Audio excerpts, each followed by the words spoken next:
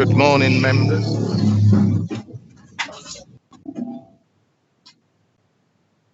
Okay, Robert? Don't quite know what's happening. Right.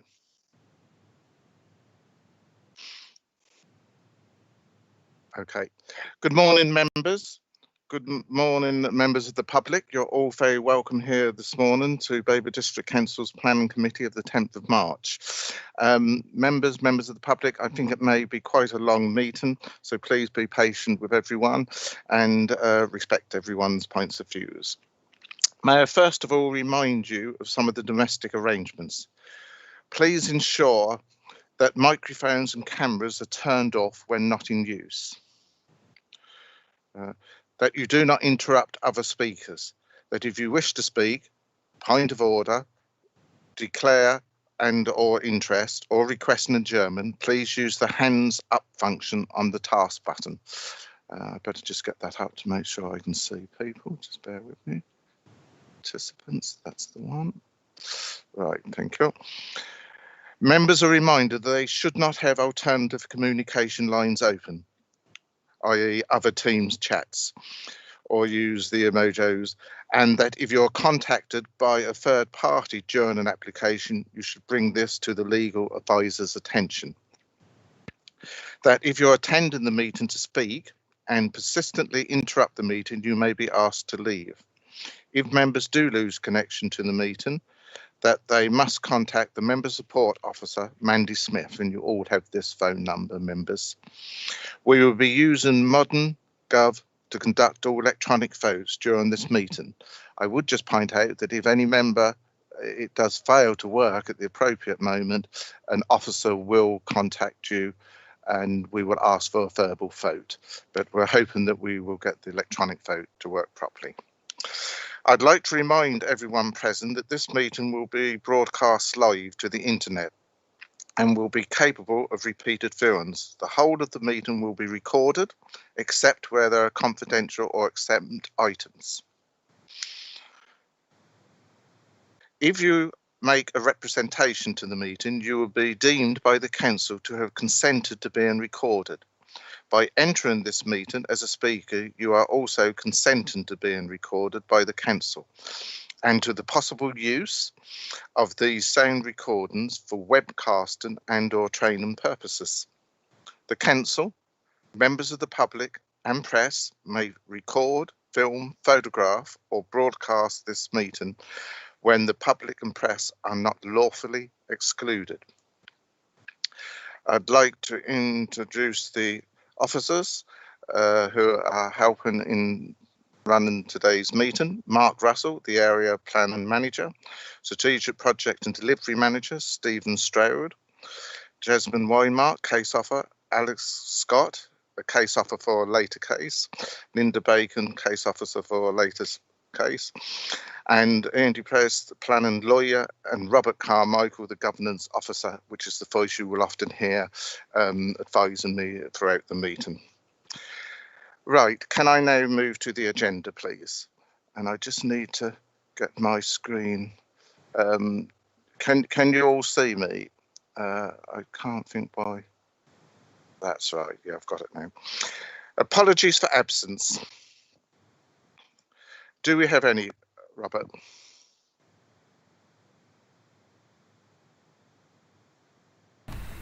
We have no apologies of absence for today and no substitutions. Thank you, Chair. Good. Thank you very much. Right, so we're all present to receive any declarations of interest. Members, do you have any? Are there any to declare? No, I can't see any hands going up. Right, then we'll move on to the next item, which is item number 3, to confirm the minutes of the meeting held on the 18th of November. Are there any points of accuracy, please? Right. Can I now ask for a proposer then? Oh, okay, Councillor Osborne. Yeah, thank you, Mr. Chairman. Yeah, I propose this application. Thank you. No, you're proposing the minutes of the 18th. Yeah, minutes. Sorry, yeah, the minutes. That's quite all right.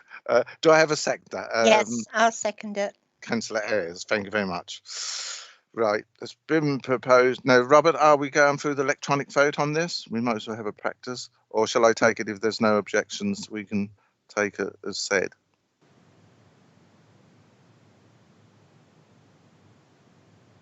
Yep. So just to be clear Electronic that vote. there is, as for the council motion, in the first instance, it would be usual to go to the electronic vote. You can, as chair, decide which voting method to use, as is your prerogative, but I would advise, since we've got it working, I think we should use it personally. So I will take your advice and follow the normal procedure. So members, we will now go to Modern Gov Dot. Do you want to run us through it as we do it? I think we all know, but yes, Chair. So if you go to if members could please go to the modern.gov app and on today's agenda and click the plus sign in the top right hand corner. On there you will then see a list for attendance and voting. Please click on that, and then there will be a light blue line highlighted. Please click on that and the vote is in progress. I believe we only have one other. The minutes of the meeting held on the 18th of November 2020 be confirmed as a true record. That's in a blue bar, and you now click on that, members, and then you've got 4 options: for, against, abstain, conflict of interests. So please vote.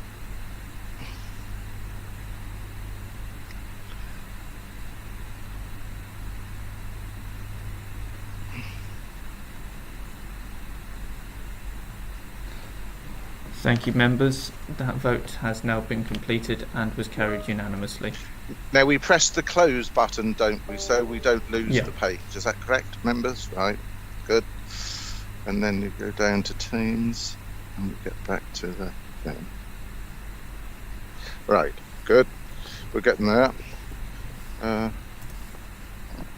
let me just get this up. Right, we'll now move to item number 4, members.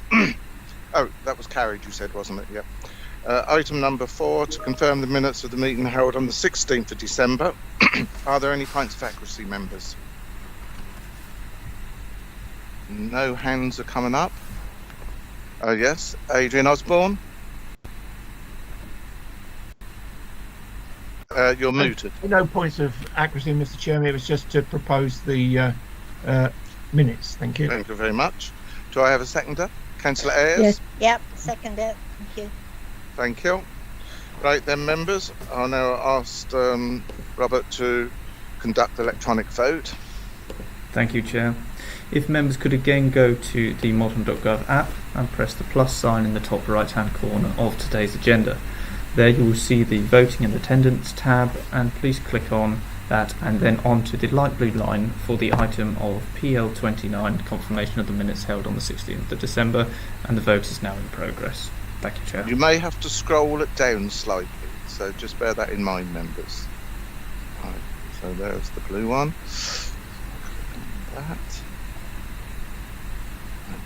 Go into that box and click on that.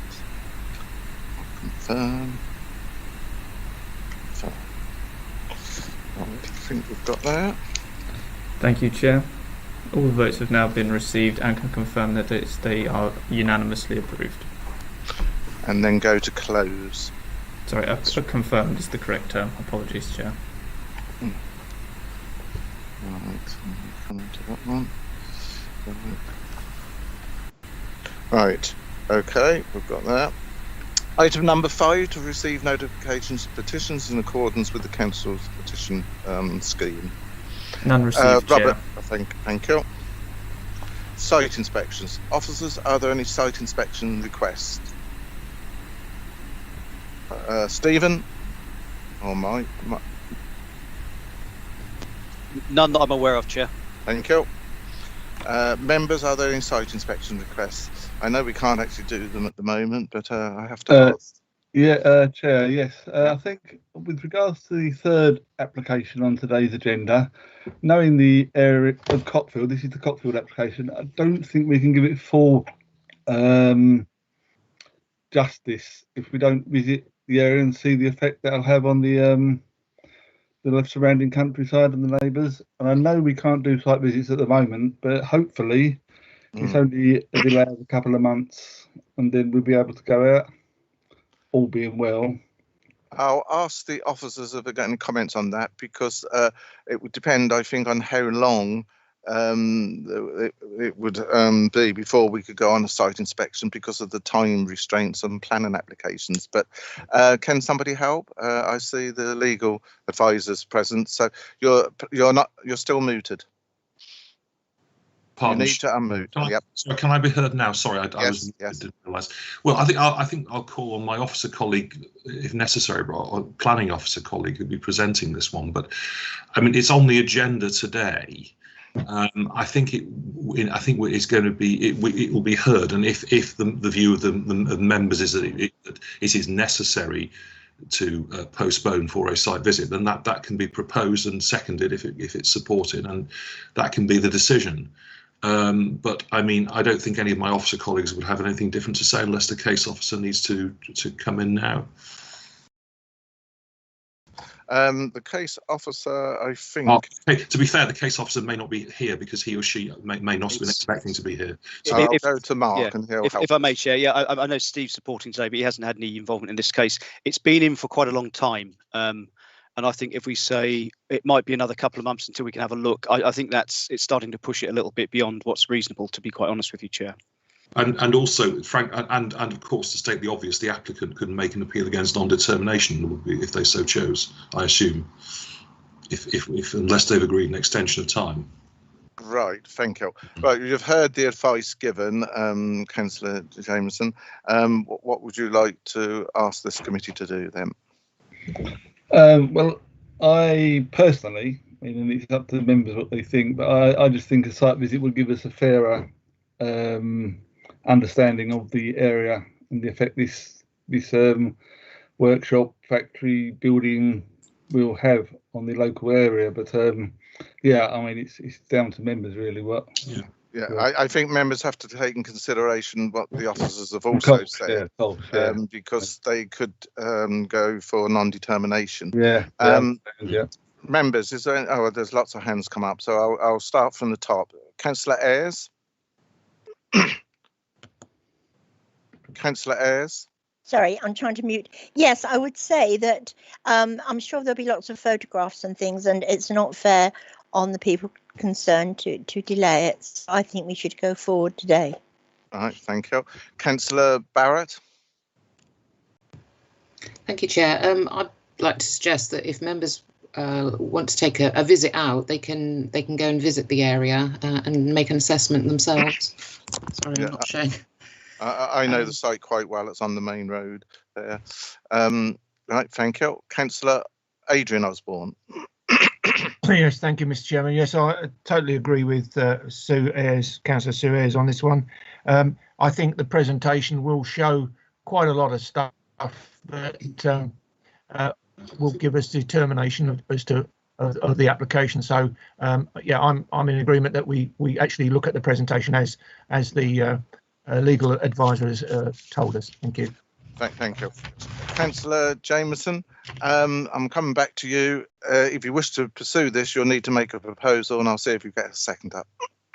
Bearing in mind what you've heard. Well, we can make a proposal and see if there's a seconder. I mean, if it sounds like so make your proposal then, please, just very clear. Sorry, if I may come back in as legal advisor. I think. Yeah, I mean, my advice would be that we come to the item, and I think we have to be mindful. Public speakers and ward members have been invited to this meeting. It would be legally possible for Councillor Jameson to make a proposal now, but I think it would be wiser if we come to the if we go ahead as we intend. If the view of the committee is we really ought not to make a decision without a site visit, and that the members are willing to take any risk like an appeal against non-determination or any complaints about delay, then fair enough, that's a decision to make at the time. But I wasn't entirely. I don't know if Councillor Jameson wants to press the issue of a vote now as to whether to postpone this item. No, we'll go as you say. Then take your advice, Ian. Yeah, thank you. Right, so you're going to leave it until we get to the item, and then I'll come to you then and see whether you still want to pursue the request for site inspection. Okay. Yep. Thank you. So, Chair, can I make a point, please? Yes, Councillor Busby. Well, I think it's an important point that we do see these places. I mean, I took a trip out there yesterday to get a good view of it and have a walk around. And there's nothing to stop us doing that. I think we've got to accept that we're not going to have site visits as a group, and therefore it's down to us as individuals to take the responsibility to get a feel as good as we can of the site. Okay, you won't get the officers talking through the application, but it's the feel and the of the site that's important, and we can do that on our own. Right, thank you. Point taken. Right, well, we're going to move on. Item number 7 is scheduled of plan and applications. Now you've all got in front of you. Item 7A is Chilton Wood mixed use development land north of Woodhall Business Park, Sudbury, Suffolk. I will now invite the case officer, Jasmine Weymart, to introduce the application to the committee. Perhaps you'll present the application. Thank you, Chair, and good morning, members. I'll just share my screen with you.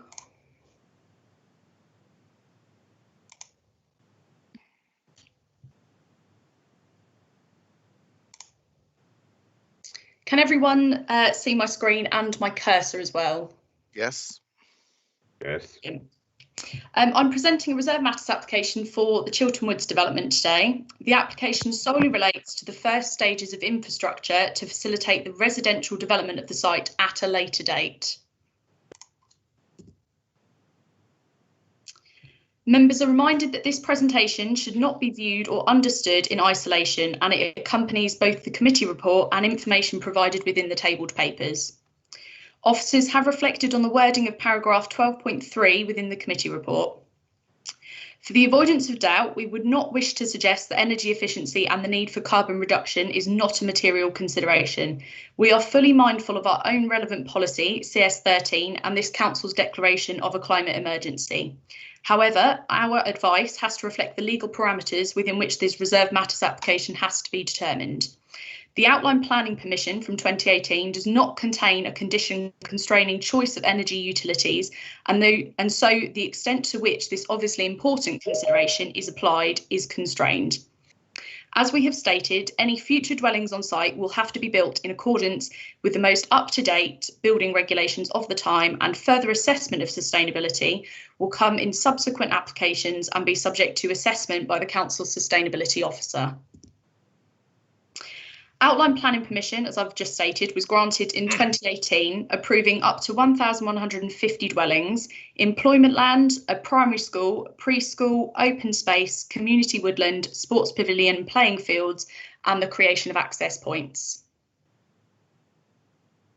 The area outlined here shows the whole Chilton Woods development as covered under the outline permission. The site location plan submitted with this application shall be shown in a later slide, which shows the exact location of this reserve matters development, but this is to just give you a general gist of the whole site and the whole development. Here we have the land use parameter plan, which sets out different uses for different parcels of land as secured under the outline permission. Condition 6 on the outline permission stated that the development must be carried out in accordance with the land use parameter plan. As part of this, access points were established under the outline permission. One extends Aubrey Drive and another created along Reynolds Way and Acton Lane, which lead into the residential areas. Another is approved into the employment land. However, this area is outside of the applicant's ownership and therefore cannot be considered nor delivered at this stage. The site falls within 4 parishes. So that's Acton to the north, Chilton to the east, Sudbury to the south, and Long Melford to the west. There is a county wildlife site located to the east of the site, just here.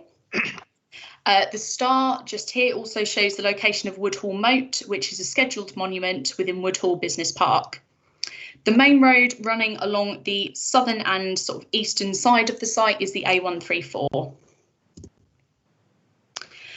Works solely comprise of the spine road, surface water drainage, foul water drainage, site levels and landscaping and infrastructure associated with those matters. That is all this reserve matters application is considering. Whilst these provide the first stages of infrastructure to facilitate the dwellings, there are no reserve matters under consideration here which directly relate to the dwellings specifically. These will all be presented within subsequent reserve matters applications. Many of the matters here are covered by conditions on the outline planning permission as well, and full wording of these conditions is detailed under paragraph 2.2 of the committee report. The purpose of this application is to provide a comprehensive and coherent approach to development, showing how all these aspects interact with one another rather than discharging them in isolation. Further applications will be made in the future, which will deliver further landscaping and infrastructure associated with the residential development, as well as the details of the dwellings. This application, to just reiterate, is solely for the first stages of the infrastructure. Core Strategy Policy CS4 is the guiding policy which sets out principles for development on the Chilton Woods site. It is important to note that the policy outlines the direction of travel for the whole site, including matters that have previously been agreed under the outline permission in 2018. The aspects currently being considered under this reserve matters application are limited and therefore do not cover each and every point of that policy. Different objectives and criteria within CS4 would be considered and delivered under future reserve matters applications if they have not already been considered under the outline. Not all of the Chilton Woods development site has been acquired by Taylor Wimpey. The Western Employment Land, for example, is not under their control, as I've previously mentioned. As you can see, the site location for the infrastructure being considered under this reserve matters application is shown by the red outline, which makes up a small part of the wider site. The only aspects at this stage of the development that will be visible on site once complete are shown on this site layout plan. These include the spine road, suds and the associated landscaping around the suds. The spine road makes connections to the agreed access points and loops towards the west, providing a potential link to the Western Employment Land if that was to come forward in the future, responding to the wider direction and policy for the site. The spine road weaves around and provides main connections to the parcels of land that will be developed in later stages. The site layout plan that you saw on the previous slide has been overlaid on the land use parameter plan to show how the proposal accords with that plan and thus condition 6 of the outline. So you can see this is the site layout plan and you've got the spine road sort of running through and how it links into these potential parcels in the future. The spine road and suds have been designed to respond to this land use parameter plan to facilitate the dwellings on site and other infrastructure such as the primary school on the distinct parcels of the land as shown. The connectivity proposed at this stage is concentrated on the spine road. Active travel options are encouraged through crossings with a mixture of crossings designed for both pedestrians and cyclists. There are footpaths and shared footpath and cycle lanes proposed along the spine road, as well as a dedicated cyclist and pedestrian route along Acton Lane. However, this main highways infrastructure is subject to Section 38 and Section 278 agreements with Suffolk County Council Highways in order for them to be adopted in the future. Therefore, whilst this strategy is acceptable in principle from a highways perspective, some of the technical specifications may be subject to change in accordance with highways guidance through the separate agreements required outside of planning. Further connectivity within the parcels of land would be delivered in subsequent reserve matters application. This application solely relates to the connectivity arising from the creation of the spine road. This plan shows the levels over towards the western side of the site. The site is relatively level with the highest points to the northwest and the lowest points to the south. This shows the levels along the eastern side of the site. So the spine road across the whole site fits well within the existing contours of the land and is relatively level with it. This plan shows the main connections being made to manholes leading to Anglian water sewers. The smaller orange lines out of the main spine road, so these sort of ones over here, are indicative at this stage and are subject to change if needed in order to respond to residential development in the future. The ones that are being confirmed under this application are the ones sort of running along the spine road. Anglian Water have confirmed that their system will have capacity for the flows being proposed. The individual technical suds plans have been overlaid over the site layout plan to provide an overall view of their location, the associated landscaping for the suds and their relationship with the spine road and parcels of land. The SUD strategy is comprised of a combination of swales and attenuation basins. Soft landscaping is incorporated into this strategy with a mixture of native planting. Place Services Landscaping confirmed that the overall approach to the SUDs from a visual and landscape perspective is acceptable. Suffolk County Council Floods and Water were also content with the location and use of the SUDs as a strategy to deal with surface water drainage. In summary, this is a small part of the larger development for Chilton Woods. The reserve matters being considered under this application are narrow and focused on the first stages of infrastructure required for subsequent stages of the development. The only matters and details for consideration at this stage are the spine road, drainage strategies, levels and the associated landscaping and infrastructure related to those matters. The recommendation is therefore to approve the reserve matters in accordance with the details set out within the committee report. Thank you for listening. Thank you very much, Jasmine.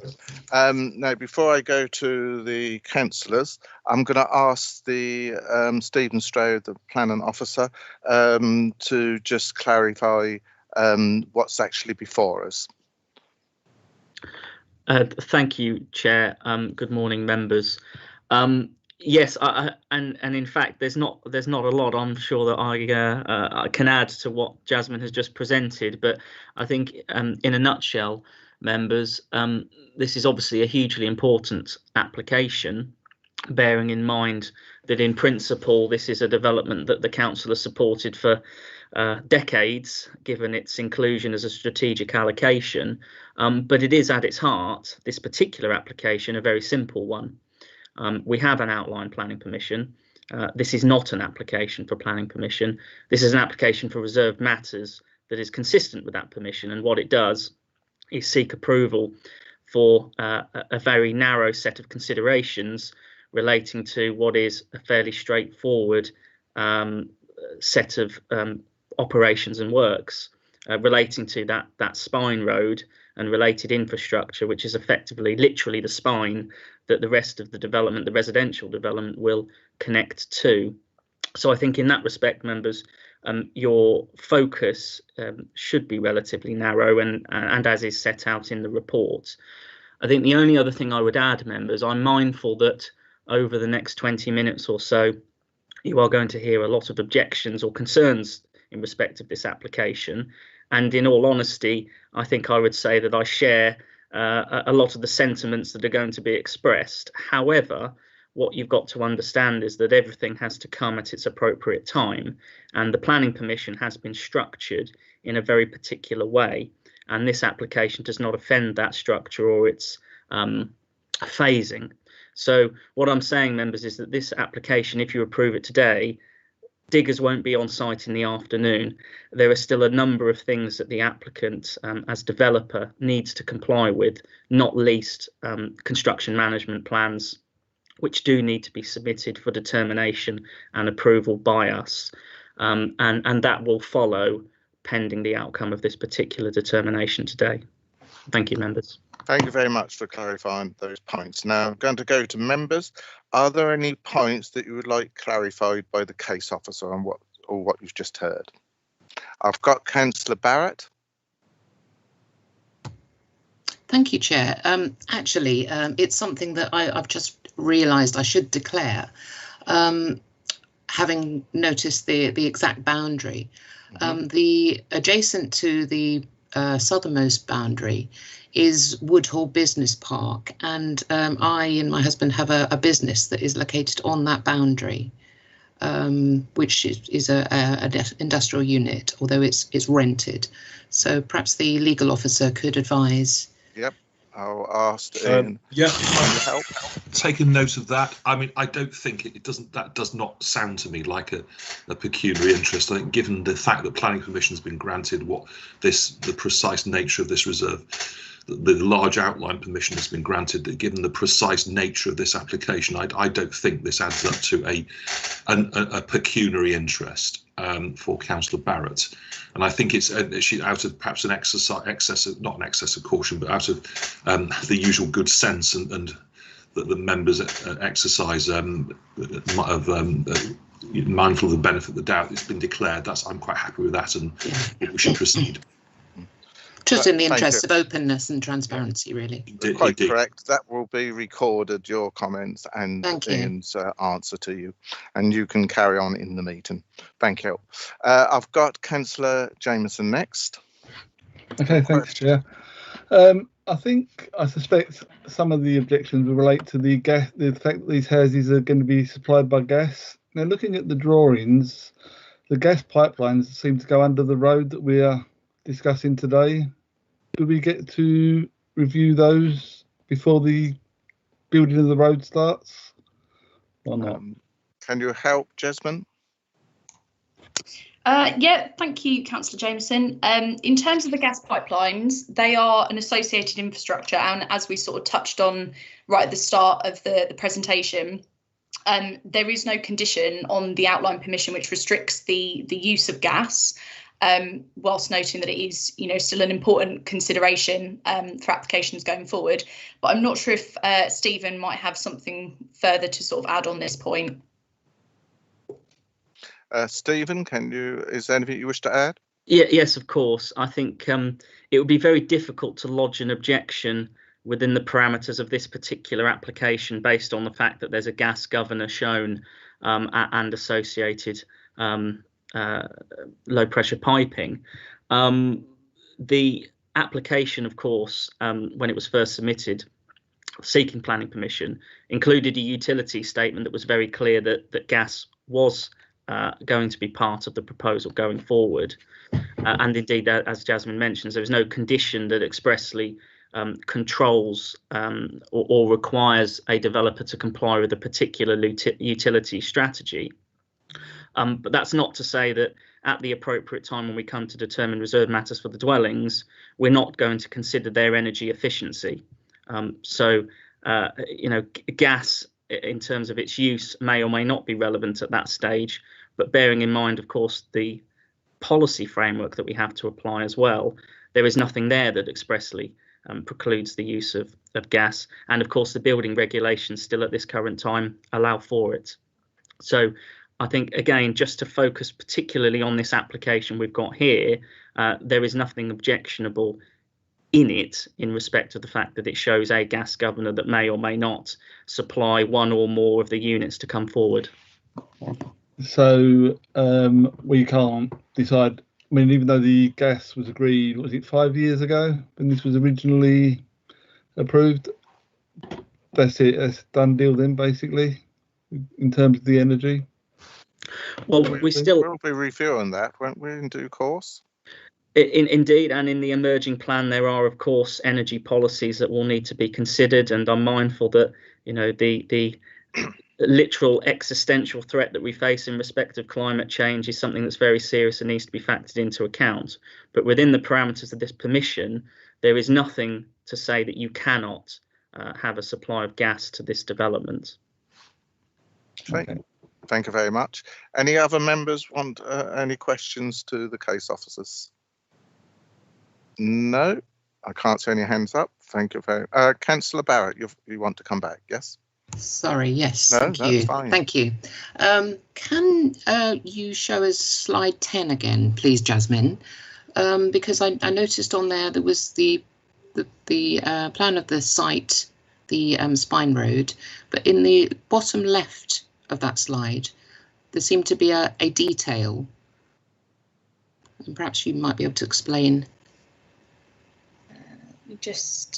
Yes, so in where it says inset, I think. Oh, here, yes. So basically, just on the scale of the plans, this part of the Spine Road would not physically fit on the plan, if that makes sense. So it's sort of leads continuation here. Okay. Right. And is there any more detailed drawings of the actual junctions of the start point of that Spine Road, showing where it sort of originates? In terms of the access points, they were established under the outline permission.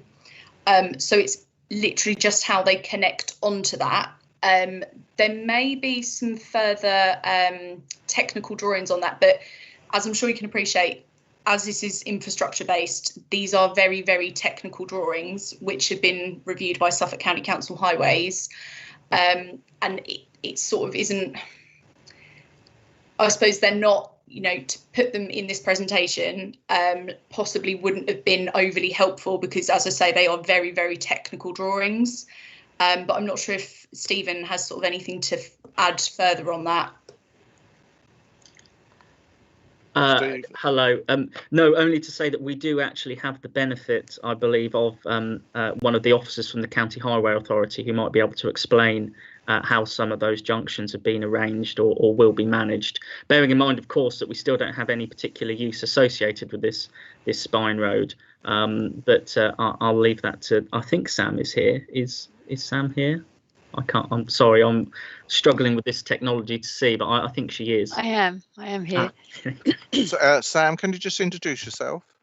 Yes. Good morning, Councillor and everyone. Samantha Harvey, Suffolk County Council Highways. Yes, I know who you are. Yep. Please, can you help? Can I just ask, just following on from that, so you're saying that the connection points where the roads meet the existing main roads, as we know them, they have already been decided in the outline plan and consent. Is that correct? Yeah. Right. You carry on. Yeah. The locations have been agreed, as Jasmine said, through the outline planning permission. The details of the accesses and all the connections into the existing network have also been looked at by myself and a colleague, and they are to specification. I can probably find one if necessary in the meantime to show the actual connection, if that helps to discussions further, but they will be checked and agreed under section 38 and 278 of the Highways Act when we do eventually adopt this road. Right, thank you. Well, if in the meantime you can find that connection point, if it comes up later on in the discussions, then just try and alert us and we'll bring you into it. I will do. Thank you. Thank you very much. I think Councillor Hinton, I saw your hand up, although it's disappeared on my screen, but there you are. Thank you. Yeah. Thank you, Chairman. Just a quick point, and probably applicable at the County Highways officers there as well. Reading in the report, there are 3 access points, but only 2 of them are actually shown in detail on these proposals, because the third one is outside of the control of the developer. If he never gets control of that, surely we're approving something, we're approving the 3-legged stool with only 2 legs on it. Good point. Jasmine or the county officer? I can cover that. Yeah. As Councillor Hinton will remember, I'm fairly sure Councillor Hinton was on the committee that dealt with the outline planning application. It was considered at the time what might be the effect if the western half of the site, being in the employment land, were to be following a different trajectory of delivery to the residential land. And it was considered and accepted and tested that the residential land could make use solely of those eastern access points and not the western point, and not lead to a severe impact in highway terms. Thank you. Right, members, there's no other. John, did you want to come back? Yeah, just to quickly come back, if I may. So in actual fact, what we're saying is that the business areas access points will be straight away through the middle of residential areas, purely because the third access point that we insisted on initially being required is not available. I'm not sure how you can make that leap, Councillor Hinton. The employment land has its own access point and is in separate ownership. I don't quite follow the question. I mean, it will have to include its own phasing plan before development can commence on that particular area of the site. So if it were, for example, to propose that it would be built out in an east-west direction, therefore putting more pressure on those eastern access points, I'm sure you would have an objection to that, and I think that would probably be well-founded. Thank you. Right, there's no other hands up. Sorry, Mr. Chairman. Just points of clarification, so carry on, Councillor Hinton. Finally on that, if I may. Yep. But this application that we got in front of us, talking about the description of the development, talks about 15 hectares of employment development to include B1, B2, B8 uses, a hotel, a household waste recycling centre, a district heating network energy centre, village centre, etc., etc., etc. If that's not going to put pressure on that spine road, I'm not quite sure what will. Unless, of course, not only are the vehicles going to be electric, but they're also going to be flying. Councillor Hinton, those items that you've just mentioned, they already have planning permission. They don't form part of this application. The employment land is on the western half. That's not being promoted or delivered by this developer. Thank you. Right, we will move on. Are there any other points of clarification from members? There's no hands up, so I intend to press on. Right, public speakers. Robert, can you make a comment, please, at this point? Robert Carmichael? Sorry, Chair, I have some delay trying to get the microphones working, so apologies. So, just so that all members and viewers are clear on how the public speaking will work today. So, as we have a cross-boundary application for both wards and parishes, all parishes in which the application is located have been invited to speak, excepting Great Waldingfield, who have also requested to speak and the Chair has allowed. As such, each speaking slot will have 9 minutes, and that will be 3 minutes per parish council, as we have 3, and the other time has been divided by how many speakers have registered in the other slots. The time is at 9 minutes per slot, as detailed as the parish council said. There will be, as we have 2 objectors, it will be 4.5 minutes each, and the applicant will have 9. And Chair, just to refer back that was as per your request, that all points should be fair, that all speaking slots should be the same. Just wanted to clarify that. Thank you, Chair. Thank you. Right, that's fine. Right, so we'll now move on to the public speakers, parish councils first, and I will now ask Mr. Nick Antill of Acton Parish Council to speak. You, sir, have 3 minutes to address the committee, which will be timed by the governance officer. When you're ready, Mr. Antill, it's over to you, and it won't start until you start, so that's fine. Can you hear me? Yes, I can hear you. That's fine. Now I can see you. Fine. Good morning. The planning officer's report for this application states, and I quote, "The design code is not a relevant consideration." But in fact, the design code, a construction plan, and a clearly defined point of access for construction vehicles on the site should have been brought to this committee before, not after, this application relating to infrastructure. Throughout the months that councillors have been engaging with Taylor Wimpey and their working group, representatives of the parishes have repeatedly raised the question of how the site is to be accessed during the construction period. At no point has there been a clear response, and a request for meeting with the Babergh Planning officers has been summarily declined. If this committee approves this application, it's inviting a developer to start on a project that is intended to extend over more than a decade without establishing how it is to be delivered and how material is to be brought to the site. This is exactly what has happened with other recent developments in the area, to the serious detriment of residents. Chilton Woods is a massively bigger undertaking and potentially far more disruptive than any of these. This application should not have been brought before this committee at this time. It is premature, and on this basis, if it has to be considered at all, should be rejected. You, the members of this committee, will lose control of the most important development ever undertaken by Babergh if crucial matters relating to construction and access are left to be decided privately between the developer and Babergh officers. But it does not have to be that way. It is perfectly possible for the planning committee itself to deal with discharge of important conditions, rather than them being dealt with by officers. If you're not willing to refuse or to defer approval of this application, then you should resolve to bring them to this committee, where they can be decided by elected members of the council. I'll add one point in response to an officer's comment earlier. It is certainly true that Suffolk County Council Highways agreed that the existing access points would be adequate for the residential section. They didn't say anything about it being adequate for construction vehicles over a period of a decade. Thank you. Thank you very much, Mr. Anthill. I'll see if there's any questions from members. I've just got one. I believe perhaps you can just keep your camera on and your mic on so we can see and hear you. Sorry.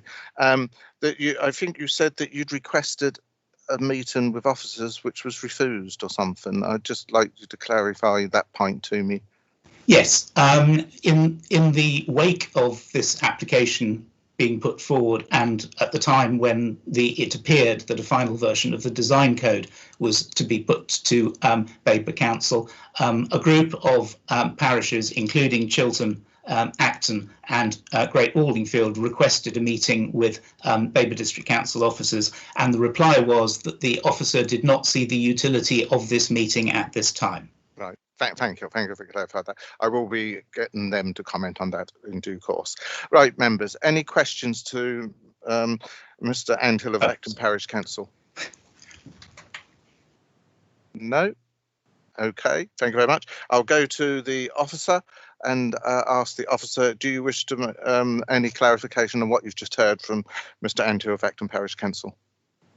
Thank you, Chair. I'm not really in a position to comment on any correspondence that's gone on between officers in particular and the parishes, mainly because I have been on leave and I'm just catching up with those emails.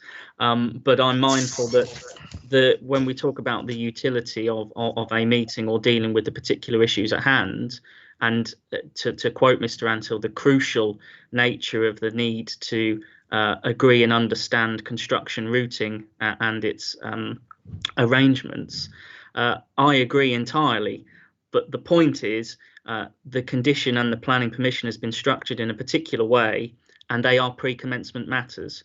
There is nothing here, if members were to determine this reserved matters application this morning, that will mean that the developer can simply have a free rein and just go on site and construct it in a manner that they see fit. That's absolutely not correct. And I would give assurances to Mr. Anthill that we will give due consideration to the construction management plan that absolutely is required as part and parcel of the planning permission, and it is a pre-commencement requisite. Can you also assure me that those conditions will be brought to the planning committee rather than being settled with officers? I think that would be a matter for members to consider perhaps this morning rather than for me. Thank you. Legal. Yes, I don't think I need to add much. I just put the camera on in case I agree with what Mr. Stroud has said, but I think I'd just better make a quick point. I think this point has been made in correspondence, not by Mr. Stroud, but by the Chief Planning Officer, that if meetings frequently take place of an informal nature between, say, landowners and developers, or on the other side of the fence, if I can put it that way, parish councils, civic societies, community groups. That's as long as people use their common sense and observe a few safeguards. That's part of the normal process. But when a matter has reached a stage of formal decision making and near to a committee meeting, you really do have to, although it's not against the letter of law, you have to start being careful and saying, well, look, you wouldn't be impressed if we were meeting with Taylor Wimpey at this stage. I'm afraid that the principle operates the same way too. Thank you. Yep, I think you've clarified those points. Thank you. There's no other hands up, Mr. Anthill, so thank you very much.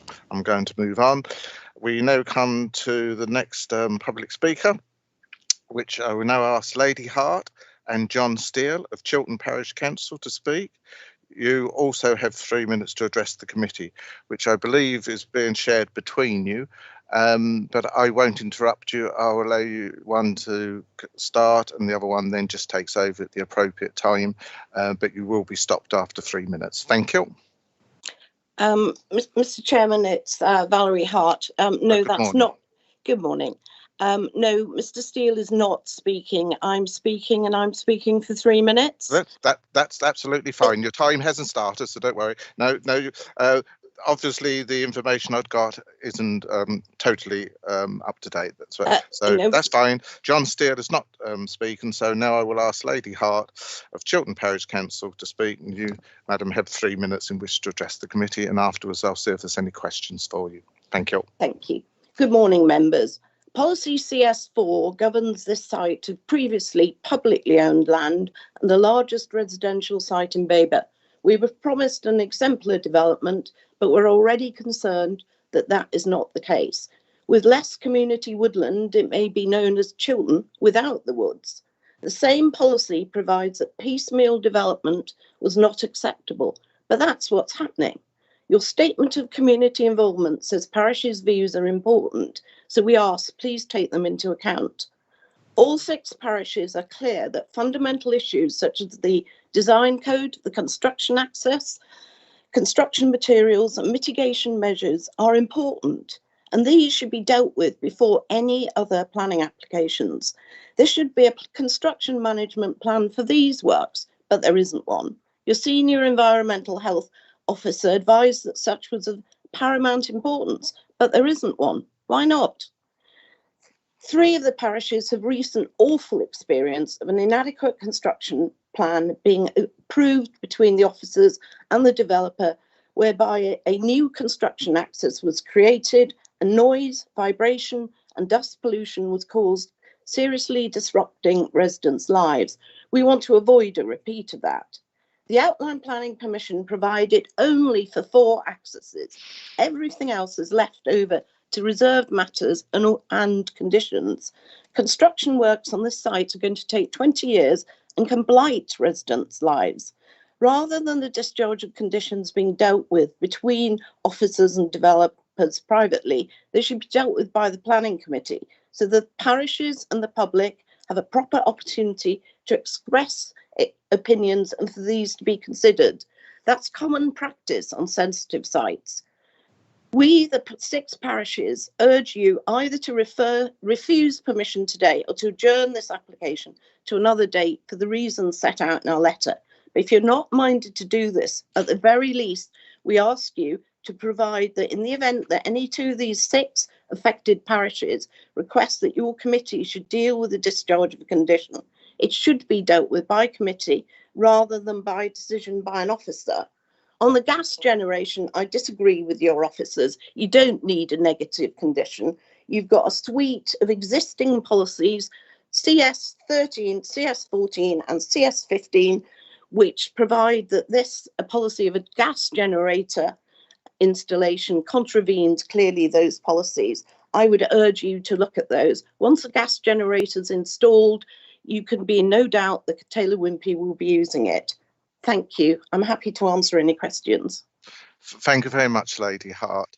Could I just clarify with you that the letter you referred to, is that the letter I have in front of me of the 8th of March 2021, sent by Acton or signed by Acton Parish Council, Chilton Parish Council, Great Waldenfield Parish Council, Lavenham Parish Council, Little Waldenfield Parish Council, Long Melford Parish Council, ward members Councillor Maybury and Councillor Nunn. Is that the one you're referring to? Thanks. Yes, just so that members are clear and they've had a chance to find that while I was talking to you. Yes. Thank you. We're good. Right. I'll see if there's any hands up for you now. Members, have you any questions that you'd like to put to Lady Hart of Chilton Parish Council? No. Okay. Thank you very much, Lady Hart. There isn't any questions to you. I'll now move on and ask for Councillor Rushton of Great Waldenfield Parish Council to speak. You, sir, have 3 minutes to address the committee, which will be timed by the governance officer. Can you see and hear me? I can see you and I can hear you. Good morning. Good morning. Great Waldenfield oppose this application on a number of grounds, as set in our objection, but most importantly, it is premature. Several important matters are unknown. We want the design code and construction management plan discussed in a public forum and agreed before submission of any reserved matters applications, including this one. Consideration of landscape and ecology enhancements in a meaningful way is impossible unless an agreed design code is in place. We share the concerns of the other 5 parishes and Newton about the lack of a construction management plan and traffic routing information. The impact of site traffic on Great Waldenfield could be substantial. Taylor Wimpey talked about using the B1115, which we object to. In past discussions, the residential areas were going to be accessed at the western end of the site. Proper consultation and clarity is needed about all of this. Regrettably, a substantial part of the promised community woodland is not being provided by Taylor Wimpey, although it's a key feature of Chilton Woods. Great Wallingfield's view is it's inappropriate that the residential area is developed ahead of and independently of the community woodland. This makes it even more important that residential land development is properly landscaped. This point is clearly made in the review by the independent consultants, but the new design code was only distributed to us in the last few days. The development should have physical separation from the existing dwellings in Acton Lane and on the B1115. This could be achieved by a belt of greenery to give residents a sense of place and community.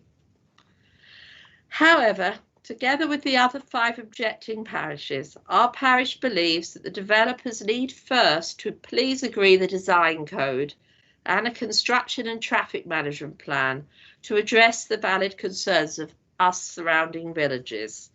For these reasons, Great Wallingfield asks you please either refuse permission today or adjourn the application. Thank you. Thank you very much for that, Councillor Rushton. Right. Lady Hart, are you still there? Can you switch on your camera, please, and just come back into the meeting? Perhaps you'll stay there also, Councillor Rushton. Yeah.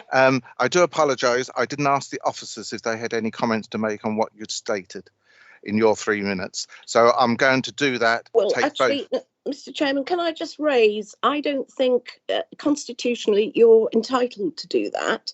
Well, Well, it's just let me. If councillors have questions to put to the officers, they can do that. The officers are not entitled to comment freely on public speakers' comments. Well, it's purely from the point of view of clarifying. If you said something was a mile away and it was 2 miles away, they would come in and say, no, I'm sorry, it's not a mile away. We've measured it, it's 2 miles away.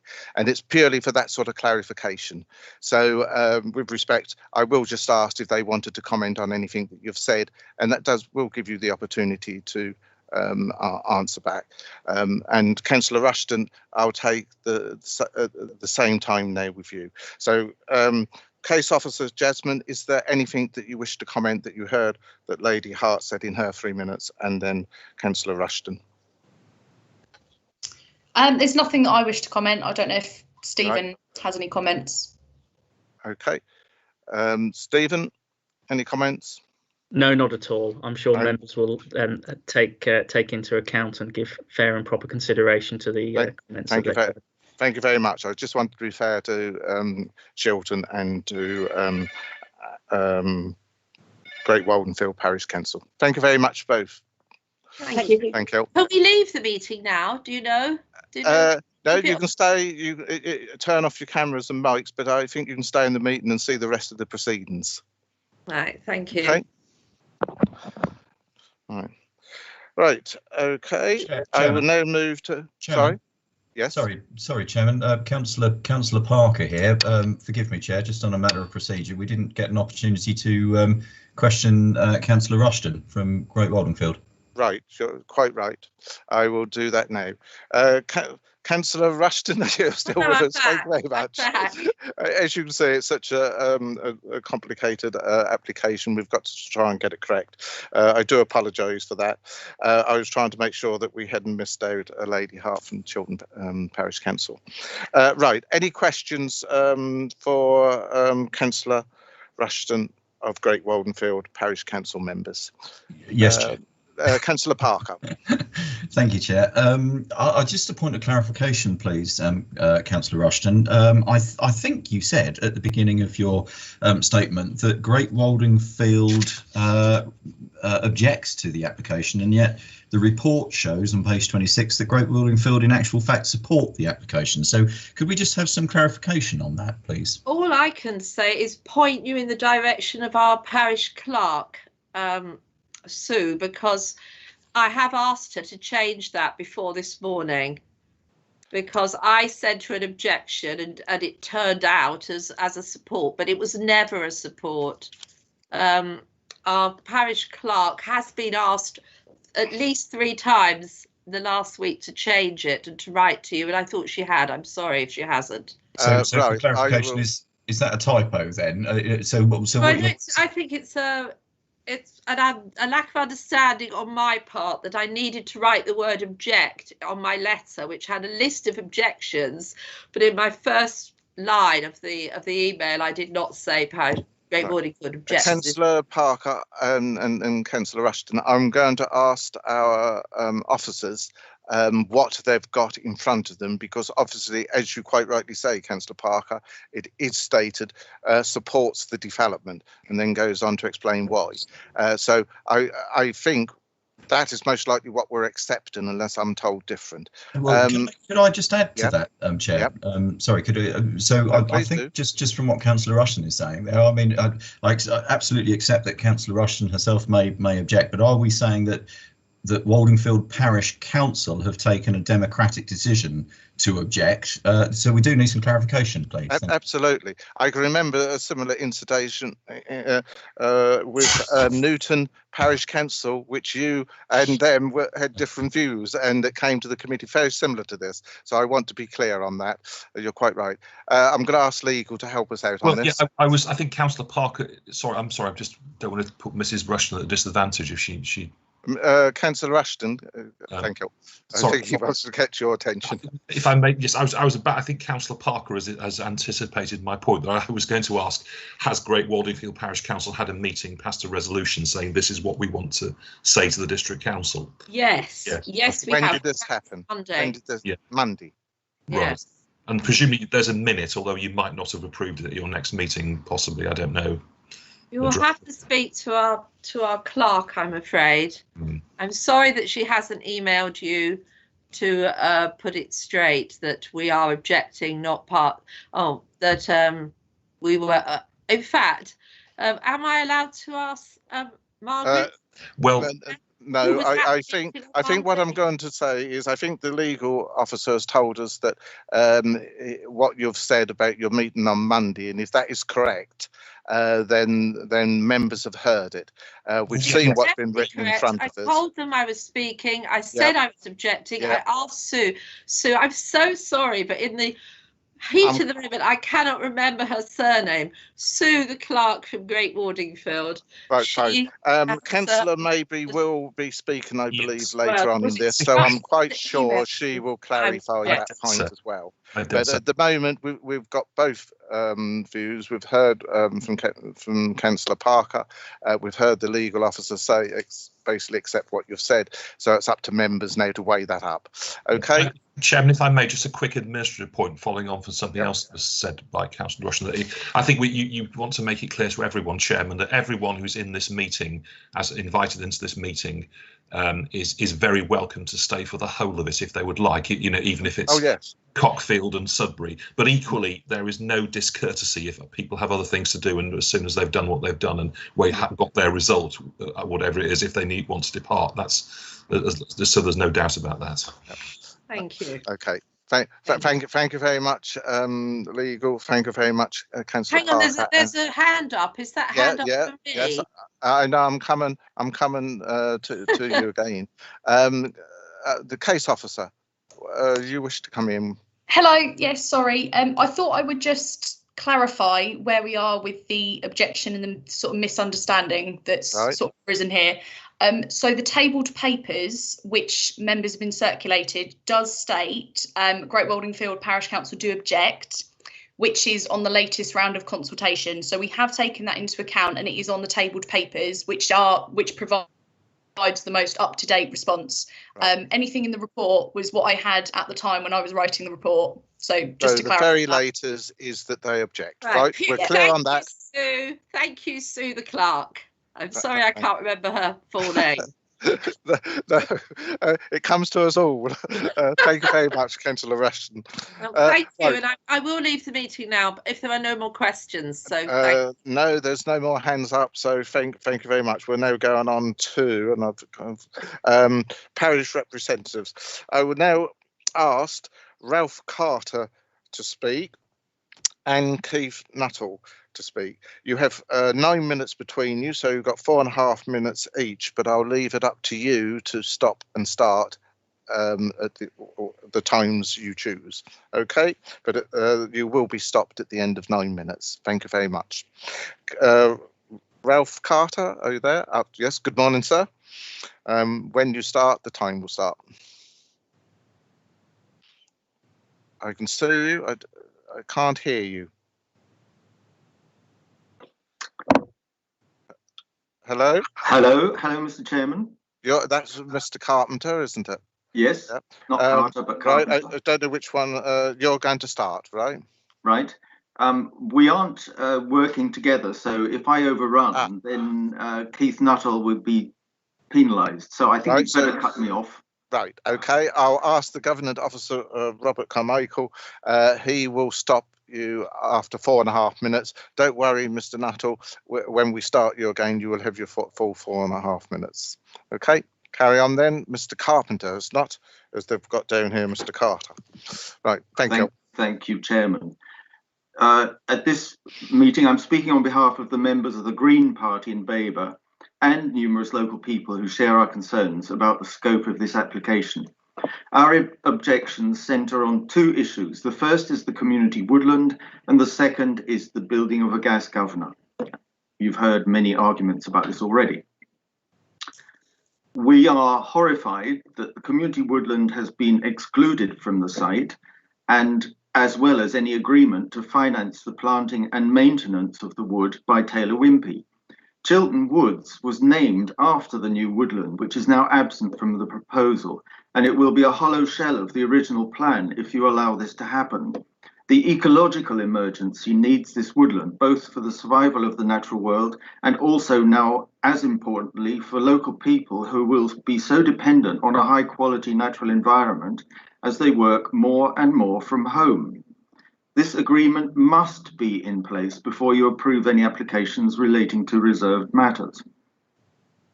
The second objection relating to the gas governor shows that Taylor Wimpey clearly have an intention to install a gas main through the site.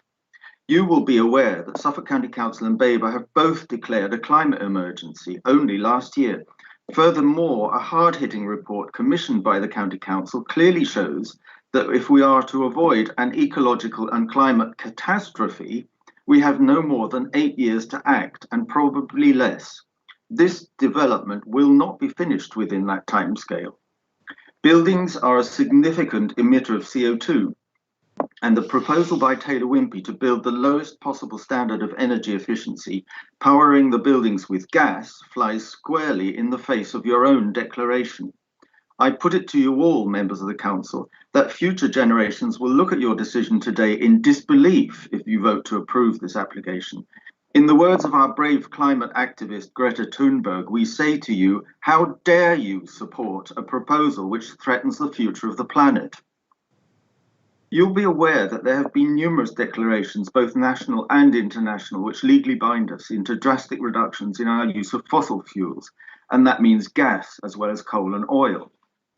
These declarations include the UN Paris Climate Change Declaration of 2015, the UK Climate Change Act amended in 2019, the National Planning Policy Framework, which states at paragraph 149 that the planning system should support renewable and low carbon energy and associated infrastructure, namely the gas governor.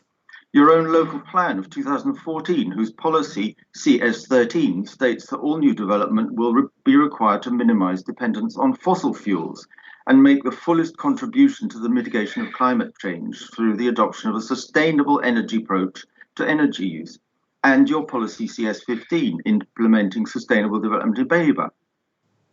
All this legislation points to now being a critical time to decarbonise Babergh's energy networks.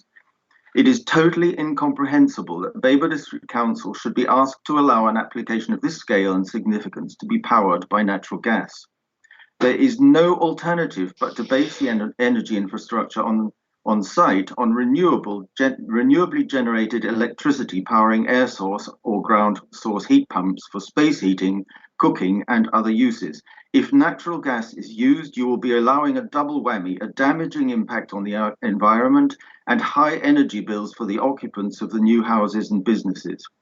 Taylor Wimpey state in section 2.1 of their design code The development will be of a standard that will be used as an exemplar of good practice in large-scale developments across the county. If they really mean this, Taylor Wimpey must work with Babergh now and install a low-carbon energy infrastructure and not a gas governor in order to share this best practice across the region. Your planners claim that such a change in energy approach is something that cannot be considered as part of the application, but Babergh is wrong. The choice of energy to power the site is very much a planning decision, as your local plan policies quite clearly state. The choice of a zero carbon fuel must be placed centre stage in this application. Using gas will breach your own declaration to eliminate carbon emissions from buildings by 2030. Many of the houses on the site will only be nearing completion by that date. Many will not be complete. And Thank you, Mr. Carpenter. Your time is now up. Thank you. I will now go to Mr. Keith Nuttall, and your time will start when you start speaking. Over to you. Well, I can't see myself on the... I can hear you and we can see you. Okay, so when you're ready. Fine. Well, thank you for the opportunity of stating my objection. My objection is one of detail, and it concerns the linkage to of the access way into Reynolds Way. In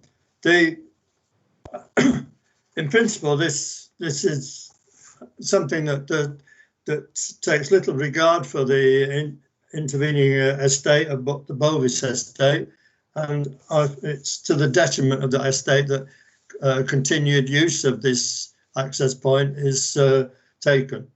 If I can go back historically on the choice of this was something probably I believe was raised within the AMEC and Foster Wheeler study, and they pointed to this as being a way. That decision was taken I believe on the basis that there was a middle school and there was land that was owned and related to that school in the past. That was going back some 10 years.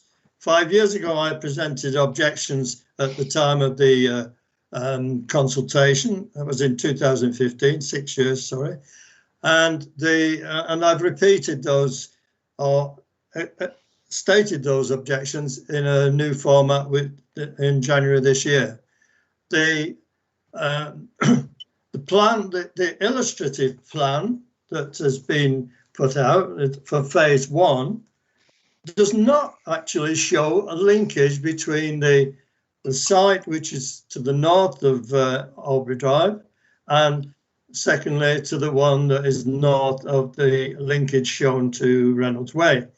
The spine road is not actually shown on that diagram, and I would question whether it is actually going to be installed in phase 1. The next thing is that I'm aware that sorry, I was going to comment on the historical, and the old school has been demolished. The access roads to and from that school, there were 2, remain at the southern end of the site onto Acton Lane, and I believe they should be utilised.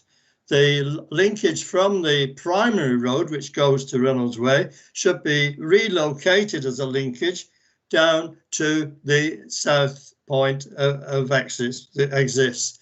This, in a way, will also be a determinant. Whatever linkages for an access way at this point will be a determinant in future work that goes on the site. I echo all the comments made about construction management and logistics, but when one considers that this is only phase 1 that's shown, if we proceed with the current access point to Reynolds Way, then that will be laid in all future agreements. The point is, if one takes this alternative way down to that existing exit, then that traffic will then go down Acton Lane towards Springfield Road, which is an objective stated in your report of paragraph 5.7, item J, and I think that should be followed. The point being also that the future work of south of the site is to be could then be accessed by this accessway, plus also the work that goes on to the west, all the housing work that goes to the west of current housing works proposed in phase 1. And it is important to recognise that with the present arrangement, all the traffic will be going for these areas will be going through Reynolds Way, and Reynolds Way is not suitable for this purpose, as I've highlighted in my objections to the committee. I press for the consideration of this alternate line. I've also copied Mr. Carmichael with a sketch illustrating the routing that could be taken by this road, and I press for that to be done to save the detriment. Thank you, Mr. Nuttall. Your time is up. I'm going to call back Mr. Carpenter if he likes to come back into it, and if you remain, sir, I'll see if there's any questions for you from members. Members, have you got any questions you wish to put to the two objectors? I see. Councillor Parker. Yeah, thank you, Chairman. It's just a question to Mr. Carpenter, and thank you for your presentation, Mr. Carpenter. And I'd just like to ask, though, you say that Greta Thunberg, or you quote Greta Thunberg and ask, how dare we determine this application? But do you accept, Mr. Carpenter, that we're not here today to determine the gasworks on this application, but merely what is in the application before us? Thank you. My understanding is that the gas governor is part of the application. Thank you, but that's not what's before us today. I think is the point that Councillor Parker is making. But thank you for your answer. Any other questions? No hands up. Okay. Thank you very much, gentlemen. Thank you for your time. Right, we're now going to move to the agent and applicant. Right, wait a minute, where are we? Sorry, I think that's jumped a bit. Right, as we don't have a supporter, I will now ask the agents and applicants to speak. Samuel Caslin and Matt Richards, you have 9 minutes in which to address the committee. You also have in the background Mark Craddock, Greg Collins, Robert Allen and Henry Leonard for any questions from members to help support you if questions become technical out of what you said. Mr. Nuttall, can you close down your camera, please? I can't hear you because you're muted. I can still see you. Perhaps you can mute your camera. Thank you. We've got Mr. Hesson. Right. As I say, you have 9 minutes between you. We won't stop you. If your colleague takes over, then you just carry on. Okay. And at the end of the 9 minutes, I'll see if there's any questions from members. The time will start as soon as you start to speak. Thank you, Chair, and thank you, members, for this opportunity to speak in support of the Reserve Matters application before you. I am the planning manager at Taylor Wimpey, and I've been working on the site since we inherited it from our neighbouring East Anglia office during the land acquisition process.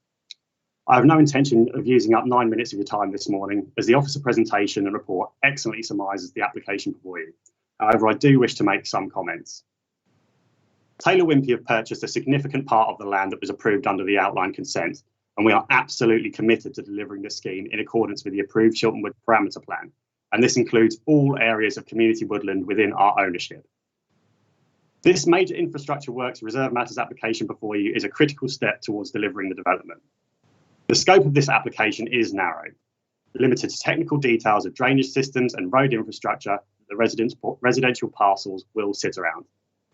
As your officers have outlined, if approved, it will enable the necessary site-wide infrastructure works to be delivered in an expedient manner, namely the main roads and the cycleways and footpaths, sustainable drainage systems, and associated planting and landscaping, which the residential parcels will all sit within.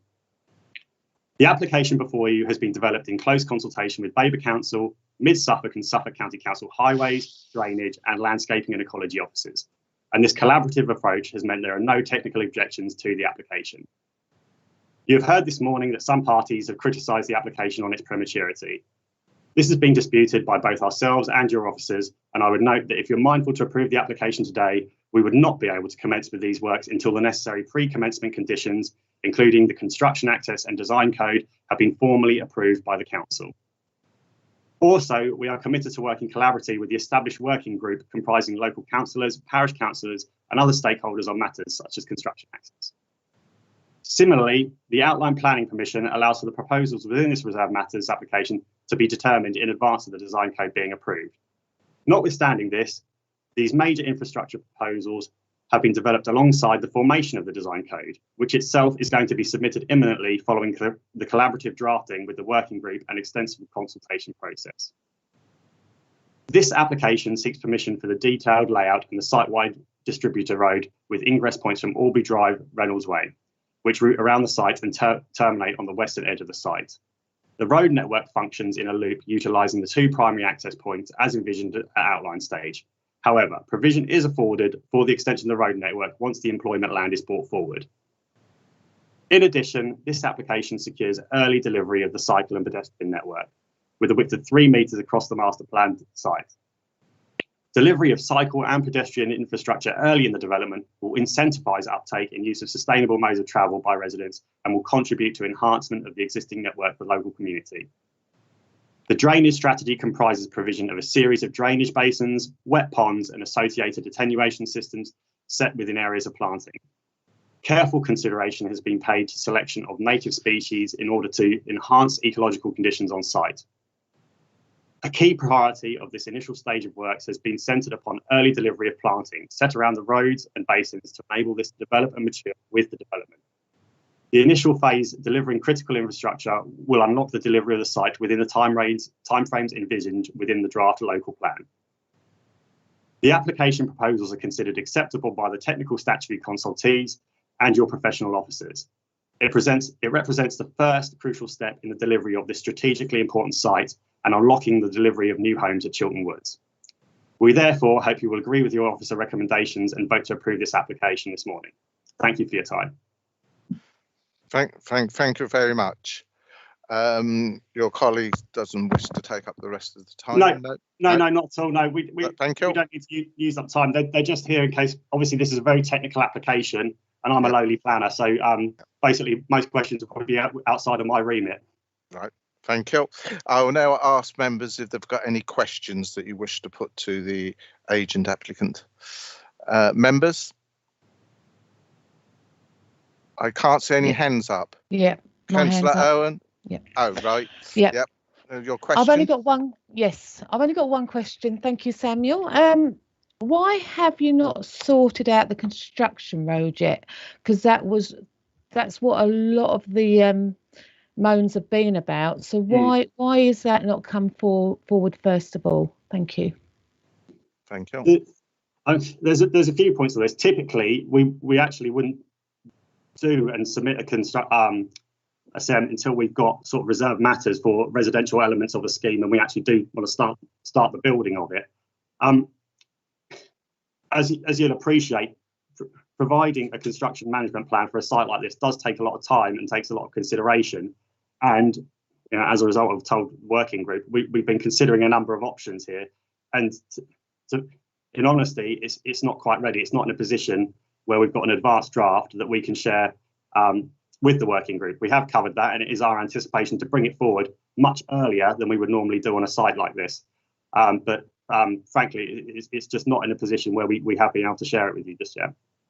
And that, I gather, would be coming back to the officers and the committee to make comments in the decision. Is that correct? Well, as Stephen Stroud said this morning, that will be onto members if they want to bring the discharge of condition back to a planning committee. But it will be coming back later to the officers. Well, absolutely. As I as I mentioned in my speech, we couldn't put a shovel in the ground without that being formally approved by the council.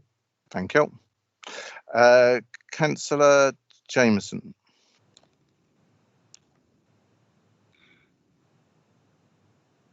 Councillor Jameson. Sorry, I was muted.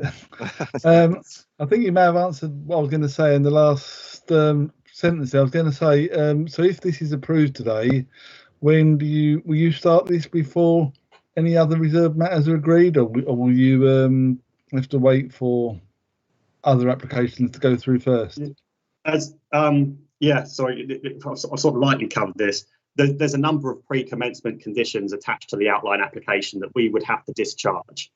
What this application does is it provides us with, I suppose, a bit of a scope to sort of making a start on doing those pre-commencement works, because up till now we don't have any certainty of what we're actually be doing in a way, and how we're starting it. So yes, it sort of springs those things into action, and we'll be able to start discharging pre-commencement conditions. So the point of this application means that we can start the works to get the main spine road in, and that opens up the access to the residential parcels. So this will be the first element of the scheme that we do start building.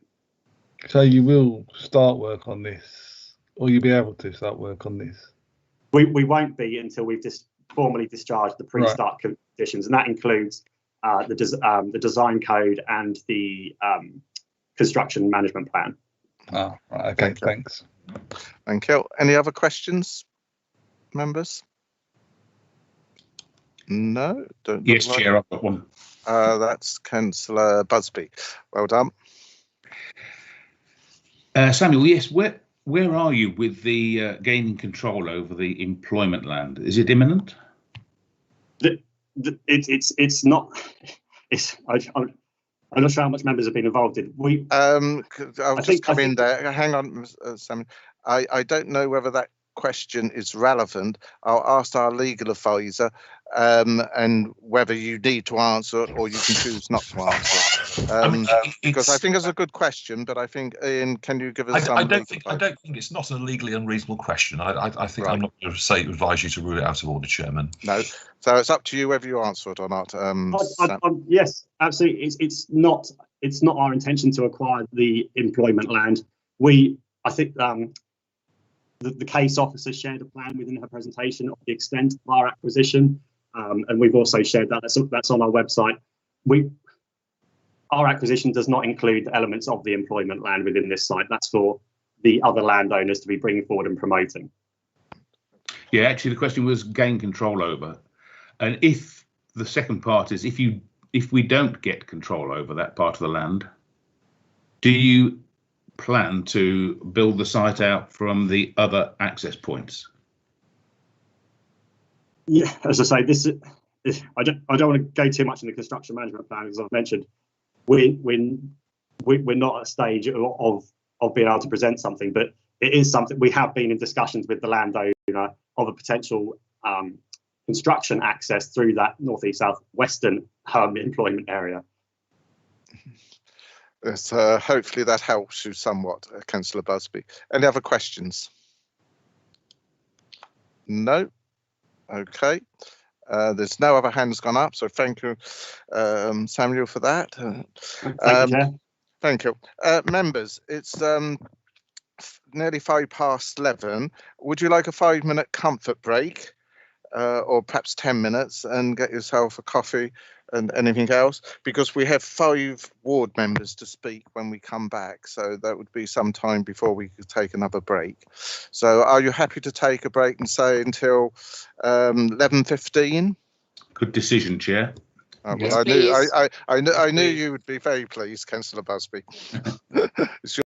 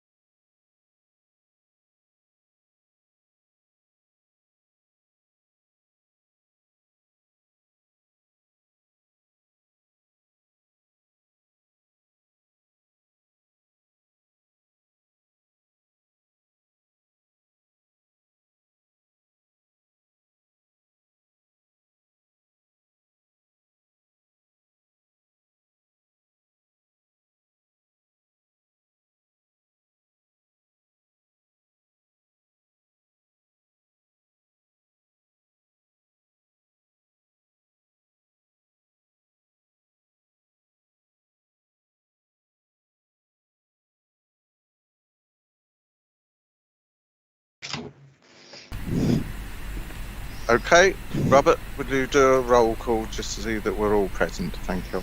Thank you, Chair. If members could please respond with their presence. Councillor Suez.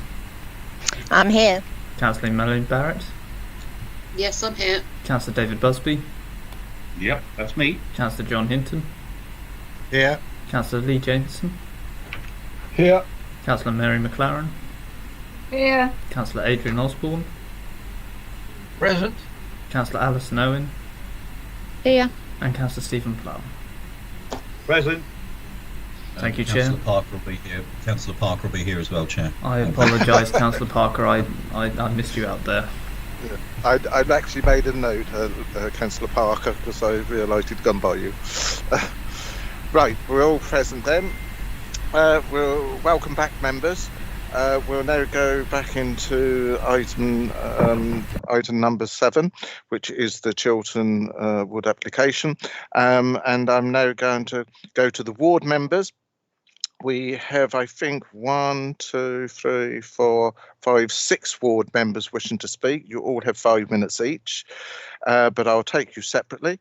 I'm going to start in alphabetical order again, which is Councillor Clive Arfey.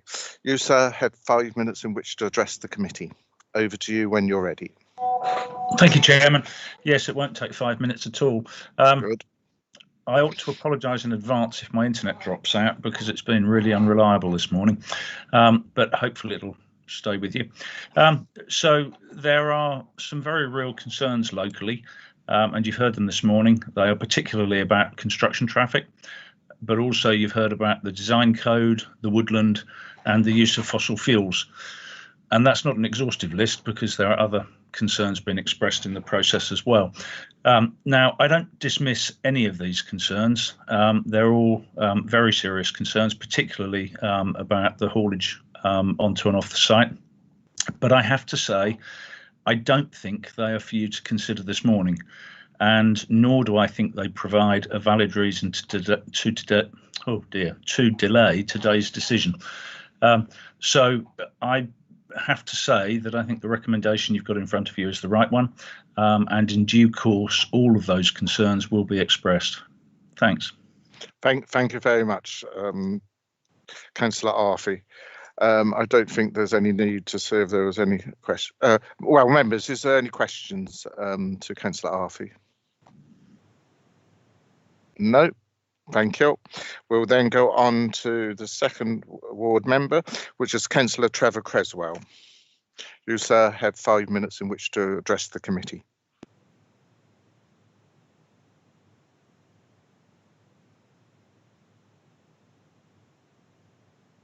Right. Yeah. That they would turn up. I don't believe that Councillor Creswell he hasn't joined has the meeting. Joined us. So. I would just double check so that there's no. Yep. Sorry, I am. Oh, I'm sorry. Oh, right. My sincere apologies, Councillor. I hadn't seen you joined. Apologies, Councillor Creswell. You have 5 minutes in which to address the committee. My only concern, obviously, is the same as Councillor Owen's, or one of my biggest concerns is where the access points are going to be, and I believe they should be sorted out before anything takes place. I think that's imperative to residents. I also agree with Councillor Jameson where he was on about the gas. I believe that in 2030 gas boilers are meant to be obsolete, and I believe that we should be trying to put a different method of heating, hot water, whatever, into the premises.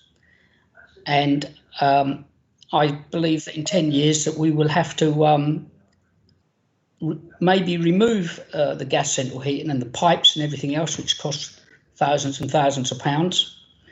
I obviously have concerns, and I believe some of the issues need to be dealt with now rather than later. Thank you. Thank you very much. I'll see if there's any questions for you. Members, any questions to Councillor Creswell?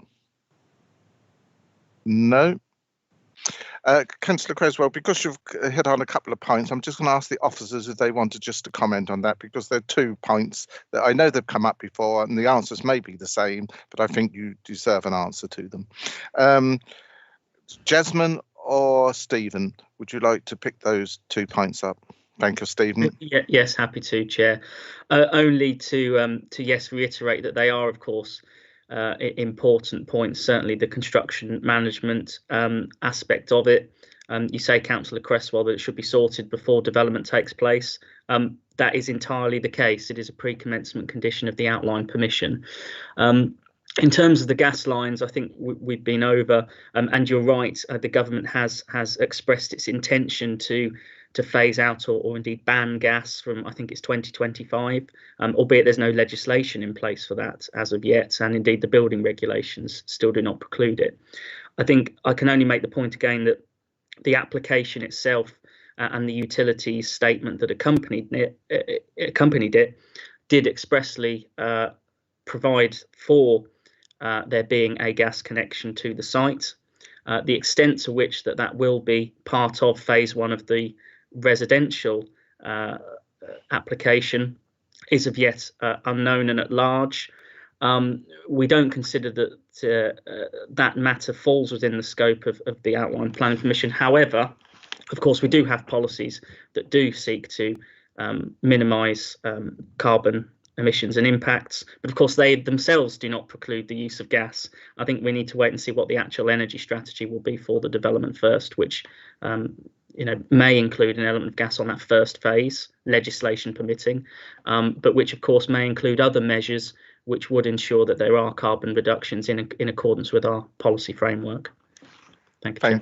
Thank you very much. There's no hands come up, so I'm going to move on to our next ward member. Councillor Malvaders, you, Madam, have 5 minutes in which to address the committee. Chair, if I might, I think I can be pretty certain on this one, and I apologise to Councillor Cresswell that Councillor Malvisi won't be joining us this morning to speak. Oh, right, thank you. I'll then move on to the next ward member, which is Councillor Margaret Maybury. You, Madam, also had 5 minutes in which to address the committee. Thank you very much, Mr. Chairman. I have been part of the working party for Chilton Wood since its inception and attended every meeting, which usually are bi-weekly, spoken at each meeting, plus added comments via email and at times telephone. I therefore feel I have extensive knowledge of proposals for the site. However, I can always find avenues from which to learn through the working party process for Chilton Woods. To begin, I question some of the précis of the consulted comments. Angling Waters worries me as it smacks of, well, it won't affect me. But what of other landowners, natural aquifers, natural drainage, ponds, etc.? There is no definitive explanation. Landscaping does not include the promised woodland, which makes Chilton Woods Chilton without the woods. Added to this, the land is open, having been a World War II airfield inhabited by the USAF, United States Air Force. Therefore, all topography has been removed. Landscaping should include bunds, which I have consistently requested, and substantial tree landscaping along the northern edge to prevent noise transference across the fields to other established development and parishes. 3 metres combined cycle and pedestrian ways concern me, as once a disabled person is assisted by whatever means, this uses 2 metres easily. For a cycle to safely pass by a disabled person and assistant within 1 metre, and this is passing each way, in my opinion, is not possible. These should be wider. The width, in my opinion, should be a minimum of 3.5 to 4 metres.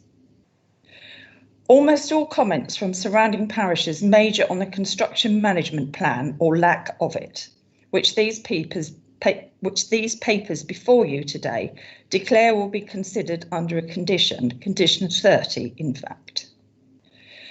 Chilton Woods is one of the largest, if not the largest, strategic site approved under outline planning permission for decades. The residential build-out will, in my estimation, take a minimum of a decade. A firm declared planned out haul road, if not the definitive details of a construction plan, should have been included in this reserve matters application. this district council, or we, as I am part of Babergh District Council as an elected member, have got it wrong. It should be remembered that this site is from the sale of public land owned by one local authority, Suffolk County Council, and planning permission undertaken by another, Babergh District Council, within the same county. We are here for residents. We should be considering residents, both established residents and future residents, which we will welcome to our area. I could declare that any haul traffic or any increase in traffic will not affect me personally, as I live a distance off a C-class road. However, I champion the need of others. Hence, I put my personal issues, private life, needs of a husband who has Alzheimer's, children, grandchildren, vocational breaks to one side to support and to be an advocate for others. The blight of 40 heavy goods vehicles, heavy vehicles per day, trundling, chasing, thundering through local villages along narrow roads where there are only narrow footways or none at all is something I do not wish to see or hear about from possible blighted parishes in the future. This RMA should be refused under condition 30 until condition 30 has been agreed, as the LPA has declared the haul road can only be decided in this manner. Mr. Chairman and members of the Planning Committee, I urge you to refuse this application until the matter of the haul road has been decided, or, as there is always a median decision, adjourn this hearing for another date when the haul road has been fully discussed, decided upon, taking into account all parishes concerned, and a result clearly advertised within the public forum. I add, I fail to understand why Suffolk County Council, as the selling body, have not concluded this matter within this RMA, as they are also the Highways Authority for Suffolk. Thank you, Mr. Chairman. Thank you very much, Councillor Maybury. I'll see if there's any questions from members. I cannot see any hands up, so I'll take it that there isn't. Thank you. There's 3 points that I... Sorry, Chair, just to... Sorry? Oh, sorry. Yes, your hand comes up on the left of my screen, and most of the others are all on the right of the screen. For some reason, I don't know why you're on the left of the screen, but there you are. Councillor Busby, you have a question. I think there must be something to be said about being on the left of the screen. Anyway, can I just point out that I'm quite tired of hearing how this is the biggest development this side of whatever in Babergh. Wolsey Grange is bigger. That is a Taylor Wimpey development as well. So please get your facts right. Thank you. Thank you. I don't know where the question was, Councillor Busby, but you've said it, so there we are.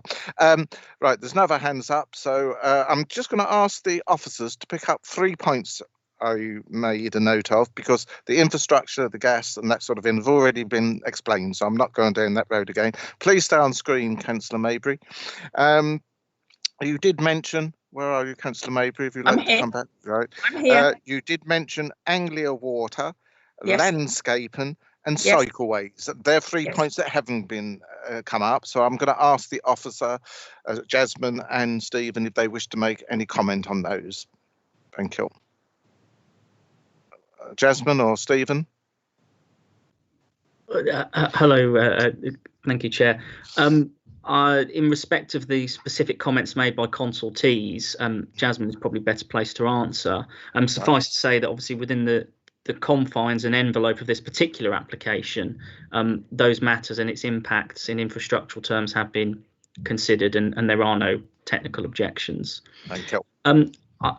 Just as 2 other points of clarification, though, and hopefully they may be of some comfort to Councillor Maybury. The first, in terms of the construction management plan or construction and environmental management plan, it is actually a part of the condition, noting her comments that she was worried about routing through villages. that and I'll read it directly so you have a quote. Item J of that condition is clear that there should be measures for ensuring that construction traffic does not use rural routes alongside best practicable measures to ensure construction traffic entering and leaving the site is routed via the A134 Springlands Way. So I do not think it would be the case that the wider rural villages will be besieged by HGV.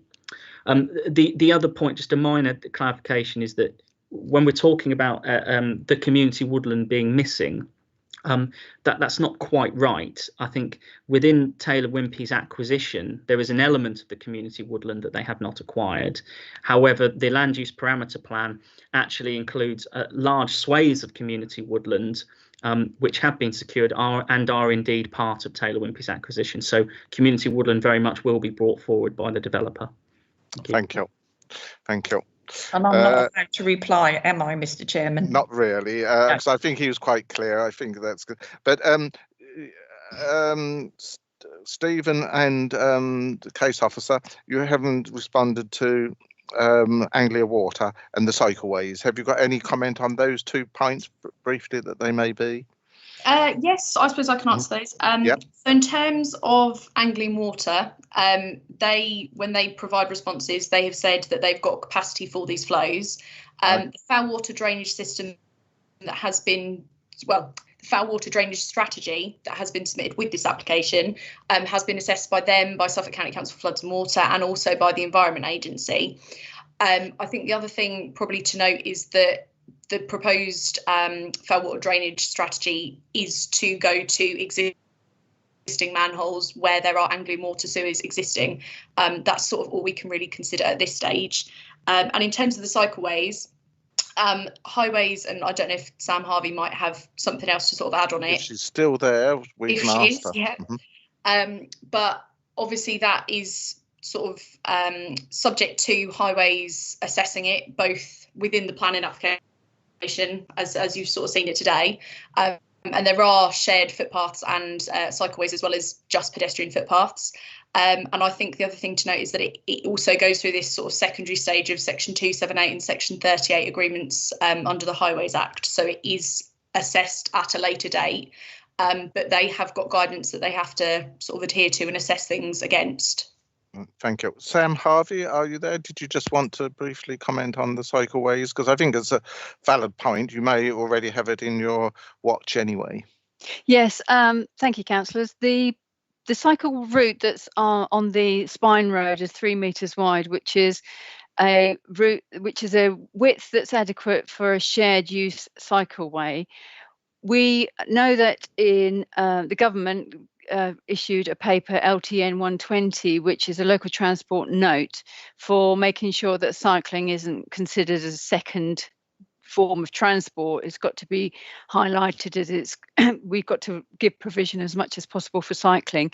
So with talking to Taylor Wimpey, the developer, we are making sure that within the development itself also there are cycle routes that are more direct for the cyclists, so going towards the school or to the shops, so they don't have to stay on the Spine Road. We're looking at a 3 metre plus routes within the area so as that they can go to these facilities, and making sure that there's sufficient cycle provision within the plots that are going to be coming forward in the phases to come. Thank you. Hopefully that reassures you, Councillor Maybury, that the officers have got it in there. Right, well, thank you very much for that. Thank you. We'll move on. There's no other hands gone up, so I'm going to move on now to the last ward member. Sorry, Chair, look to your left of your screen again. Oh, good, yes. So I do apologise, Councillor Busby. Councillor Busby, you have a question. How dare you? It's just a point that Steve mentioned, Steve Trout. Could I just pick that point he mentioned? Yes, please do. About all construction traffic going up and through the employment area as part of the condition. No, sorry, Councillor Busby, I didn't say that. Apologies if I gave that impression. What it's saying is it needs to come via the A134, which is the main route that passes the frontage of Tesco's and the Woodhall Business Park. Oh, so then it could go up the narrow lanes It is. What do you mean by narrow lanes? Sorry. Well, the two alternatives to the employment site entrance. Well, the alternatives that were explored in the committee reports when the application was determined envisaged that it could come up the B115. It could come through existing residential, the local network. But at this stage, we don't have anything before us to assess. But clearly, there are a number of options on the table. And what the committee report expressed was that those particular options may wax or wane, I think was the precise term used, depending upon the particular phase and the item to be delivered and where it would be delivered and the nature of the traffic to be used. So it's going to be quite a complex strategy. It may be that all of the traffic comes across the western half of the site. I don't know. It's clearly going to be very important and everybody will need to consider its content very carefully. But it is a pre-commencement requisite and it is absolutely going to come in for determination before any part of this particular infrastructure development is facilitated or implemented. Thank you.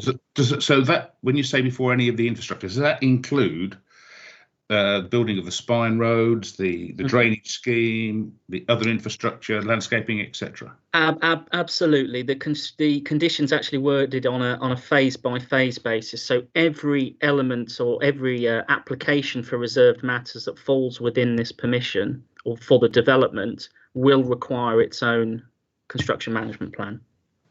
Right.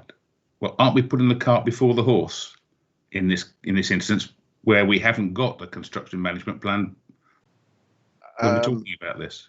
Well, I think we're going to be getting into debate there. Perhaps you can bring that point to when we get into debate, Councillor Busby, so that we can move on. Thank you. I'm sure you won't forget, and I'm sure that Stephen Strode will make sure that he comments on that. Right, we've two more ward members. I'll now go to ward member Councillor John Nunn. You, sir, have 5 minutes in which to address the committee. When you're ready. Okay. Thank you, Chair. At the risk of tiring Councillor Busby even more, I will go and probably go over old ground again, but I will proceed anyway. Mr. Chairman and members, today you are here to make a decision on what is one of the largest planning applications in many years for this district. One so great it will impact upon the whole area for generations to come. We have to get it right. The public, through their councillors, have to be fully involved. Decisions cannot be made in private meetings or deferred for later. They have to be fully transparent. Suffolk County Council is the largest financial beneficiary of this scheme. Babergh District Council is another beneficiary through the development process. One body, judge and jury over the highway system, and the other body deciding the planning permissions. That is factual and how the public see it. All the matters raised by the joint parishes, in particular Chilton, should mean this application has hit the buffers until the matters are resolved through the open democratic process. So please refuse it until the construction access and traffic routing plus other issues raised by the adjoining parishes are resolved. This development is going to have a huge impact for a very long time on our local area, and we need to get it right from the start. Thank you. Thank you very much. Right, there was nothing extra that you highlighted other than the point I'm going to pick up, which I wasn't very happy, was private meetings. I'm quite sure the District Council Planning Committee and officers that we are transparent and open. But I accept that there may be meetings that take place that you might consider to be private, but I'm going to ask the officers or Stephen Strode just to pick that point up, and the legal expert. Can you just comment on that point for us, please, and then I'll go to members for questions. Stephen and legal. Well, I don't know how to respond to that. I'm sure it was meant in good nature and wasn't an allegation of a serious nature. I think I'd only point out to members that, of course, and as has been touched upon, there is a working group. So the idea is that all of these particular matters do come to the group. They're aired and they're discussed, and it helps to formulate and shape the applications to come. Now, I fully appreciate that there are criticisms that there has not been a fleshing out of detail in respect of construction management at this stage. I think I can only respond, as I have done previously, that it is not a requirement for the developer to do so yet, but they must, and they will. Otherwise, they quite simply be in breach of planning control. They cannot commence development until that construction routing has been dealt with. Thank you. Very good answer. Ian? If I may just add, I mean, I interpreted Councillor Nunn's comment to be that he was making the fairly obvious point that where it's a discharge of condition, it could, and it often generally is, a decision by officers, and that it's private in that sense. I didn't take absolutely from that, and I think Mr. Stroud has answered that there is, in this case, we do have the working group, and we have, I mean, discharge of condition applications. It's fairly rare in local government for them to go to committee, but not unheard of. But it's a matter for, as has already been said more than once, for members to decide. The decision-making method, as it were. Right, members, any questions? I see Councillor Busby's got his hand up. Yeah, just to pick up a point, John, you mentioned that the beneficiaries were going to be Suffolk County Council and Babergh District Council. Hopefully, the main beneficiaries are going to be the 1,100 families that get a house. Absolutely. Agreed. Well done. Thank you. There's no other hands gone up, so I'll assume that there's no more questions, Councillor Nunn. So I'll move on to the last ward member to speak, Councillor Jan Osborne. You, madam, have 5 minutes in which to address the committee. Thank you, and morning, Mr. Chairman and members. I will be brief, as I appreciate that there has been many people wishing to speak. We have waited many years for this application, an important application, and I welcome it coming forward. Over the last few months, Taylor Wimpey have spent a great deal of time holding virtual sessions with local members, giving them the opportunity to raise their concerns. Although not part of this application, the Construction Environmental Management Plan is of great concern to members and residents. I note from pages 36 and page 37, 5.7 of the report clearly states that no construction can commence until this plan has been approved. And I also note the proposed contents of the plan. There is also a condition 30 of the outline application. I hope this plan can be made available as soon as possible to help align any concerns that people may have and have indeed raised today at this meeting. And I do hope that the council will approve this application. Thank you, Mr. Chairman. Thank you, members. Thank you very much, Councillor Osborne. Members, is there any questions that you wish to ask Councillor Osborne? I can't see any hands coming up. Right, then I think we've got to the end of the public speakers. We're now moving into the debate stage. So I will now open it up for debate. Again, councillors, can I ask you to use the hands up function? Right. In the absence of trying to get started, I'll go to Councillor Suez, and then if any others wish to come in, will you put your hands up? Councillor Ayres. Just that you're at the beginning of the alphabet. Oh, thank you. And as my dentist said at the end of the A's, because it's a Y afterwards. I'm just concerned about this construction traffic, because I do know the roads very well, and particularly Acton Lane and the other access roads, because living where I do in Weavers Lane, and how my life in the last year has been disrupted by all the big traffic just going to Gainsborough's house. The pavements are all broken up, and yes, you do need these large lorries, but that's why I really do feel that we should look very carefully and make sure that these lanes, you think of Acton Lane, I mean, it's so narrow, and that unfortunately lorries have their sat-navs and they don't always follow the route they should. So that is my main concern. Thank you, Chair. Thank you. I'll ask the officers to comment, but I would think that any damage done to the lanes or pavements and that would have to be obviously repaired and made very good. But anyway, Jasmine, can you help? Or highways, if they wanted to come in on that. I think Sam has unfortunately had to leave to the meeting, but I think I can only really echo what Stephen has sort of already said, in that construction management plan will be considered at an appropriate time, and it will have to be done before any work can start on site. That's really it. Thank you. Councillor Busby. Yes, Chair. There's going to be a lot of discussion, I think, but look, can I cut things short?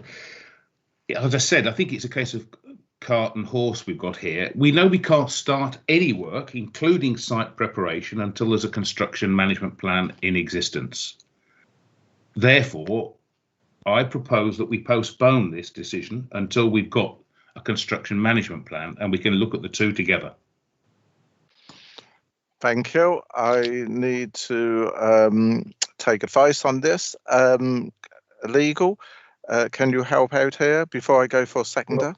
It's a perfectly valid proposition. Yeah, I'm sure it is. I think if it's seconded, I think I would suggest you take the senior officer's advice as to the practicalities of it.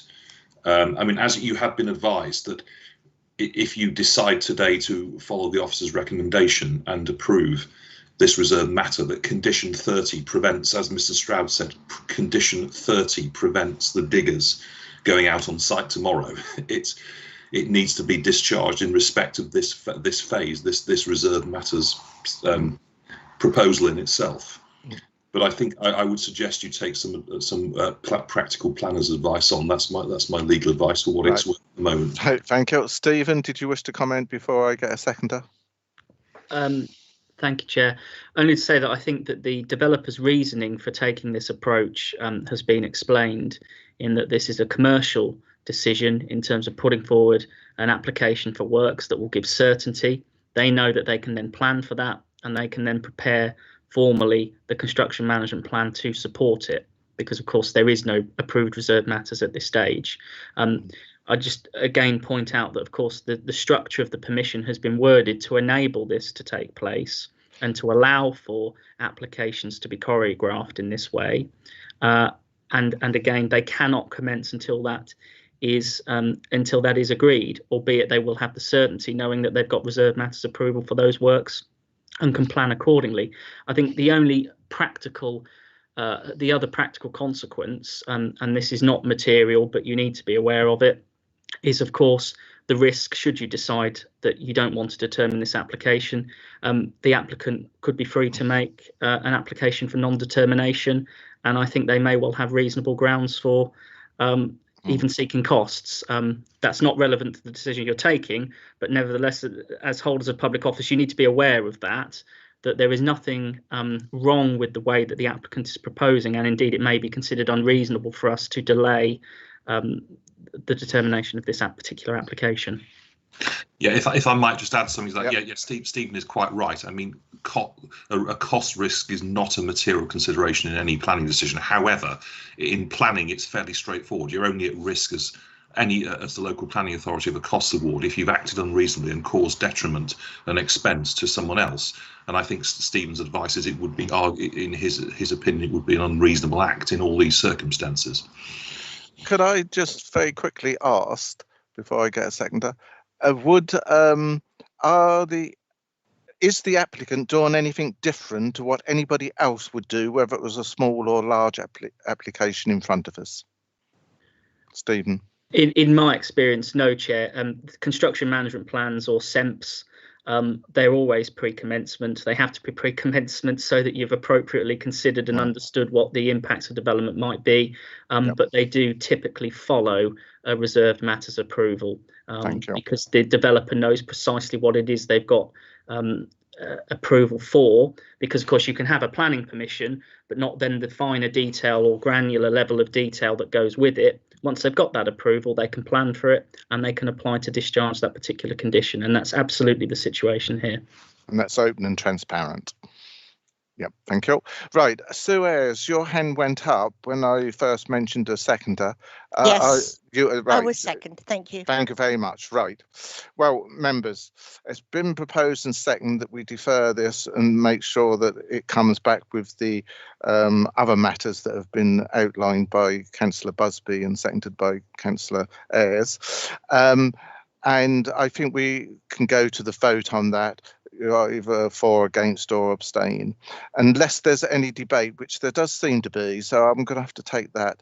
Well, I've got a seconder, so Councillor Barrett, followed by Councillor Parker. Thank you, Chair. I wanted to come in here because I wonder whether it's really entirely fair to make this proposal when there are other issues that we could also be quite concerned about. It's not just about construction. There's landscape issues, there's design issues. You know, we could go on to these different areas that might be of equal weight. Of course, people do get concerned about construction, and it's in everyone's interest to have a construction plan, and that seems to be universally agreed. But we can condition it, and you know, if you look at the recommendations in the report, there are a number of stages that the developer has to submit to before proceeding further. So we could easily condition it, and also just because it is a big development, I don't think it should be treated as an all-consuming issue, because it is over a 20-year period. So although there looks like there's going to be such a volume of construction transport movements, this is over a long period. So if it's like a developer proposing 50 new dwellings each year, that doesn't present a particular problem. Especially when these roads are coming off quite a main road, the A road. It's not down tiny country lanes at all. So I really cannot see how we cannot get over this with the usual measures. Thank you. Before I come to you, Councillor Parker, if you just bear with me. Mr. Robert Carmichael has indicated, and as you know, he's the little man in my ear that advises me, so I'll have to go to him next. Robert Carmichael. Thank you, Chair. Just a quick point of housekeeping. As we've now reached over the marker in terms of modern.gov logging out, I was just going to remind members that before we get to the vote, they will need to do that. So if any members want to do that in the background, to do it now. Thank you, Chair. Thank you. Well, you may have to remind me because I can't do that while I'm doing these other things. Councillor Parker, you're next. Yeah, thank you, Chair. Same thing. That's completely confused me, having to do two things at once now. I'm completely thrown off. Yeah, we're not that clever, are we? Well, I'm not. Sorry, I didn't mean that like that. Yeah, I just want to concur with Councillor Barrett, Chairman, on this. I think that we have got all of the info. I fully take on board what Councillor Busby is saying, and I do fully understand the concerns, but I also think that those concerns are adequately addressed within the report, and we can condition. And we're often accused at Babergh. It's just interesting listening to the debate. We're often accused at Babergh of bureaucracy and lack of transparency, etc., etc. So that there's a number of items that arise from Councillor Busby's proposition. Actually, one, in my opinion, unfortunately, I think it just kicks it into the long grass. I mean, it does exactly that. It just defers. But at some point, if the construction management, or when the construction management plan comes forward, and it has to, as per the original outline application, but when that comes forward, is there now a suggestion that will come before committee, and all of the consequences of that, and the potential of that being refused, etc. There is no surprises here with Chilton Woods. It's been around for as long as I can remember. and I just think we need to think very carefully about pushing this even further down the line. I'm satisfied that we've got the conditions to be able to make this recommendation today, however it goes. That's what I'll say. Thank you. Thank you very much, Councillor Parker. Very wise words, I think. Right, there's no other hands gone up, so I think we now have to Sorry, go... Mr. Chairman, my hand's been up virtually since Councillor Busby started talking. No, I can't see yours at all, but that's Councillor John Hinton, I think. So I'm obviously not on the left, but off the top somewhere, probably. I don't know where you are, but you're not on my screen at all. But Councillor Hinton, you are next.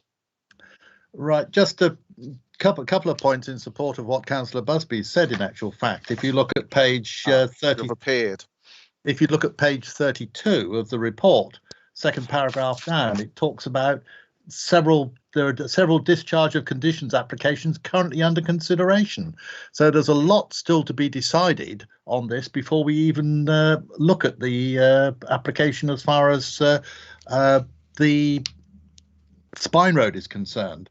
But also when the legal advice and the Chief Planning Officer start talking about the applicant might decide that we haven't determined it in time, according to page 23 of the reports today, it talks about the expiry date for this application being the 13th of March 2021. So it's out of time now. But at the same time, it was granted in 2018. So what on earth has the developer and the officers been doing since then, if it's not been trying to get some of this together? So I think we're perfectly reasonable in deferring this until we've got a bit more solid information, if you like, to go on. I think you've asked a valid question there, Councillor Hinton. I'm going to ask the officer whether you can explain why they haven't got to us before the 13th. Stephen Stroud? Well, I don't really know how to respond. I mean, Taylor Wimpey have only had the site now, acquired it last year. I mean, the disposal of land is a long process. It's a complicated site, and it's been through a long marketing process. Taylor Wimpey were the preferred bidder and acquired it last year, and they've been expeditiously trying to progress the development since then. So I don't think it's a case that people have been sat on their hands. And the other minor point is to say that the 13th of March hasn't yet occurred. That's in 3 days' time. Ian? I just want to add, I mean, I think the report says the 13th of February. Oh, well, make up your mind. You said 13th of March. Right. Chairman, I was just going to add the fairly obvious, this isn't a common sense point rather than a legal point, that one first things you notice with this planning permission, the outline permission, is it allows 15 years for reserved matters, which is an exceptionally long time, but it was clearly considered fair and justified nearly 3 years ago when permission was granted. So I think you see matters in that context. And of course, as Mr. Stroud said, this developer has acquired the site not the day after the granting of permission. Right, thank you. I see no other hands up. Wait a minute, there's one. David, Councillor Busby. Look, the intention is not to delay this in any shape or form. We all know how important this site is to Babergh and to people looking for houses. That is not the intention of this. My concern is, look, if we approve the access routes, etc., today, but we don't approve the construction management plan, could that impact on the decision that we've made today? It might be that they have to change the roads access if we don't approve their construction management plan. That's why I say it seems strange putting the cart before the horse. I mean, perhaps Steve could explain that to us. Steve, I don't know. I think you've done a lot of explaining, but is there any extra bits you can add to help Councillor Busby? Only to say to Councillor Busby that the access points into the site have already been granted planning permission under the permission of March 2018. Right. There's no other hands up, so I'm going to ask Robert, did you get down what the proposal was and seconded? Robert? Yep. So if I could just run through with what I've got down to check with the proposer and the seconder. So I have got that application DC 20-05183 is deferred to be heard alongside the construction management plan for the Chilton Woods application. I don't know if I need to seek advice from Mr. Dupre, Mr. Stroud, and also our proposer and secretary on just whether that is appropriate.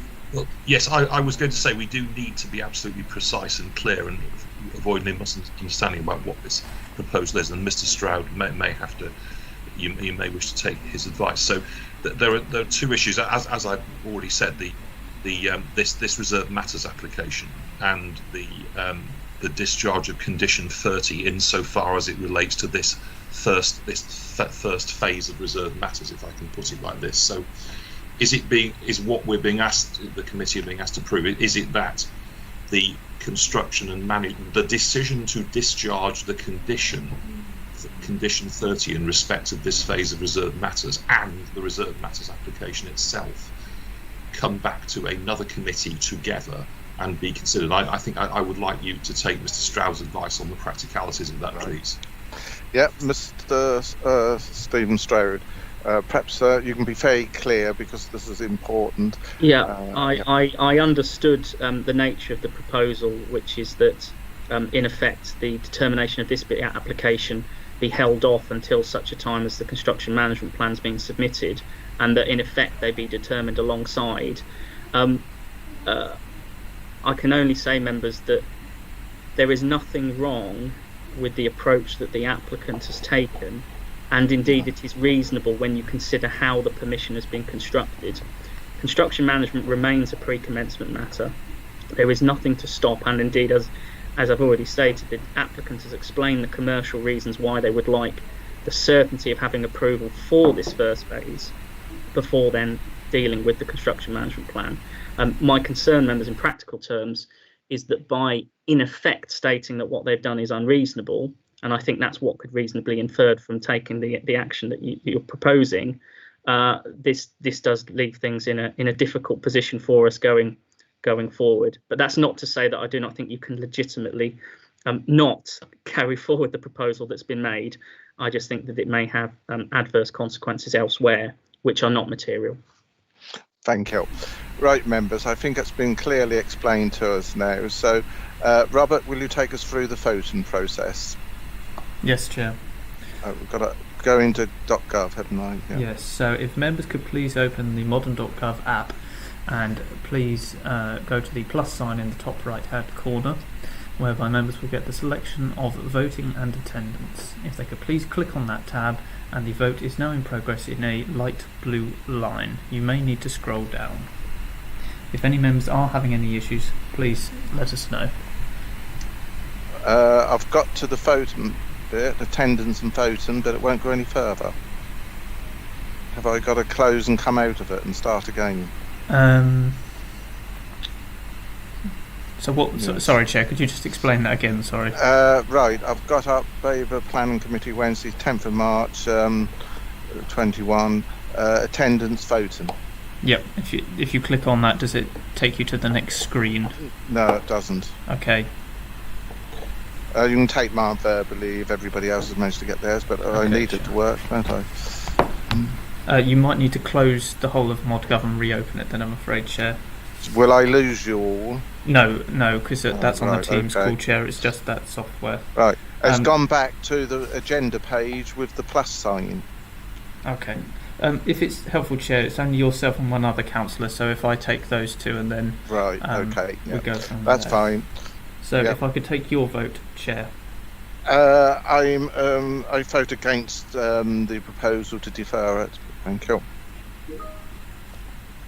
Oh, Thank you. I've lost everything. And you had one other you needed to take? Yes, I believe it was Councillor Buzzley, but he has now done that.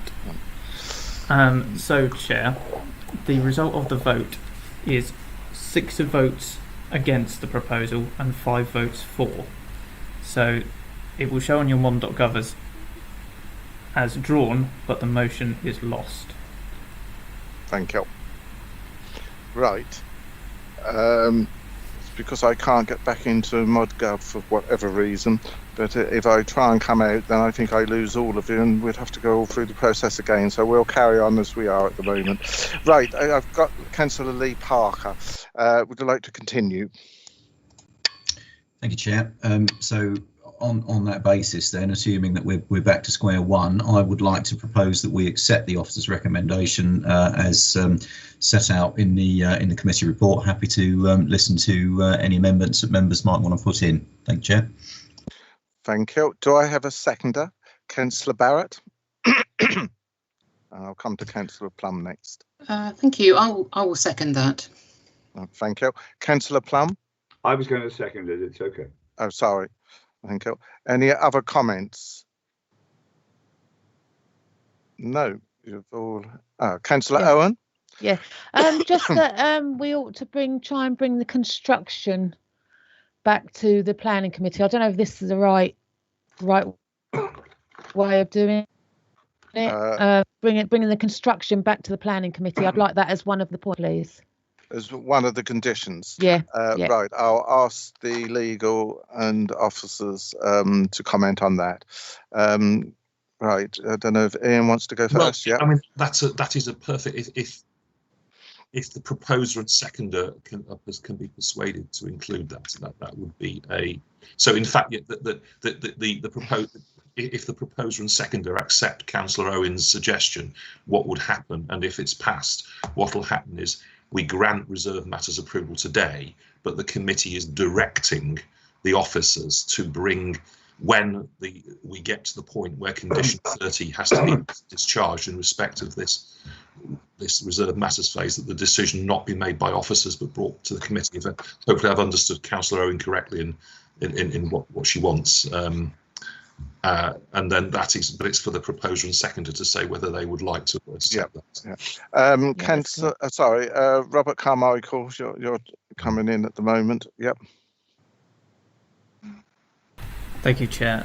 Just as a quick point of, just a point to Mr. Dupre, just to clarify this, would that necessarily be possible to add that to this application, as it does not directly relate to this application in the sense of what's before us, or would it go through the delegation panel as described in the planning charter? Yeah, thank you, Mr. Carmichael. That's a very fair point. Yeah, I'm thinking on the hoof a bit here. Yeah, that's. So I think, yes, in other words, we're saying to members either vote for or against the proposal made by Councillor Barrett, and then we go to delegation panel. So in other words, well, how would the delegation panel normally works by a ward member asking that something be considered by the committee, doesn't it? Yeah, yes, it does. And in fairness, there's only 3 members that vote in there, which is the chairman, the vice chairman, and the chief planning officer. Well, that or I his think representative. So I think that's a little bit unfair to put it all onto them. I'm going to ask Stephen Stroud to comment on whether he feels this is a necessity to pick this point up, or whether we should proceed as we normally would and allow the situation to come back through its normal avenues. Stephen Stroud. That's a very, very difficult one to answer, Chair. I think I can only comment that, of course, it's up to members whether they wish it to be recorded that they would like to see that particular application come to committee. You are here determining the application before you. I think, and in fairness, in light of all of the comments that have been made during the public speaking part of this meeting, it is clearly something that the public would very much like to see. I would only make the point that it is fairly unique to see a condition discharge application come to planning committee. It's not something that you would expect, certainly for technical matters, or indeed for every condition applying to a planning permission, but I fully accept and note the local feeling in respect of construction management routing, and if members would like to record that they very much would like to see it come forward, then that seems fair to me. But actually, I think the mechanics of that without hospital pass, I think is best for Mr. Carmichael and Mr. Dupre in terms of how it's recorded. If I may add further, yes, having listened to both of my colleagues, I think, the delegation panel is the normal mechanism under this council's constitution for the council to decide whether planning applications included in this, that includes in this context discharges of condition and reserve matters, are dealt with by officers or by the committee. And it would be quite proper, even in the normal course of events, for any council to say, excuse me, I know discharges of condition are normally dealt with by officers, by a delegation panel. Hello there, I really think you should direct this goes to committee. That's Mr. Carmichael's point, but I think, yes, Stephen is right that it would not be wrong. This committee is perfectly at liberty to express its opinion collectively and say that it would like to see that, and it would then, I think it would, they can't do delegation panel's job for it, but they can express an opinion. I hope that makes sense. So that could be down to the delegation panel at the end of the day to decide whether it does come, regardless of the outcome of the vote. I've got Councillor Stephen Plum, Vice Chairman, so I'm going to take him next. Thank you, Chair. I'd just like to make the comment that I think what we've heard today is the fact that people would like to see more openness. And on something like this that is going to go on for a period of time, I hope it won't make a precedent for every planning application, but I see personally no reason why we can't come back to committee with the plan. Thank you. Councillor Lee Jameson.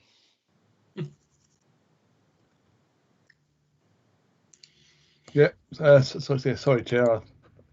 Yes. Thank you. Sorry about that. A slightly different note. Can we, in some way, look at the gas supply in some way in the future? If, as keeps being mentioned, this is a 20-year plan. Gas isn't going to be an option, so it seems pointless to develop our planning for gas if it's not going to be used in 20 years' time. So is there any way we can get that reviewed? I know it was agreed originally, but that was a long while ago.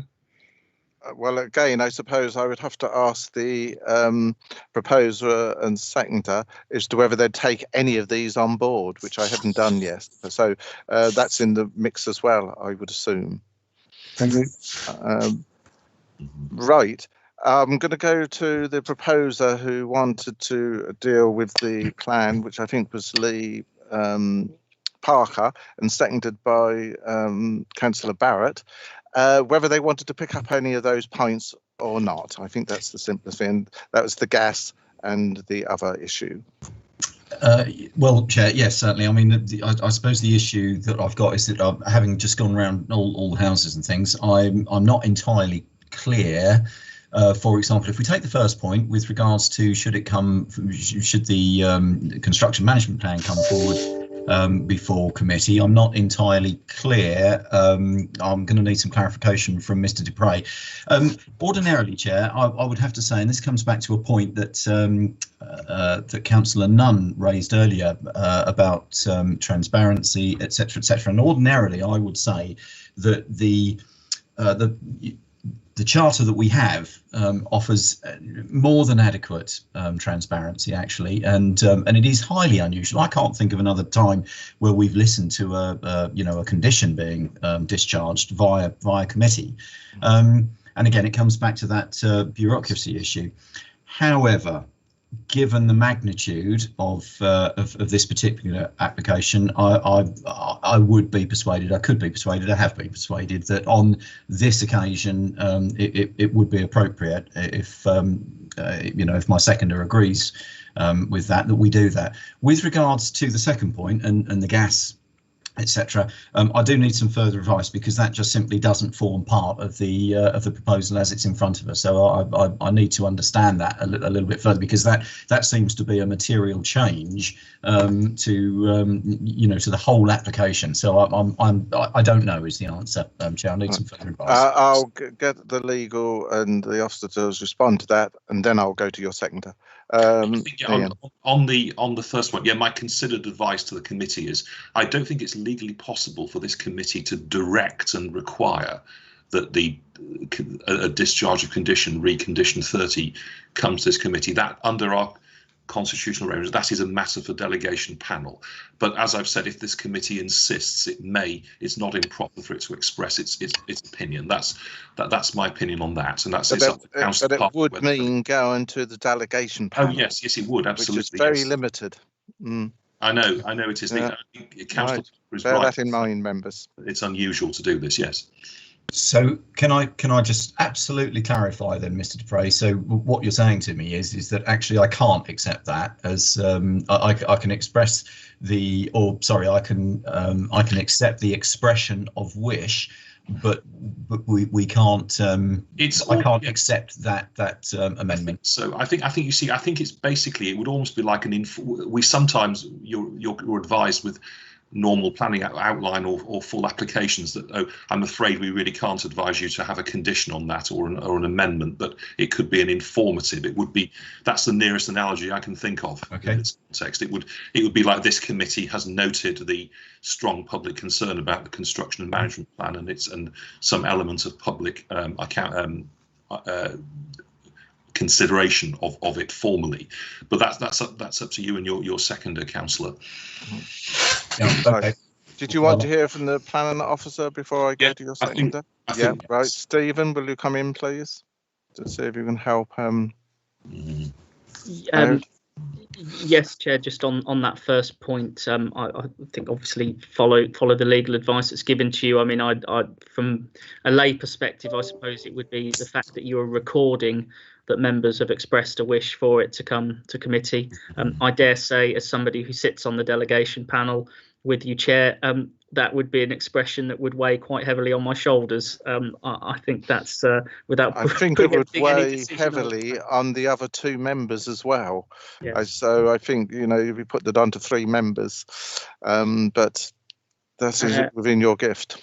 Yes, and in terms of the gas issue, I think we've covered the extent to which it would be material to consider the energy impacts of simply having a gas governor station as part of this application. But that's not to say that going forward in time, of course, applications for reserved matters for dwellings will need to adhere to the up-to-date building regulations at the time. They will, of course, be subject to assessment by the council sustainability officer, and we do have policies that are very clear that there needs to be an evidenced reduction in carbon emissions, albeit not expressly precluding the use of gas. And it may be that legislation overtakes us in that respect anyway. Thank you. Right, I'm going to go to Councillor Barrett, who's the seconder of the original proposal. Thank you. Do you accept any of these or your comments? Okay. On the construction plan, sorry, as I think I've said, it's in everyone's interest to have one of those. So, as I understand it, we're being advised that it has to go to the delegation panel, not for us. Yep. But I suppose what we could say is that this committee believes that there must be a management plan that looks at hours, noise and dust management measures, weight, signage, and all those sort of issues that should meet a certain standard. Could that strengthen the position for the delegation panel, so they have some benchmark to know what we're looking for? But otherwise, I have to go with that. Yeah. Sorry. Sorry, can I get you an answer to that part of your request? Yeah. Legal and Stephen, can you come back, please?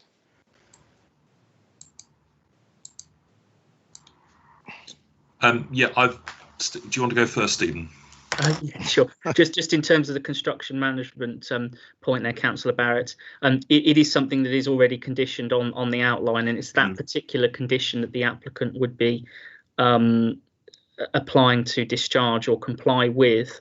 I think the question is really whether you want to record that the planning committee would very much, if it were possible, to see that application come to planning committee for its determination, and not one under officer delegated powers. Right. Legal? Yes. I can't add, nothing to add. Right. So I'll come back to you two. How do you want to move forward on this? Your proposal, are you accepting the added in conditions that are wanted?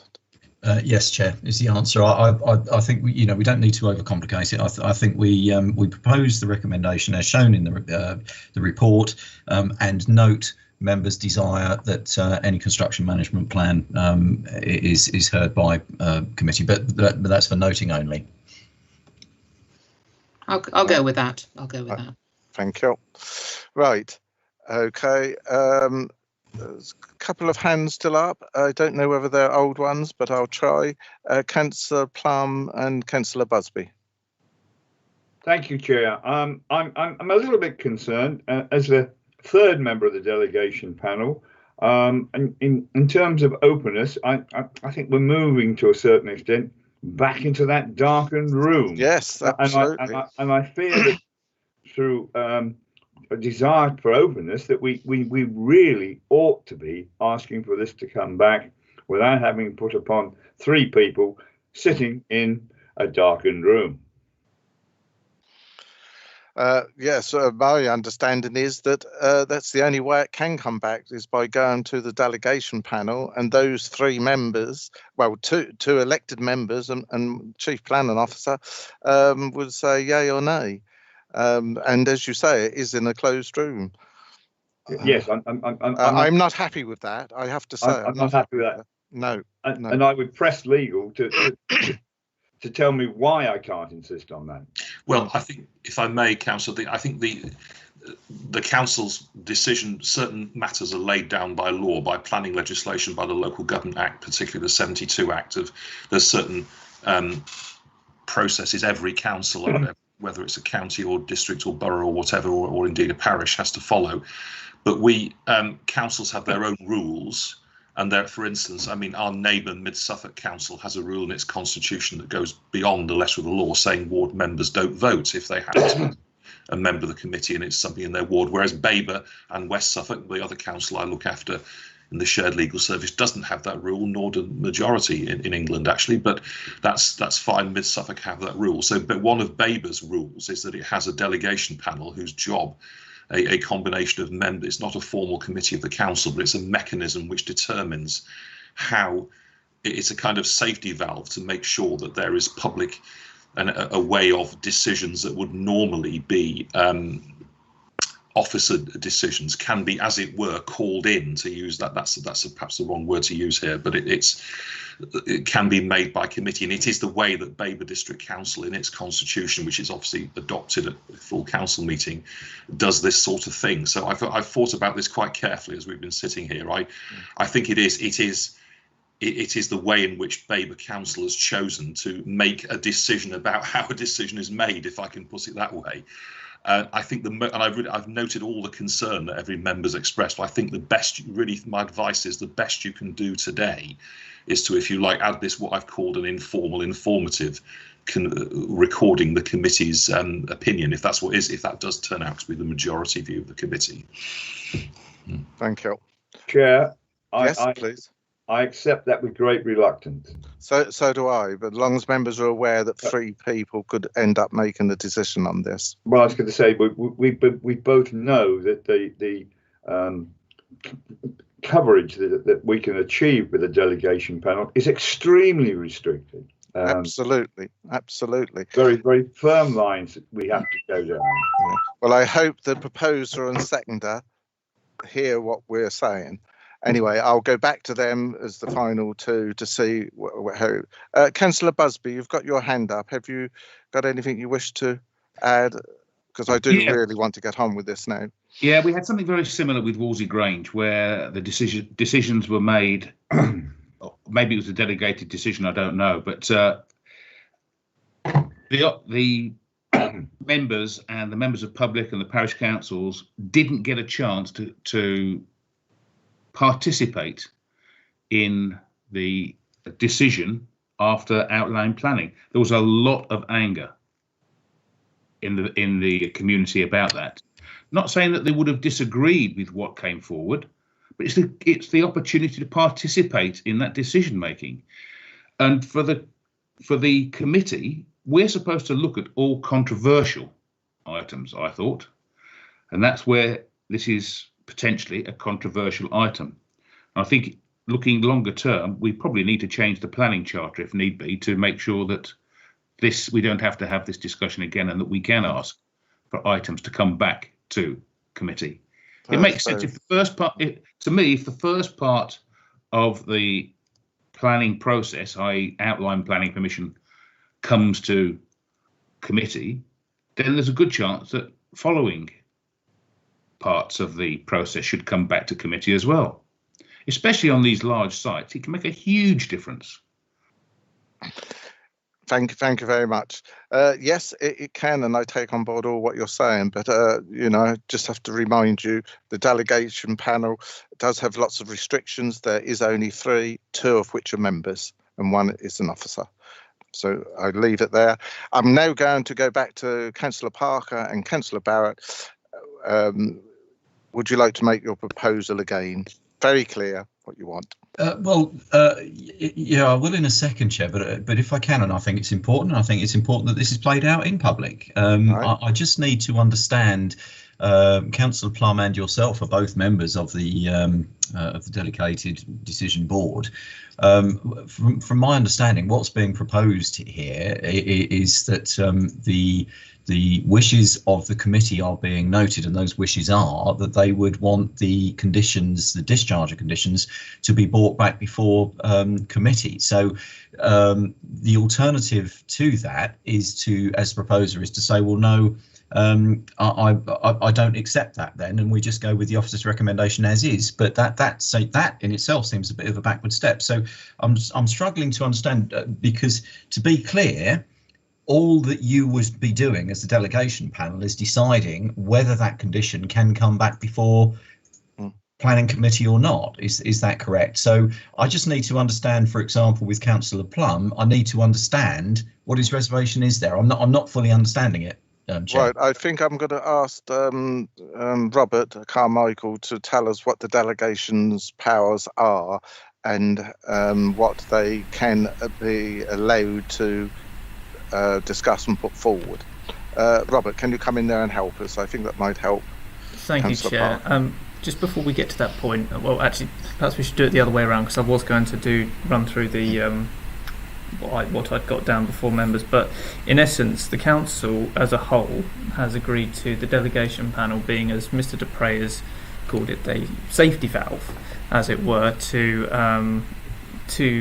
go through applications that are called in from members that go outside of that are below the designated level as outlined in the scheme of delegation that the council holds. So that's anything below 15 dwellings, and I'm afraid I can't remember off the top of my head, because it's not my area, the amount of floor space. And there's also one other option in there as well, but these are defined in the scheme of delegation. The key point of the delegation panel is to then is to have, when members call in applications, to look at them for their whether they are I'm afraid I haven't got the part right in front of me at the second, it's still loading, the impact on the district and whether they have significant impact going to committee. So in essence, that is the function of the delegation panel, to go before members. I would also just add as well that Mr. Isbell has the overriding authority to bring any item that he believes controversial to committee. So I can't obviously, and we can't, as he is not here, we cannot comment on what his thoughts would be, but there is also that mechanism as well that I hope provides some comfort for members, that anything that is extremely controversial would be coming that point. So I apologise, it's still loading up for the planning charter, but Chair, would you like me to just run through what it says so that we're all clear? Yes, please. Okay, thank you, Chair. But just as another very brief aside, that this is the rules of the council, and we have to follow the process as agreed by council into what procedures must be followed. So the delegation panel. So officers agree, so I'll read verbatim so that we're clear. Officers agree not to determine planning applications using their delegated authority where a member of the council requests that the application is determined by the planning committee. Where a member of the council requests that the application is determined by the planning committee and the request is made in accordance with this charter. Members should discuss. Oh, sorry, that's probably not the most relevant part. So let me find the relevant part. Here we are. So upon receipt of the referral request from the ward member, the corporate manager, or the chief planning officer in this case, will report the call-in request to the delegation panel as soon as is reasonably practicable. The delegation panel will comprise of the chairman and vice chairman of the planning committee, together with the chief planning officer. The chief planning officer will support the panel and record its conclusion. The member making the request will be invited to speak, and the case officer will briefly present. The function of the panel is not planning decision making, but simply to decide whether the application proceeds to determination at planning committee or under delegation. If the panel decide that the application does involve significant policy, consistency, or other material considerations, and a decision on the application is of more than local significance, then the application will be reported to committee once publicity and consultations are complete and the application has been evaluated by officers. I hope that that provides some clarification, Chair, and I don't know if Mr. Dupre wants to comment any further on what I've said, but I do have the proposal just to check as well whenever we come back to that, Chair. Yeah. That's very useful, Mr. Carmichael. Thank you. So as you've reminded us, our Chief Planning Officer, Mr. Isbell, has the constitutional authority to say, although this would normally be a delegated decision, I'm deciding it's going to committee. I don't know if Mr. Stroud could just reassure us. I've not heard anything in what Mr. Carmichael has just read out that means that the delegation panel would really not be going beyond its duties and responsibilities if it decided on this special occasion, given the amount of public concern and the size of the development, that this should go to committee. That's if Mr. Isbell hasn't decided anyway that he thinks it should go to committee, if you see what I mean. And I'm sure your Chief Planning Officer will respectfully take note of any resolution you pass. Right, Stephen. Yes, indeed. And just to answer Mr. Dupre's question, yes, quite right. And one of the key threshold sort of tests in the delegation panel meeting is this point of more than local significance. And without preempting what the decision of that panel might be, of course, I think a whole range of persons have spoken today across parishes who may well have a case to make that it is of greater than local significance. But I'll leave that there. Right, thank you. I think that's clarified it quite a lot. Councillor Parker. Yeah, thank you. It has clarified it, and actually, I echo the thoughts of our lead officer there, Stephen Stroud. In fact, so I'm actually quite comfortable with it now, Chair. To be fair. So you've accepted the two amendments. Yeah. Yes. Sorry, one amendment. One. Yeah. Thank you. The gas one wasn't accepted. Yeah. And right. Councillor Barrett. Councillor Barrett. Yes. Yes, I accept it. Yeah. Thank you.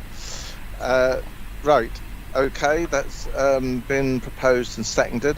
We'll now go to the vote.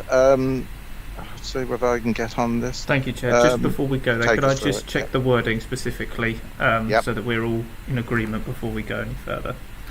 So I've written that application DC 05183 be approved as detailed in the officer recommendation, and note the committee requests that the construction management plan discharge of condition come before the committee. Yeah. Okay, Councillor Parker. Yes. That's just acknowledged. Thank you. Councillor Barrett. Yes. Thank you. Right. How do you intend to take the vote on this? So, Robert? Chair, I've got that in the modern.gov, so I will open the vote and I'll just run through getting there. So if members could please go to the modern.gov app and the agenda for today.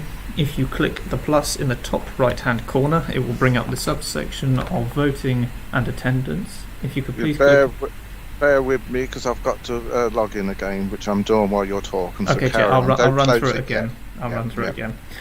So if members could then please click the voting/attendance subsection, and then that will take you to today's votes. It will be highlighted in a light blue colour further down the page. You may need to scroll down. Just let me know when you want to run through again, Chair. It says login has failed again. Right, it don't look like it's going to let me come in for some reason. I'll try it again. Password. Username. Alright, try this.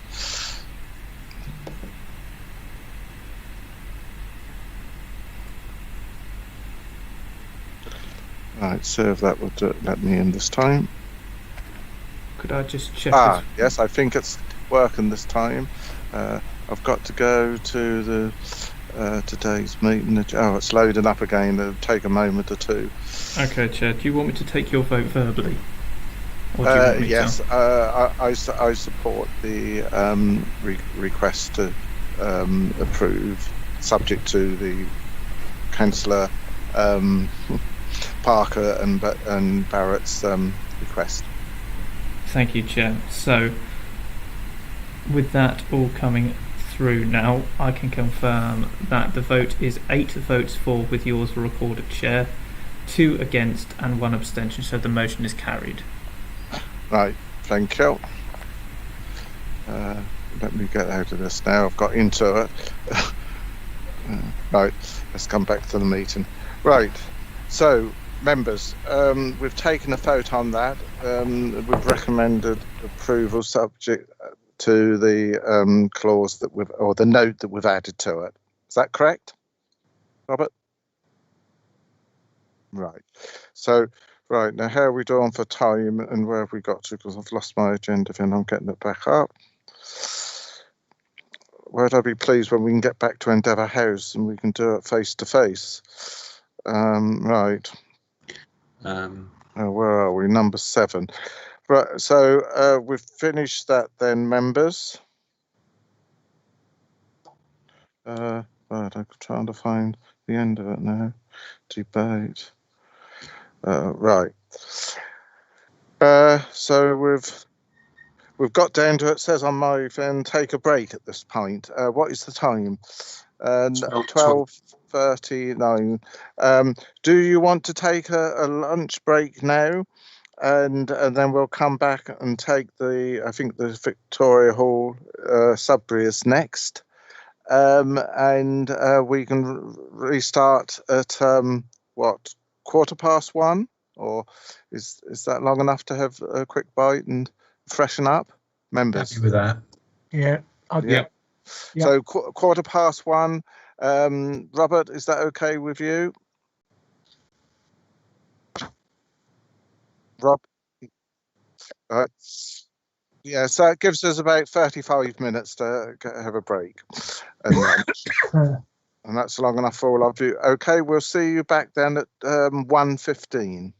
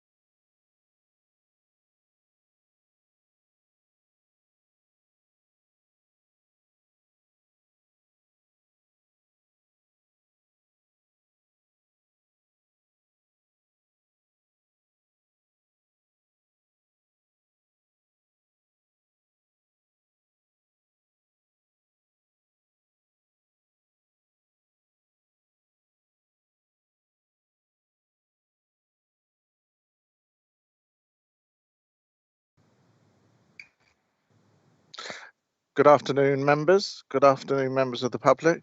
Thank you for being patient with us today, and that as many of you as possible have managed to join us this afternoon.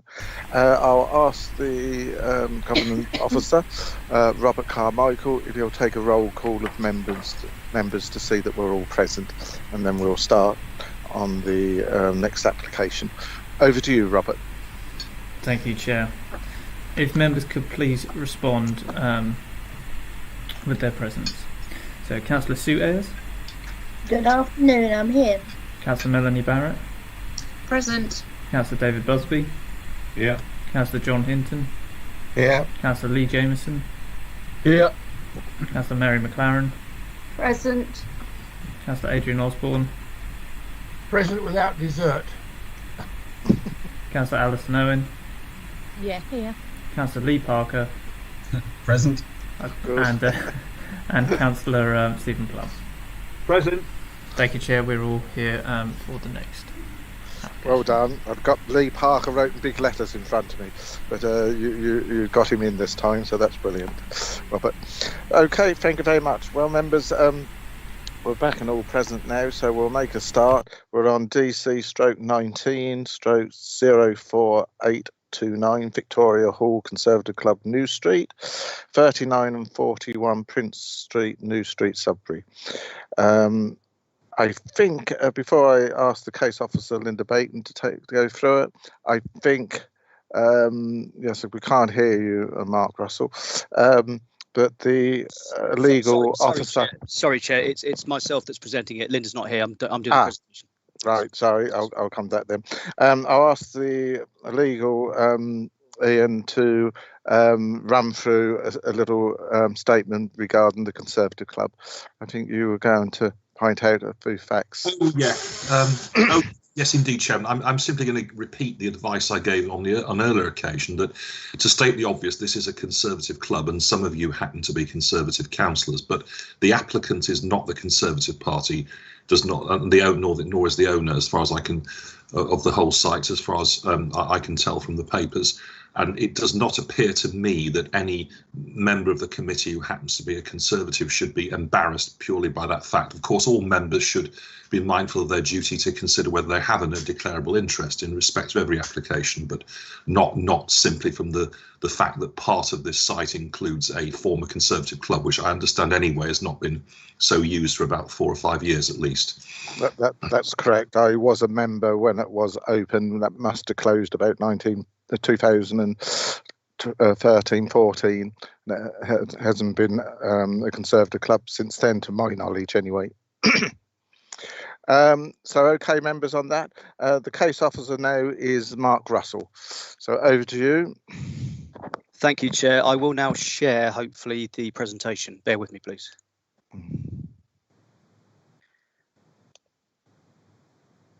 Can everybody see that? Yep. Okay. I'll be brief, Chair, because members have had a long day and you've heard this before, so I'll press on. This is a proposal for the partial demolition and demolition of buildings at the site you've just described, Victoria Hall, Conservative Club, New Hall, in the centre of Sudbury. Members deferred this, and the other half is to then build some residential units and a studio. Members deferred this on 9th of September for the reasons you can see in front of you, which involved a structural report and viability assessment for the Conservative Club facade to be retained, and if not, then to be replicated, and for changes to the design such as removal of hips and looking at a single pitch roof and different materials. Remind members that the site is in the middle of Sudbury, as shaded here. And in terms of constraints, it's within Sudbury's conservation area. There are a few listed buildings over to the east, but generally the pattern is of older buildings which are deemed locally listable. You can see it's a mix of others that aren't, but there's several in the blue which are locally listed. Our site is the hatched area in the middle, and that contains 3 locally listed buildings. Just to clarify the red line, you can see it goes hard up against those properties to the east. Just to clarify how the site works, the yellow and blue buildings have over time become merged as one, but there is a linking element or linking elements, and the red building is New Hall. Those are the 3 buildings we're talking about. That is the site. There was an earlier permission for conversion. So just to let you know that link there was part of the to be removed was part of the earlier permission, and this was in 2017. So there is a permission which is just about extant for residential use of the site. And there is the block plan. So it's not, the block plan is not much different to that which is being proposed now, apart from the fact that the southern aspect of New Hall is proposed to be removed.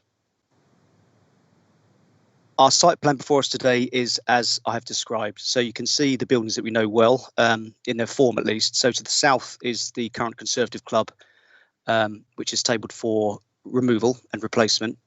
The smaller building on the western aspect over to the left is Victoria Hall, which is tabled for demolition apart from the facade. And the slim building in the middle is New Hall, which is tabled for retention other than 1/3 of it being, or 30% of it being removed, three of the bays being removed. All of these are to go over to residential apart from one part of New Hall, which would be an artist studio.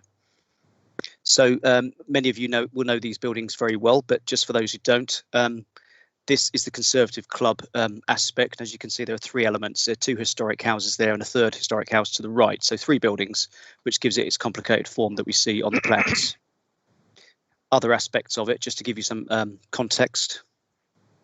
And this is the Mill building, which is slightly along New Street from the Conservative Club. This is a tall, locally listed building, which has been described in some consultation responses. So there's New Street. You can see the Galt brick. And that's looking down to the Prince of Wales pub. I'll flick through and won't tell you about every building, a drawing, because it'll go on forever. But you get a feeling. This is Victoria Hall with its very distinctive frontage and somewhat more blank frontage over to the right there. And the proposal is to retain the facade of this. Mm-hmm. So here's New Hall. You can see it's a long building, and three of the bays are tabled for removal as described to facilitate access and parking. The applicant has provided some of these photographs, and including the inside of the building, which is very helpful. There's also a video, but it's too memory hungry and it goes on for a cumulative 8 minutes. So let's not do that. Let's just look at the stills, which I think do tell the story. You can see the building obviously has fallen into disuse, not as loved as it was once. And the applicant has provided in a structural survey update to suggest that the weather is now getting inside as well, and therefore some of the timbers are rotten as the bar. And that's added to the tale of the building's poor state of repair.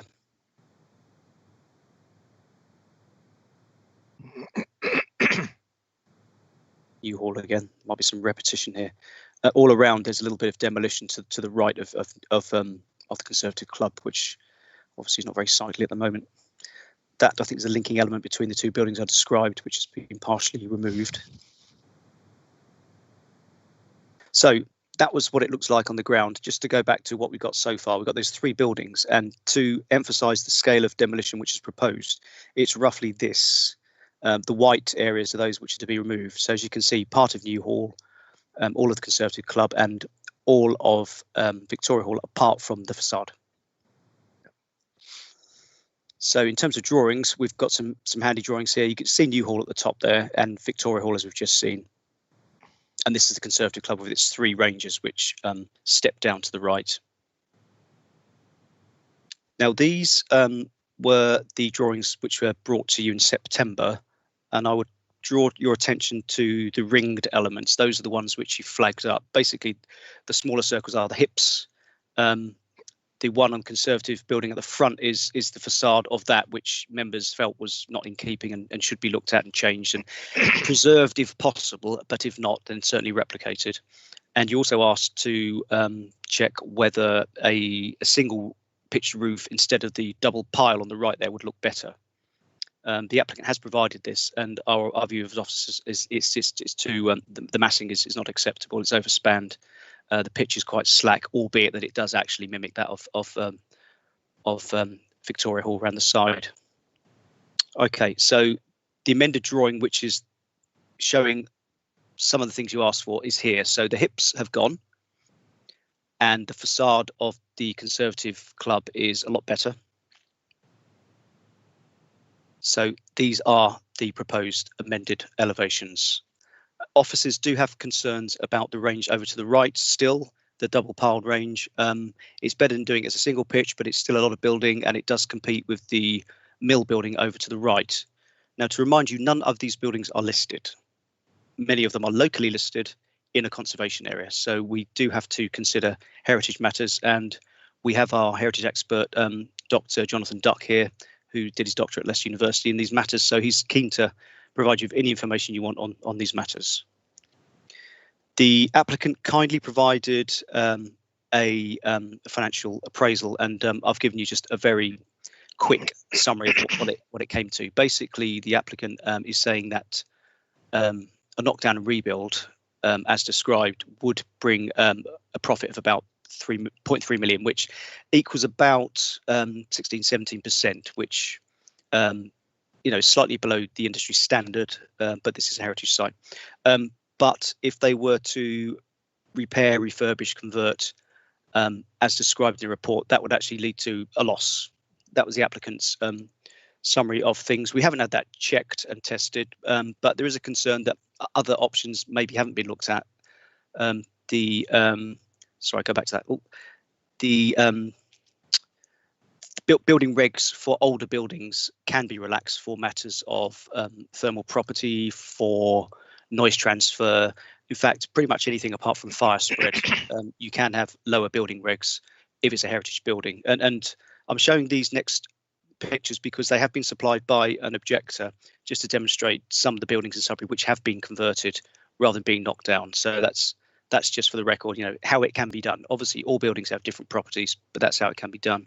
And they've also asked if we could just look at this as an example of how a facade can be wonderfully restored. So if you were to agree with the facade being removed for Victoria Hall, it should be this good, but obviously the preference is that it's kept. So the key issues are the fact that quite a bit of demolition is proposed. These are non-designated heritage assets, but they do have an effect on Sudbury Conservation Area, which is itself a heritage asset. Other matters in terms of amenity, highway safety, etc., tend to be side issues which have not been identified as being crucial to the consideration here.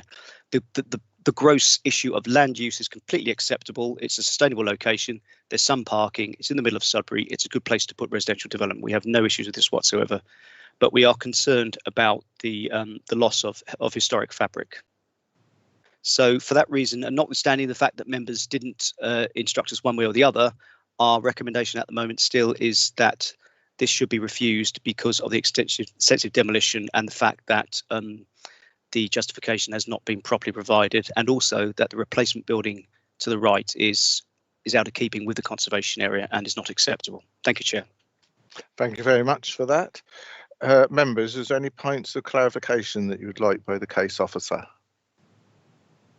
Councillor Adrian Osborne. Yes, thank you, Mr. Chairman. Yes, I would just first of all, if we go back onto the end of the slides, could have been made a bit larger, particularly the ones that show the the overall picture of the site, because they're very small on the screen for me. The point of clarification is what I'm confused in the structural engineers report that is on page 47, and in fact the question is, we've had the structural engineers report and the contents of which we should take into consideration, but on paragraph 2, this is where the confusion lies. Is this the officer's view, or is it the engineer's structural report view? Because it seems to me that they seem a bit mixed. Is that the paragraph that starts, "It seems clear to me"? Yes. Yeah. Have you got that bit on page 47, yeah. Mark? Could you tell me the paragraph? Sorry, I've got a different document to you. I haven't got the... Oh, structural engineers report, and it's the second paragraph in that, and it starts, "It seems clear to me." Could you give me the paragraph number it's got against it? Doesn't have a number. No, it doesn't. Oh, you haven't got a paragraph number. Oh, okay. Well, Page 3, Mark. I'll read it out to you then. Okay. It seems clear to me that the cost is a factor in the retention of these buildings, which include the non-designated heritage asset known as the Victoria Hall. Got it. Sorry, yes, Right, that okay. is. Yeah, if you look above that, I mean, yes, fair enough in terms of formatting, it's probably not clear, but that is the heritage team's response to the structural engineer's report. Ah, that's heritage. It's not right. Yeah. So, Right. the engineer's structural report is just that first paragraph, is it? No, if you go further up, it says internal consultee responses, and then it's Heritage's turn to say what they think, and they say what they think about the structural engineer's report. So it's a comment on the structural engineer's report. Yes, by the heritage officer. So which bit is the actual structural engineer's report? Just that first paragraph? No, that's elsewhere in the report, Chair. See, Well, I haven't seen it. No, it's covered in the report itself. Let me find the paragraph for you. Okay, if you go to paragraph 2.5. We haven't got 2.5s. Do you not give have us the page? No. Give us the page number. Well, it's page 16 of my report. Sorry, I didn't realise. No, it's not. I thought one tallied with the other. I'll have to open Modern Gov. Sorry. Don't want too many things open on my screen at the same time. Sorry. Not very well handled. No.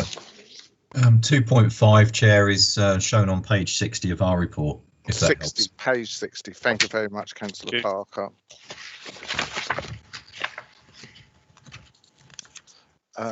59, and so that now there's paragraphs. 2.5, you say? 2.6? 2.5 onwards, yeah. 2.7, I think, is the financial viability appraisal. Yeah, I mean, 2.5 begins the commentary on it, but Right. yeah. Can I ask Councillor Osborne? You know, I don't know whether this helps us or not.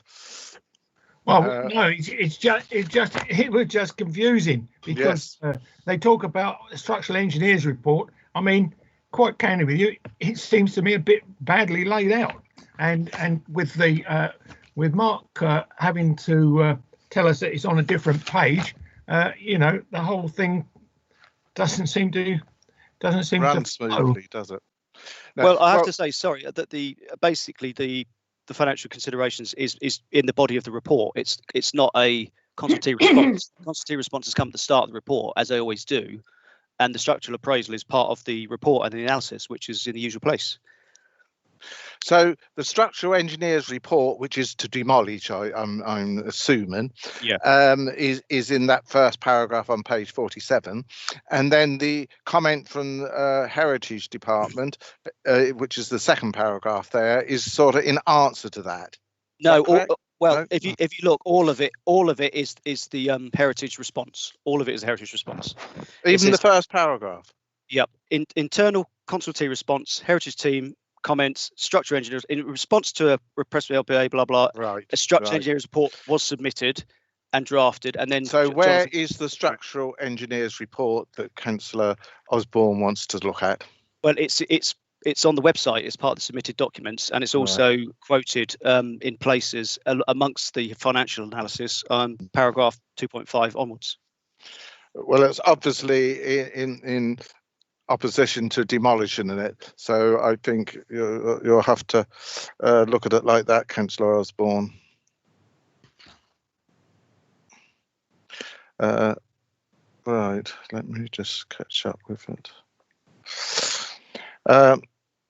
Right, so any other Councillor Barrett, you're next.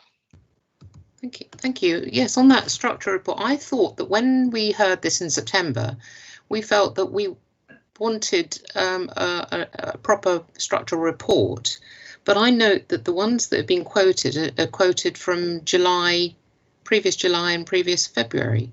So there hasn't been a new structural report since this was referred back. There was an addendum to it which I quoted, which referred to the weather and the rotting of the floorboards, etc. So it was an update on that. And seeing the photographs, you could see that that it's in a sorry state of repairs, sort of in. Yep. Yeah. All right, Okay. I think we'll have to take it as that. Any other comments, members? Any other points of clarification? Sorry. Off the top of your screen, Mr. Chairman. Yeah. Wait a minute, I've got Councillor McCann next. Mary? Yeah, thank you, Chair. Can I just ask Mark a question? Is this the only application that there has been for development that there's been for this site, or is this just one in a long line of them? There was the permission that was granted in it was a 2016 application. It was granted in 2017. I don't think there's been one subsequently. There has been a pre-application, but not an application. As far as I was just wondering if there'd been lots of people interested in this site. No, this is the same, I think, isn't it? Same people? It's the same applicant, yeah. So yeah, I understood that, but I just wondered historically if there had been an interest from other parties and other developers.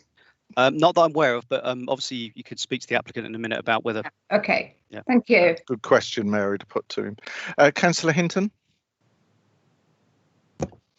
Point of Thank you, clarification. Mr. Chairman. Just a couple of points really on clarification. Firstly, on page 47, County Council responses, no means of sustainable travelling alternatives. Travel to where? Town centre? You're in the town centre. So do they actually know where this site is? Sure they do. And the second point is on the cost options. Option 1 talks about income at 2525 000. Yeah. Talks about expenditure at 1963750. But they don't add up, because 1963750, if you take off 2265863, 1800, 18,000, 508 000 and 35250, take all those figures, add those figures together, they come to more than 1963. So one of those must be a negative, but I fail to see which one is. Page 61, members. Thank you, Councillor. I better check that, hadn't I? It doesn't add up. Unless it's adding up to what they want it to be. Well, they'll look into that while we're talking. Right, any other points of clarification to the case officer? No, I see no hands up, so we'll move on. Right, public speaking. As far as I'm aware, we don't have a representative from the town council, and no one's jumping up and down saying they are from it, right? So, but we do have an objector, Simon Harris. You, sir, have 3 minutes in which to address the committee. Perhaps you'd like to put your camera on and your mic on, and when you're ready, sir, Robert will time you the 3 minutes, and at the end of it, I'll see if there's any questions for you. Thank you. Over to you. Thank you, Chair. Good afternoon. Can you hear me and see me? Yes, I can. Thank you very much. I'm speaking on behalf of the Sudbury Society. I'm deputy to the chairman of the Planning Committee of the Society. I'm not here to object wholeheartedly to these proposals, but to propose the Society's thinking on how to handle each of these separate buildings, because it's high time something was settled. As we've heard today from the case officer, the condition of the buildings can only get worse. But these buildings are, of course, in the conservation area. They're on the local list, and in that respect, they're not unlike Bellevue House itself, which is not even in the conservation area, and which the council is keen to retain. We understand the need for financial viability, for structural viability, and we are not ourselves calling for the wholesale preservation of all three structures.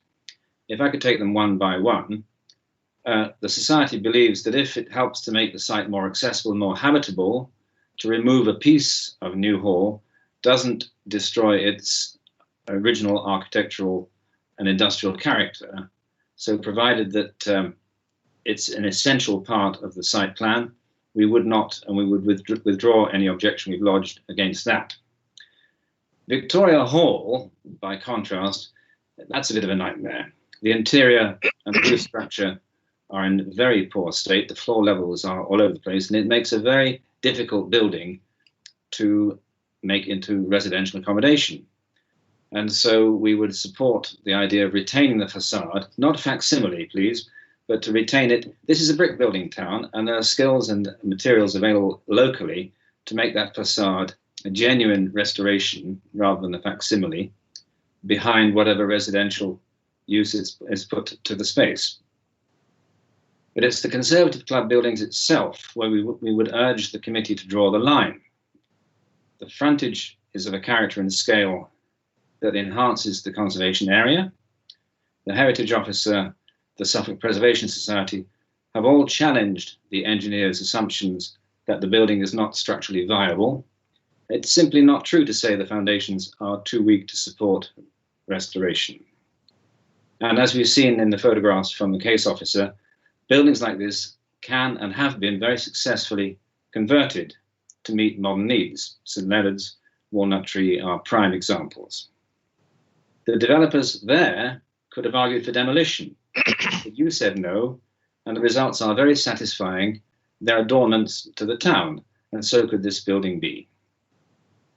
And finally, there's the question of precedent. Retaining the club may cost more than restoring it, but a great deal of planning matter is decided by precedent. And if you allow the destruction of a significant building on the local list in a conservation area, what signal does that send to protect other buildings elsewhere in the town? Thank you very much. Your time is up. Thank you. Thank you. I'll see. Excuse me. I'll see if there's any questions to you, Mr. Harris. Members, do you have any points of clarification that you wish to ask? Councillor McCarron. Thank you, Chair. Thank you, Mr. Harris. I appreciated your comments because my mind was really drawn to the fact that these three buildings are integral to the history of Sudbury. And Sudbury people think very strongly about their town. My question to you is, why has nobody within the boundaries of Sudbury, be that yourselves or the town council, considered making this site a heritage site or a centre that can be used for the people of Sudbury while retaining, with obviously different renovations, but retaining these buildings, because these buildings seem to me to be integral to your history. Thank you. Thank you for the question. Would you like me to answer now? Yes, please. Our view is that the desire to restore a Conservative club as a club and a Victoria Hall as a hall and a new hall as a factory are wishful beyond the possibilities of today's housing needs. Okay. And if you tried to do it, you would fail. Whereas I think the case officers made the case that they would make very good residential accommodation, provided that their scale and appearance was consistent with their past. Thank you. Thank you, Mr. Harris. Thank you, Chair. Thank you. Councillor Busby. Thank you. It may be that what you want is not financially viable, and in which case you might be left with the applicant withdrawing and the buildings go into even further disrepair. Would it not be better to be pragmatic and say, let's knock them down and rebuild in the style that the buildings were and have something that looks acceptable and has a future? Yes, we are concerned about financial viability, which is why we made the suggestions about conceding on New Hall, conceding on Victoria Hall, and concentrating only on the retention of the Conservative Club buildings, which are genuinely savable. And I don't think that a careful programme of that kind could be financially non-viable. Thank you. Any other questions, Member of Clarity? No? Thank you. Thank you, Mr. Harris. We'll move on. I'll now go to the agent, Nick Peasland. You have 3 minutes, sir, in which to address the committee. Okay, can you hear me okay? I can hear you. I can't see you yet. It hasn't started, so you're right. Yep, now I can see you. Yeah, okay. And we can hear you. So when you start, okay, you've got 3 minutes. Good afternoon, Chairman and members of the committee. Thank you for the opportunity to address you today. As you're aware, this application was reported to the Planning Committee on the 9th of September 2020. At that time, the Development Management Planning Officer presented the application to the committee, outlining in full the proposal before members, the layout and location of the site and the officer recommendation. Development Management Planning Officer responded to members' questions on issues including how long the existing properties had been unoccupied, the colour of the building, materials of the surrounding properties, and whether the previous planning permission on the site had lapsed. Members debated at length the application on issues including the heritage comments, the non-listed building status of the existing properties, the poor condition of the existing buildings on site, the building design in context with the area and the facades of the buildings. The committee at that time were broadly supportive of the proposal, but resolved to defer a decision on the application until such time that additional information had been submitted, comprising of a structural viability report and assessment, together with drawings showing amendments to the fenestration of the elevation fronting New Street. The members agreed that they wanted to see some small changes to the design, including removal of hips, the addition of first floor bay windows to replicate those in the existing Conservative Club facade fronting New Street, the use of a single pitch roof over Unit 5 and 6, and different materials. All of the information requested by the members was prepared and resubmitted by the applicant on the 4th of November 2020. This included amended drawings with the design and materials changed in accordance with the members' comments, with additional elevations showing a comparison between the single pitch roof over the 3-storey element, Unit 5 and 6, requested by the committee members, and the double pitch roof originally proposed.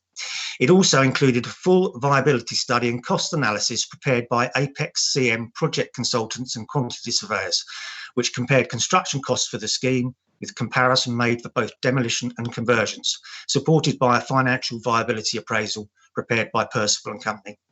This viability assessment and financial appraisal categorically conclude that due to the poor structural condition of the existing building, that demolition and rebuild is the only viable and practical option for this site. The committee report presented to the members today contains subsequent comments to the revised proposal from the Heritage team. We understand that the Heritage officer dealing with the proposal has now left the council.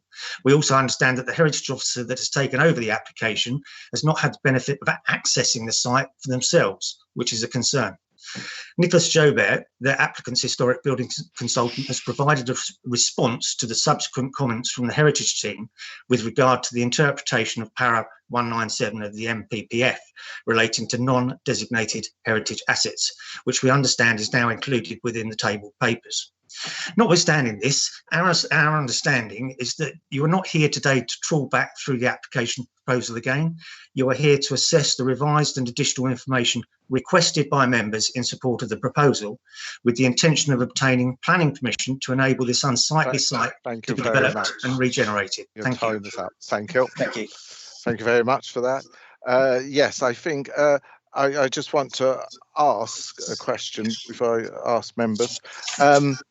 You're under the impression that we've asked you to come back purely on the double hip bit and the facade in New Street, because certainly the photographs that were shown show it in very poor condition and what have you. But so you've come back and you've answered the 3 points, given us the opportunity of a 1 pitch or reverting back to the 2 pitch. Is that correct? Yeah, I mean, we provided the information that the members requested at the previous committee meeting, and on that basis, that's what we understand was being reviewed today. That's right. Yes, that's my understanding, I think. Thank you.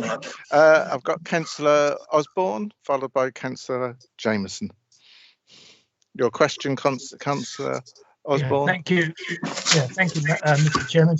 I'd just like to ask Mr. Peasland if he was able to, am I assuming that he would actually put the frontage correctly as to make the heritage setup of that building be almost the same, and in fact reflecting back on the fire of a house in or a shop and flats in Friar Street,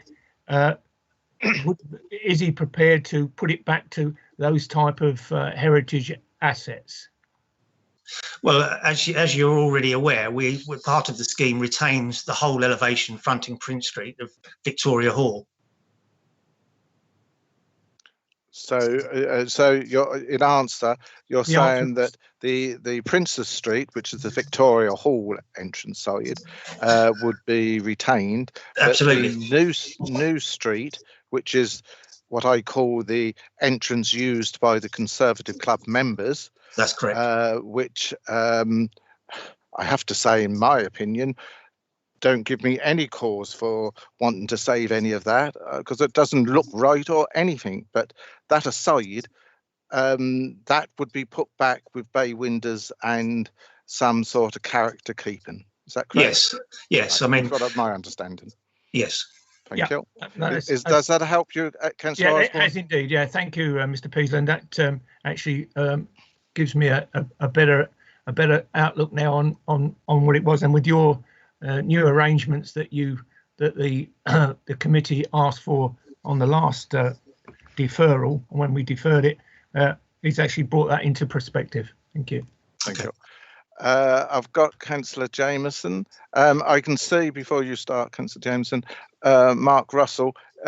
Can your point wait, or do you need to just clarify something in case we're going to repeat ourselves? Just a brief point of clarification. Yep, okay, The previous officer was Caroline Yipperman, who's now left, but Jonathan Duck was effectively a line manager. Yep. So he's been involved with the case from the word go and knows the site very well. I don't think he's been inside to inspect, but he knows where the site is and he's been involved from the beginning. I think most members know the site very well. Yeah. Thank you. Councillor Jameson. Thanks a lot. I'm just wondering, what is the reason behind not using the same style of brick currently in place at the Conservative Club rather than going for a more modern rendered look? Is there a reason for that? Well, back at the last committee meeting, there was a quite an in-depth discussion on materials, and the members resolved to request a gold brick and some various amendments to the materials, which we've provided in line with their comments. So, I mean, that didn't come up at the last meeting. Oh, I wasn't at the last meeting, so I right. Thank you. That's a fair comment, Councillor Jameson. Right, Councillor Parker. Your question? Yeah, sorry, getting there. Hello, Nick. Good afternoon. Hello. Hello. Just some clarification, Nick, if you will, because the previous speaker, Mr. Harris, talked about the facade being retained, not being a facsimile. Are you saying that it won't be a facsimile and it'll be retained brick by brick? Is that what you're saying? First question. Yeah, the facade to the Victoria Hall, exactly that. Yes. Okay, all right. And can I ask a second? Yes, please do. Is that all right? And again, just referring back to Mr. Harris's comments, Mr. Harris is of the opinion that the existing foundation of the Con Club, the former Con Club, is inadequate. But I beg your pardon. He says that it is adequate. I beg your pardon. And yet you say differently according to your structural engineer. Now, it's probably a question for the officer really more than anything, but can I just have your comments on that, Nick, please? Absolutely, yes. Now, this is where we come back to nobody having the opportunity, because of obviously the period of time we've been through COVID, of there being a site inspection. But clearly you can see from the photographs contained within the structural report that there are no foundations to the building. And it would be to everyone's benefit to have a walk around inside this building. I mean, everybody can see it from the outside and it looks in a pretty poor state of repair. But once you get inside, it's 100 times worse. And there literally are no foundations. And if you look back through the structural report, you'll see photographs of that with evidence. Okay. Thank you, Nick. Thank you, Chair. Can I just comment, Councillor Parker, that in my days of going into the Conservative Club, I can remember once you got into the Victoria Hall near the rear, there was constant flooding and dampness, and a lot of money was spent trying to solve that problem. Whether they ever did or not, I just don't know, can't remember. But certainly I would say the state inside is really poor. But then others know it as well as I do. Councillor Barrett. Thank you. Good afternoon, Mr. Peasland. Good afternoon. I'm just intrigued by the different treatment to the frontages. So proposing to retain the red brick exterior of Victoria Hall, which looks like a soft red brick to me. So it shows quite a lot of wear and tear on that exterior, as opposed to not being able to retain the white brick on the other side of the development, which is a much harder brick. And also, can I just add on to that, the figures that we've been presented in our report on the sort of projected sales, sort of backing up the viability of rebuild, are these figures supplied by your applicant? Well, they've commissioned somebody to look at it and supply the information. It's Apex CM and their project consultants and quantity surveyors that are working independently. Right, okay. And do you have any comment on the bricks? Because I was rather impressed that Councillor Barrett knew soft and hard ones. I know what a soft red is, but I'm at a loss with the others. Well, if you remember, Councillor Barrett, when we were back at the last committee meeting, we discussed the brickwork, and you know, it was agreed that we would change to a gold brick on the elevation facing Prince Street. But as I say, at that stage, it was resolved that, subject to the change of materials as requested, which we've come back with, it would be acceptable. Thank sorry, you. Does that answer my question? Only you can tell us that. That you will replace the red brick element at the not of the Victoria Hall, because you're saying it's going to be retained. Yeah, no, we're in New Street. This is for the New Street, not Prince Street. That's my mistake. I meant New Street, not Prince Street. Right. Oh, you're very alert there as well. Well done. Thank you. Any other questions for clarification? Yes, no? please. Sorry, who's that? Oh, Councillor Busby, yes? No, Councillor Plum. Oh, sorry. I'll come to you next, Councillor Plum. I'm very sorry about that. Councillor Busby. Yeah, I'm concerned that we're trying to make a silk purse out of a sow's ear here, and I wonder whether have you presented what you consider to be a silk purse if we are allowed to demolish the whole lot and start again? Yes, yeah, we're coming forward with a proposal which we think is right for the site, and it's going to regenerate this end of North Street, which is in desperate need of something being done to bring it back to life. But your design, it reflects what was there before, rather than have a fresh thought on it. Sorry, say that again. Your current design, what you're proposing, is aiming to reflect what was there before, the history of that particular site, rather than necessarily saying, well, let's scrap that and start afresh. And yeah. But when we're retaining, as I've just said, we're retaining part of the facade of the existing buildings facing Prince Street, and also the obviously replicating first floor bay windows in the elevation facing New Street, and also with the three-story element at the end, mirroring the mill building which is next to it. Yeah, I mean, I hear what you say.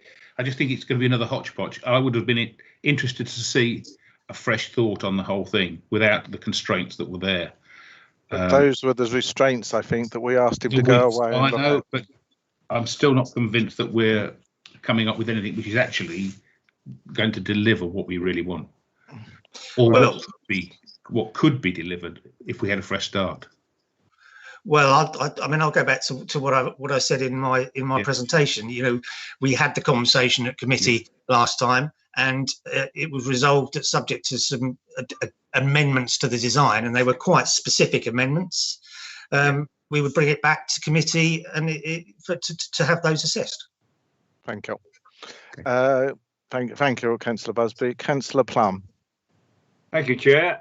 Mr. Peasland, a simple question. You said we're missing out because we haven't had the site visited. Are you willing to defer until such time as we can have a site visit? Can you wait? well, it depends how long we need to wait for, because if we wait too long, the building won't be there, it'll fall down.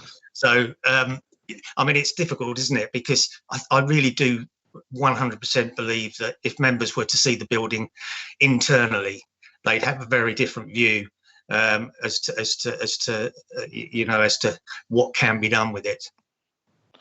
Thank you. I think the view from both yourself, Mr. President, and from the Councillor Plum can be applied to all applications at the moment, because we're in that situation. So we'll move on. I've got Councillor Barrett. Councillor Barrett, your hand is up. Old hands. Oh, right. Okay. That's gone. No other questions then to the agent applicant? No.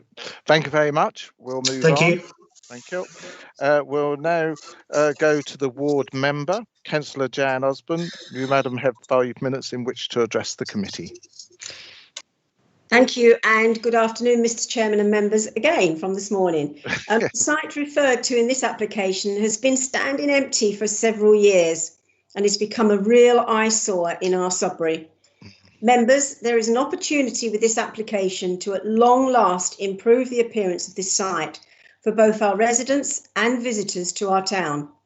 The application states that both the Victoria Hall and the Conservative Club is on a local list, but apart from the bay windows and the large cast iron plaque, there is no real significant value compared to the benefits that this development would bring to the town. To quote part of the listing, the lower story has become very cluttered and the soft red brick generally is in poor condition, and it needs a sympathetic new owner. Indeed, in my view, this application is sympathetic to both the area and the site.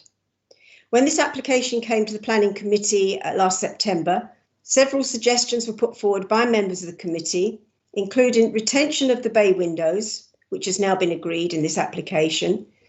Page 47 of your report makes reference to the structural engineer's report, also requested by the Planning Committee, together with some changes to the design, which again have been done.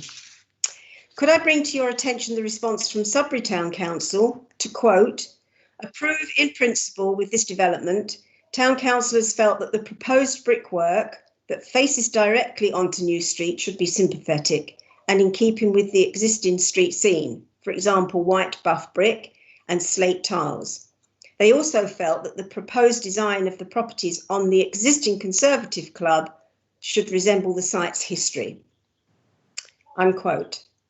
Of course, I am sympathetic to the view expressed with reference to the history of these buildings, but a balance between this and the benefits of this application is key to your decision, and I am confident that members will see that the balance is on the side of the benefits and far outweigh any heritage concerns raised today and previously. If this application is not given approval, there is a real risk that the site will remain in its current rundown state or worse for many more years to come. And members, let's bear in mind, no other interest has been shown on this site. I strongly request that members give this application due consideration about the benefits that will come from this application, rather than trying to protect a building that is already in a state of bad disrepair. Thank you, Mr. Chairman. Thank you very much. Members, have you any questions to Councillor Jan Osborne? No, fine. Thank you. We'll move on. And the other ward member, which is Councillor Trevor Creswell. You, sir, have 5 minutes in which to address the committee. Councillor Creswell. It's not present. I'm going to check chair again. I don't want to make the same mistake as last time. No, that's fine. But I did get there was a message put in the chat just before the lunch break. The Councillor Cresswell said he had to leave, but I will just double check. Yeah, yes, I did see that. The attendance to make sure. It doesn't look like he is here, no. Chair. Well, I'll call him once more just to make sure. Councillor Trevor Creswell, are you present as the ward member to speak on this application? I'll take that as a no, that you're not present. Thank you. We'll move on. So we now get into debate. Members who would like to start this? Well, I suppose I have to go to Councillor Suez. Would you like to start? Yeah. No, I'm going to sit in and see what the others have to say. Right. Okay. Any? Oh well, I suppose. Councillor Barrett, you've come. Otherwise, I would. Yeah. Yep. I think it was Councillor Hinton who queried the figures earlier. I've just had a quick look. I can't really understand it. Perhaps someone can give us the bottom line really on that. Yes, that's a good point. Officers, Mark, can you answer that question now? You've had a little while to look into it. Yeah, I have, and I agree. They don't add up. It's a bit embarrassing. Obviously, not my figures from the applicant. So I don't know why they don't add up. But I think if you look at the conclusion, the applicant is saying that the knockdown and rebuild will garner a reasonable profit, not an unreasonable profit, but an industry standard profit, and to do otherwise, to try and retain, make good, would actually be in a negative. So that's what their claim is. But yeah, you're right, the figures don't add up. So these are figures submitted by the applicant or somebody on their behalf for the applicant. Is that correct? These are not our figures. No, these are taken by Linda from the analysis and put into the So report. they are our figures. They're nothing to do with the applicant's figures. No, they are. No. Linda has taken the applicant's figures and brought them into the report. Well, I could ask, and I'll ask legal to ask the agent whether he can comment on that. Where's legal? Good idea. Hello, I'm legal advisor here, so I'll just make myself visible. Yes, I was. Yes, indeed, it was in my mind to say, well, we didn't ask. So we might have asked the agent a question about this, and we didn't. I suppose it was still with the officers. It would seem to me, although they've had their chance, it would only be fair to ask the agent if he has any comment now. If he has got any comment, if he hasn't, he hasn't. But, he hasn't indeed. Mr. Peasland, is that correct? Yes. Are you still with us? Yes, it's coming up. Good. Are you quite happy to take this question to try and answer? You're muted at the moment, so we can't hear you.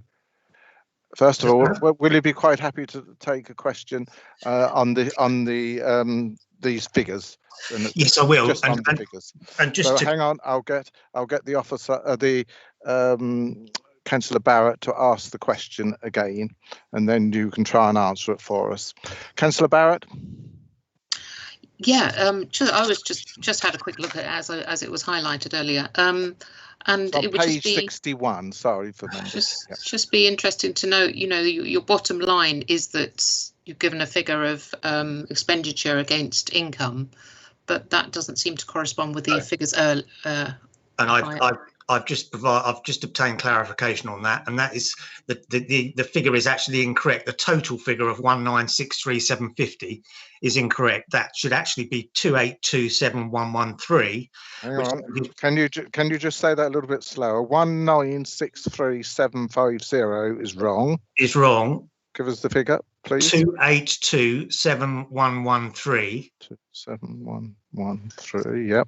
Which is what that adds up to when you've got selling costs, site acquisition, expenditure to date, and the build cost. And then if you take that figure, take the projected income away from the expenditure, you're left with the 302,113. That's the figure of 2525. Is that correct? That's it. I've got it. Even I've managed to work that out now. So yes, there is an incorrect figure in there, and I apologise for that. Well done, members who picked it up.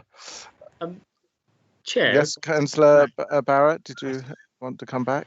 Not at the moment. No, thank you. I think Mr. Peasland, we've finished with you. Thank you very much for your input. Right, I see other hand, Stephen Stroud.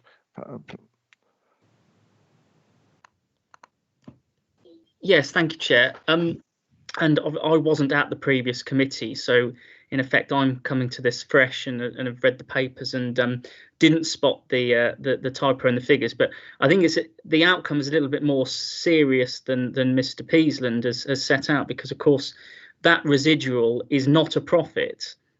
this is also a loss-making scheme when you deduct the expenditure from the projected income. So I think what you are in effect left with is the fact that they've tried two options, which may not be the only options, and both of them are unviable. So you've got two choices, I think, members. You either give very little weight to this letter, because quite clearly there's a fundamental flaw in it, or you look at it and say, well, actually, the developer, it seems, is themselves progressing a scheme that by their own account is unviable, and therefore it may simply be a question here, members, of looking at the harm that this development itself proposes on its face and weigh that against the benefits, because it may not be that we actually have the optimum viable use here, or indeed a viable use. Thank you for that. Members will have to weigh that point up. Councillor Parker. Thank you, Chair. And oh, sorry, am I there? Yeah. Yes. And yep. The perfect segue there by Stephen Stroud into harm. So I was going to see if we could perhaps bring in Dr. Duck if he's here, or Heritage at this point, because this is really tricky, Chair. This application. On the one hand, I think paragraph 10.1 in the conclusion on page 66 is a slam dunker. You know, and it talks about the harm and the fact that actually is there a benefit from the additional housing. Because we do already benefit from quite a healthy 5-year land supply. So therefore, I think Stephen is absolutely right. It principally comes down to the reasons given in the recommendation for refusal around the harm. And so I would like some clarification, because to my mind, all over the report, we talk about low to medium level of less than substantial harm. In paragraph 10.1, we introduce the word demonstrable harm, so I'm not sure where that sits in the hierarchy. But the problem is, if we don't go against officer's recommendation and support this application, that's going to stand there for years derelict. So this really is a tricky one, Chair. So I haven't got anything to add for that, or to that at this particular time. Just adding to the debate, but I'd like to hear really the Heritage Officer's recommendation on. For me, I need to know a little bit more about the non-designated heritage asset, and do we treat that in precisely the same way as we would with a normal listed building? Because I think that's going to steer us. Thanks, Chair. Thank you, Councillor Parker. I think it's a good point. You've got 2 points there. Dr. Duck, can you respond to this, but on those 2 points, rather than complicate and confuse the issue at this stage? Hello, Chair. It is a difficult one. Yes, appreciated. Yes, non-designated assets are obviously of a lower designation. They are not protected by central government.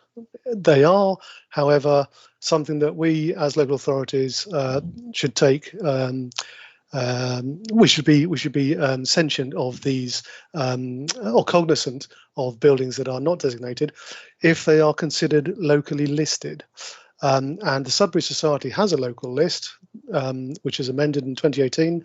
It does include all 3 buildings. It includes New Hall, Conservative Club and Victoria Hall. They are all here on the listing.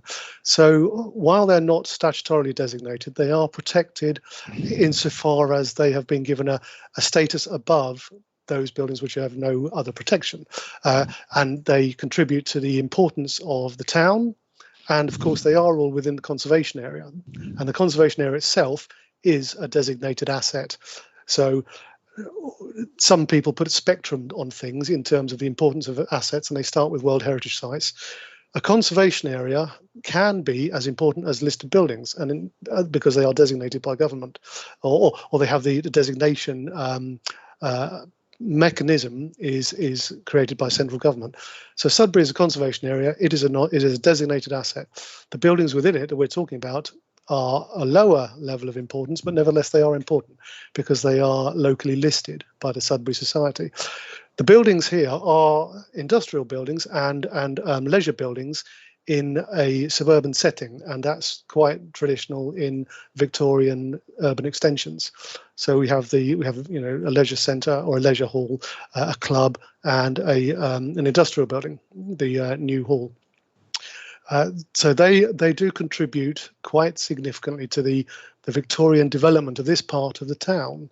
and because they are in the setting of various other non-designated assets, they have an overlaid sort of their settings overlay each other, and so they all add to each other's story. So their importance is amplified by their neighbours. So the New Hall and the Conservative Club, quite traditional. The New Hall is very traditional in its form, and sometimes they look like Baptist chapels, and they look like some banks. They have a very traditional form. They are very important little buildings. They tell us a story about how Sudbury developed in this northern part of the town in the mid and later Victorian period.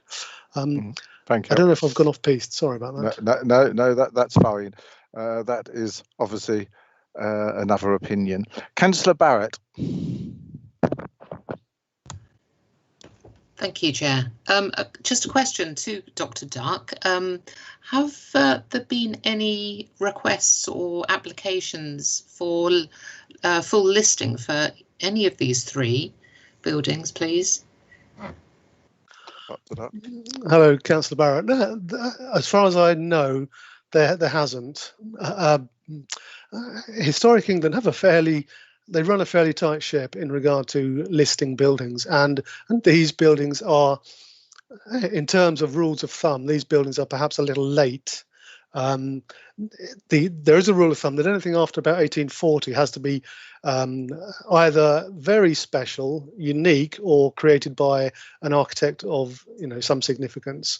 So a lot of the Victorian extensions in this country, in Suffolk and Babergh, Sudbury, but nationally, a lot of these Victorian extensions are not protected by listing, but they are within the conservation area, which is a form of protection already, a statutory form of protection. Thank you. Any other comments? Any other members wish to speak? Councillor Jameson. Thank you, Chair. Just basing on what Stephen said a moment ago about both the options available to us showing a loss based on the applicant's figures, I'm not really sure how we could go against the officer's recommendation and approve this, because if both options are at a loss, will the developer even go through with this application? I don't know who can help us on that. Stephen or Mark, I suppose. Mark, you're dealing with it. Sorry, Stephen. I think it's Mark. Sorry, Chair. So the councillors, I'm not quite sure what the councillors saying. It was more a comment, Mark. It was the question. I was just saying, if the developers or applicants' figures are both showing a loss, whichever option he takes, then how could we go against your recommendation and approve it, basically? There's more a comment than that. Yeah. Right. Yes. I see. Well, that is another point of view, isn't it? And another comment.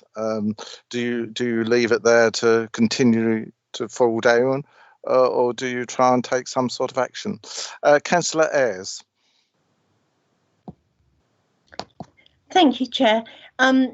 Just going back to the St Leonard's Hospital, the way we kept the outside there, and the one round at the back of St Gregory's Church, the old walnut tree building, they didn't make a loss, and both the buildings are lovely. So I really don't understand how this one would be at such a loss. Thank you.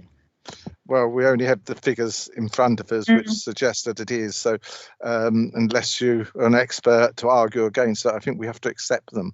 But it's up to you to weigh that point up. Councillor Barrett? Thank you. I think we have to move towards a vote on this matter. And so reluctantly, I am going to propose that we approve, because of the difficulty is that if we decline it, then I think it's likely that it will just deteriorate further, and that doesn't preserve an old building. We've heard that they're not listed on the official listing, and they're not unique. They are probably replicated elsewhere, and they're not architecturally significant. So I would like to see something being done about that site to improve it, and it does retain old hall, that element to it. So also just touch on St Leonard's and Walnut Tree in town, where older buildings have been saved. They're much larger, so they offered opportunities to claw back some money. And on both of those, some of the site were demolished. They weren't all retained. Yeah. So I'm going to propose that we approve against the officer recommendation. And the reasons, which I would need, but I would have said that somewhere in the report, and I'm just trying to look at page 67, it says NPPF would cause a low to medium level of less than substantial harm, and it was quoted somewhere, as I wrote it down, and I think it was by Dr. Duck, that this was lower than substantial harm.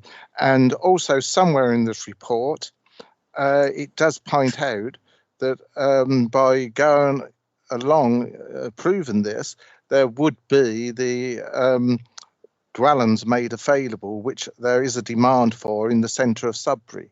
So there would be a significant benefit to the population. So I think that's 2 points you could add into your reasons for approval.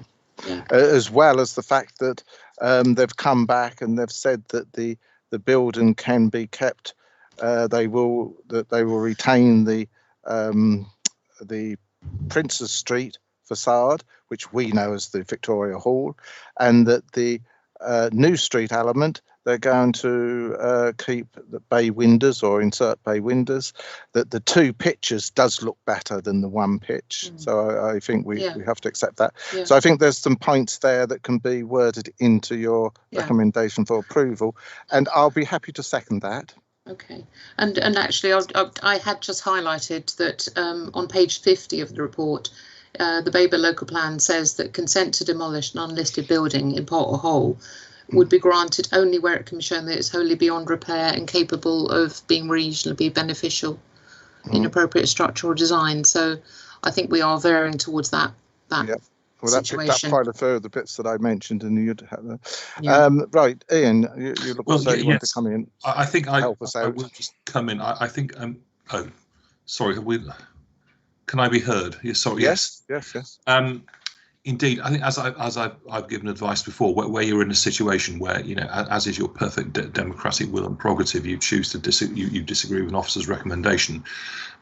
There's no duty in law to give reasons for an approval, but there is some case law from our higher courts that says there are situations where it is right to do so, and the court will expect and require it, and it's wise anyway. But I've listened to you, what you've said, and what Councillor Barrett said, and I think unless one of my planner colleagues wishes to say anything further on this point, it's in essence you're making a judgment. You've said what you think about the level of harm, and you've noted what your officers say, but your judgment and decision, if your majority of your colleagues vote with you, is that the benefits do outweigh the harm, which, even when the amount of statutory weight to that harm that the law requires is being given. So I hope I've understood you correctly there, but I'll see if any of my planner colleagues wishes to comment further on that. Mark, is there anything you wish to say to what we've proposed and seconded? I think that Stephen wishes to say something. Right. Chair. Okay. Thank you, Stephen Strode. Yes, thank you, Chair. Yes, of course, and officers are not here to stand in the way of whatever decision it is that you would like to take as experienced members of the Planning Committee. I think what you need to be clear on, and indeed as Mr. Dupre has just touched on, is the statutory duties that you have in respect to the historic environment. What I've heard so far is the point about, in effect, a simple balance of benefits against the harms to a non-designated heritage asset. But I think we're at danger of misdirecting ourselves in not fully taking into account the harm to the conservation area, which is protected by law and does require you to by law give considerable importance and weight to the harm that's been identified. So it is not a simple balance.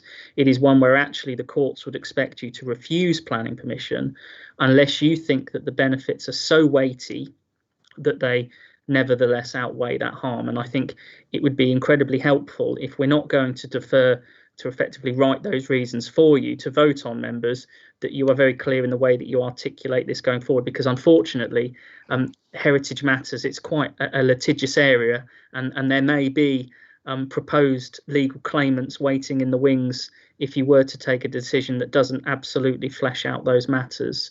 In respect of obviously the letter that shows both options as being loss making, if the developer wants to be charitable about it and put forward a loss-making scheme, that's fine. I think the simple point here, members, is that you only have one detailed scheme before you and no other alternative. So I think you need to take the harm that's been articulated, decide whether you agree with that level of harm or not, and then weigh that against the benefits. But bearing in mind, as I say, for the conservation area, it is not a straightforward or simple balance, as it were. You've really got to be clear that you are wringing your hands over this, as it were, and you fully accept that you ought to refuse, but you may find the benefits to be far more weighty. And that's aside from, actually, before we get to the point, then once you've made the decision, we need to think about conditions and things like that as well, which is, again, why I'm always slightly nervous about sort of doing these things on the hoof. But so are you suggesting that Councillor Barrett and I as the seconder, that we asked you to take away our comments and put them into a balance that you feel happy with, that will satisfy us if we got it through with our colleagues, that would deliver the outcome? I think from experience, Chair, that would be cleaner, appreciating that, as Mr. Dupre says, there is not necessarily a duty for you to give reasons, but heritage is unfortunately a very litigious area, and I think the preference would be for us to just be very clear. If you can sort of walk us through, your thoughts on the harm and how harmful it is and the benefits, and then we go away and do that for you and put forward some conditions as well, because again, we're in danger of sort of marching over the precipice, and we may. And would this be going away doing this with a slight deferment, or would you want to take it away? Because it's all time consuming again. And at the end of the day, this has been going on. So I think we need to be clear cut in our resolution. But I'll just see what Councillor Barrett has to say on what you've just proposed. Or suggested, sorry, not proposed, suggested. Councillor Barrett. Well, I mean, I think it's making hard work, but I do understand where they're coming from. I'm trying to know what quite to say. Am I needing to just focus on the harm that I perceive and the benefit that I perceive? Yeah. Is that right? Okay. So the harm is clearly the demolition of the Conservative Club, but that is offset against the retention of the new hall and the exterior of the Victoria Hall, which is a benefit because that is the benefit because they are protected and preserved.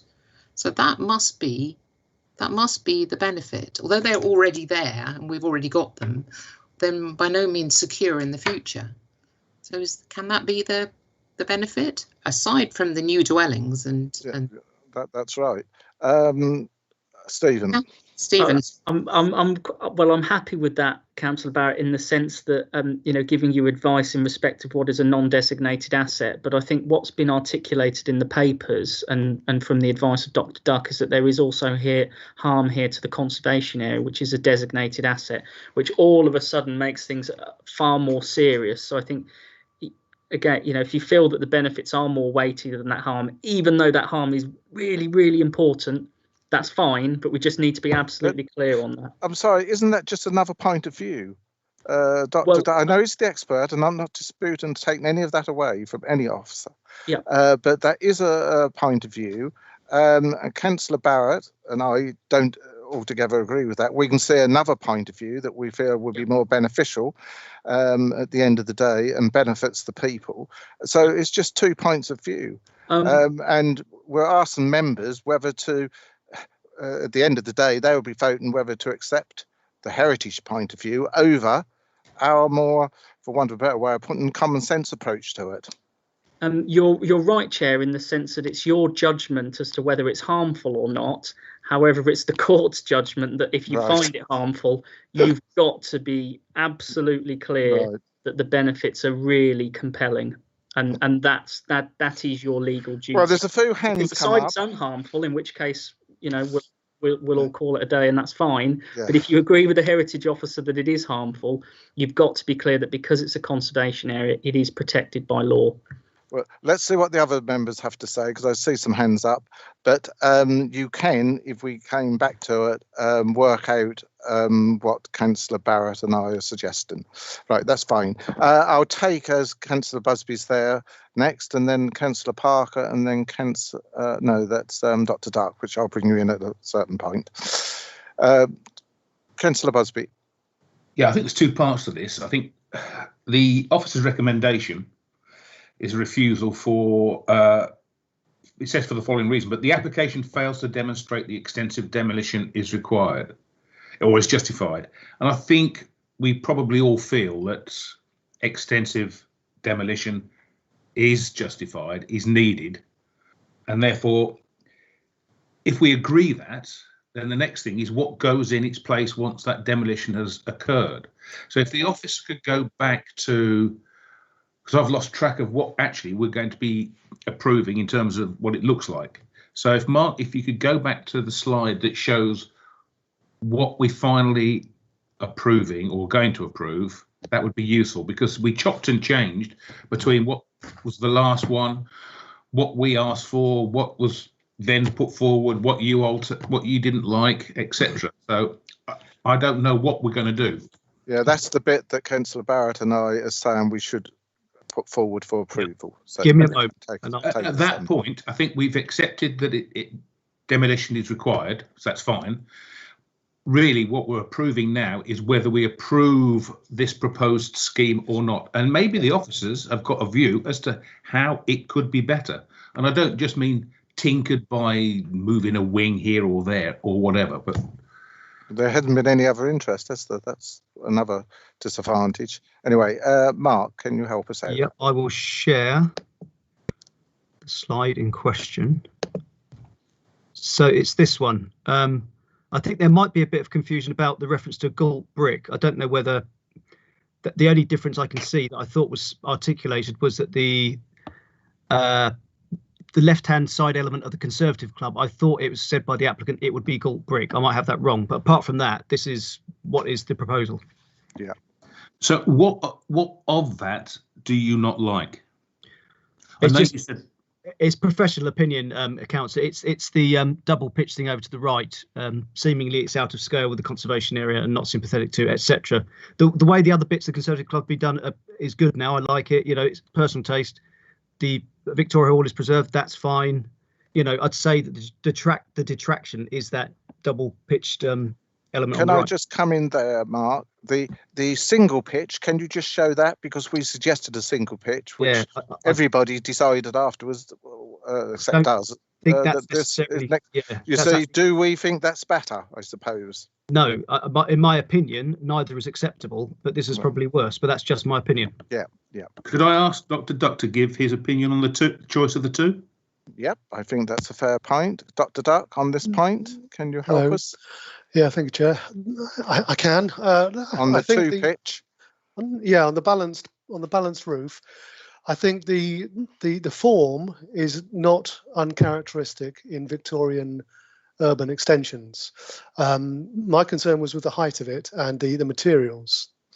But the balanced nature of the roof, the M shape, I don't think is uncharacteristic per se.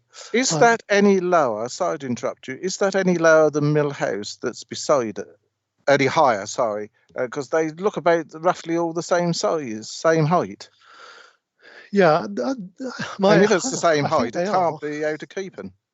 Well, why not? I mean, everything else in the building in that area is smaller. Well, that's an opinion. Yes. Well, it's a fact. Everything else in that area, in that immediate area, is smaller. Even the 3-storey houses opposite, I think, on St John's Terrace are smaller. The mill is clearly the biggest and most obvious building in that area because it's a mill and the function dictated the form. And the Weavers' cottages, to some extent, also did that.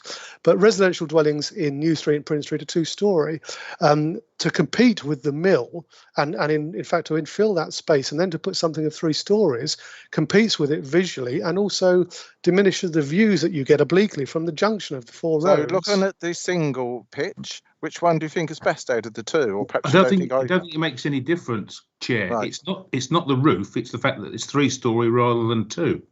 Right. Yeah, and my view is that the 3-storey with that pitch we now see looks rather like a very large and contemporary articulation of the thing around the corner, Victoria Hall, and that's not characteristic, and certainly not of dwellings.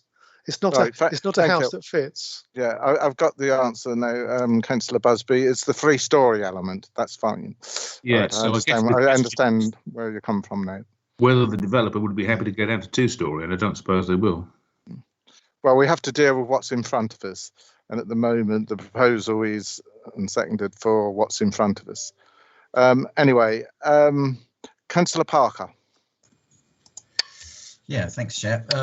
Okay, so I wonder if we've got, Mark, have we got any a slide? I'm sure I saw a slide earlier of a streetscape that sort of shows along New Street and up towards North Street. Have we got a slide Photos, in that respect? Photo, yeah. Yeah. Sorry, I think we've got photographs. Just let me have a look. Number 10, I think. Ah, thank you. I think I've made a note of some photographs around about that point, so that might help you. There you go. I mean, so it will mean several photographs, but this is basically the buildings we've just been talking about. Yeah, can't see it, Mark. It hasn't come up yet. I haven't shared. Sorry, I unshared. Then I've got to share again. Stop sharing options. Share content. Right. Well, we've got Councillor Parker. Very lifelike. There we are. So there are the buildings we've been speaking about. Yeah, granted. I'm just wondering if we've got a photo. I'm sure I saw a photograph. There is, yeah. I walk along the street. There you go. Yeah, it's obviously look, that's tall. It's oblique, but that's the best one we got. I think. No, I'm sure there's another one that I'm sure I saw that on the other side with Globe Yard in it that sort of looks towards North Street. There we are. Yeah, there we are. That's right. Yeah, they're tall. It's 3-storey. Yeah. Okay. So with regards to conservation area, I'm just wondering. I mean, it's a technical question, I suppose, but is there anything? And when we're talking about harm to the conservation area, is there anything that allows us to challenge whether there actually is harm to the conservation area? So, for example, why can't we argue that this application represents a benefit by virtue of the fact that it actually improves the conservation area? And I think if we just linger on that photograph there. Oh, sorry. Okay, let me go back. Sorry, I thought you. Right. That's all right. There you go. Cool. Yeah, that one. Yep. So if we just linger on that and look at that as a conservation area, now obviously the Conservative Club there lies in a parlour state, but that's not to say that with love and attention it couldn't be brought back to its former glory, and I understand that completely. However, we haven't got any other options on the table in terms of anybody else that's looking to do something with this building. So if we follow the officer's recommendation, okay, I understand everything behind that, but that doesn't improve the situation, and it certainly doesn't improve the conservation area. And I just can't help looking, with no disrespect to that building in North Street there, but I just wonder how on earth, what's being proposed here is a detriment to the conservation area, and therefore I ask again, why can't we argue that this actually represents an improvement and so therefore is a benefit? Why can't we add that into the mix? Thank you. You can disagree with the advice you've been given completely. Right. That's your prerogative. Thank you. Councillor Osborne.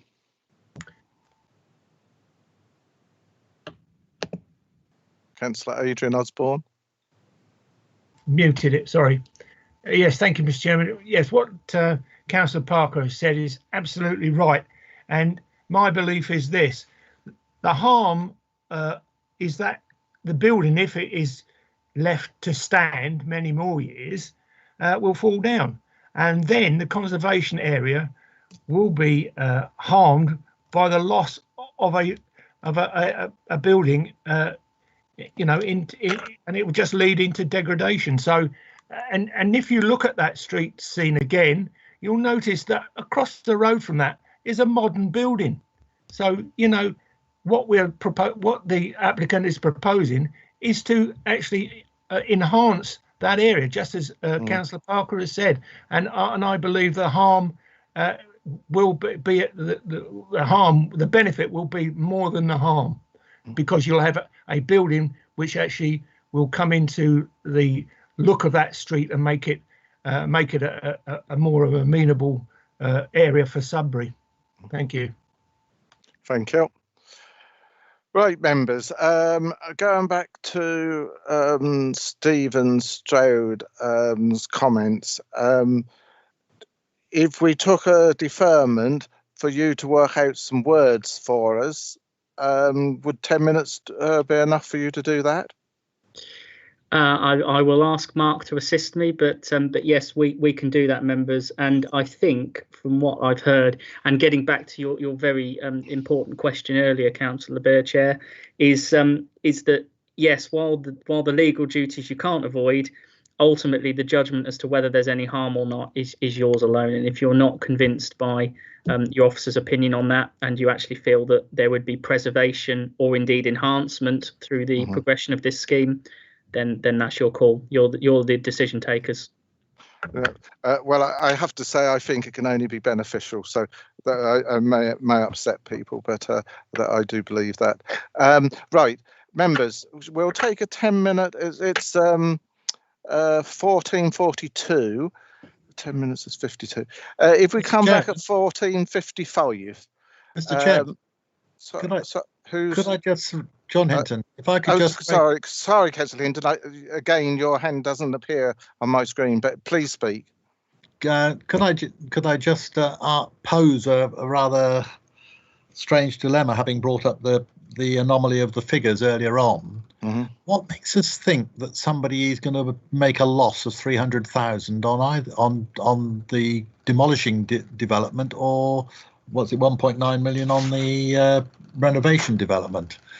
Surely somebody should be going away and saying, well, hang on a minute, let's see if we can come up with something that is actually going to break even, if nothing else. Well, I'm under the impression that if they can't make it work, or they're prepared to build it at a loss, the choice is theirs. If they don't do it, then it's like giving planning permission on a piece of ground that's not in your ownership. If you can't purchase it, you can't go ahead with it.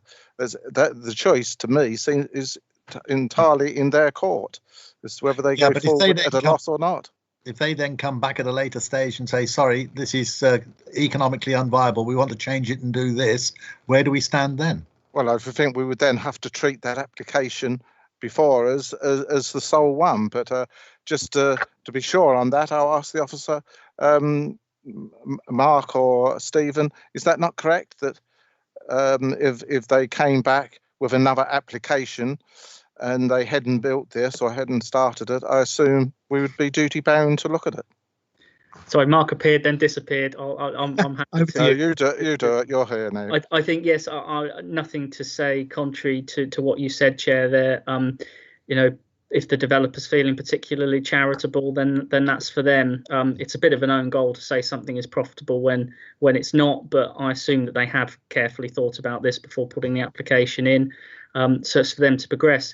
If ultimately they find that when they run the numbers again, they can't make it work, well, then if they have to make a new application, it will be judged on its merits again. But I dare say the weightiness of this permission as a fallback, you know, we'll have to think very carefully about that. Thank you. Right, members. Mr. Chairman, Adrian, sorry, if I could just come. Yes, sorry, John. To Councillor Hinton. Yeah, but if in the meantime they have demolished several buildings and then said, oops, we can't make any money at this, we want to build something that's equivalent to the Shard instead, in the middle of the conservation area, Where do we stand then? Don't think they'd get through. Yeah. We'd be in a tricky position. We'd have an empty site. We'd have a building site with nothing on it. Well, I quite like. Sorry, I think what you're suggesting is there's some sort of phasing of the development. We could look at a phasing condition to ensure that things happen in a certain order. And that could safeguard us to a certain degree, couldn't it? Yep. Right. Councillor Osborne, have you got something new? Yeah, I have. Well, it's not as new as that. My concern is and bringing the other members into this who probably have witnessed areas of this heritage situation, and Ganges is one of them, and there you've got an iconic mast which was supposed to be a monument, which is now in pieces, in hundreds of pieces. So they're never going to put that back up as it should be and as it was. So I have real concerns that this will be another building that will just end up degradation bound, I'm afraid. Right. Members, I think that's a good point, Councillor Osborne.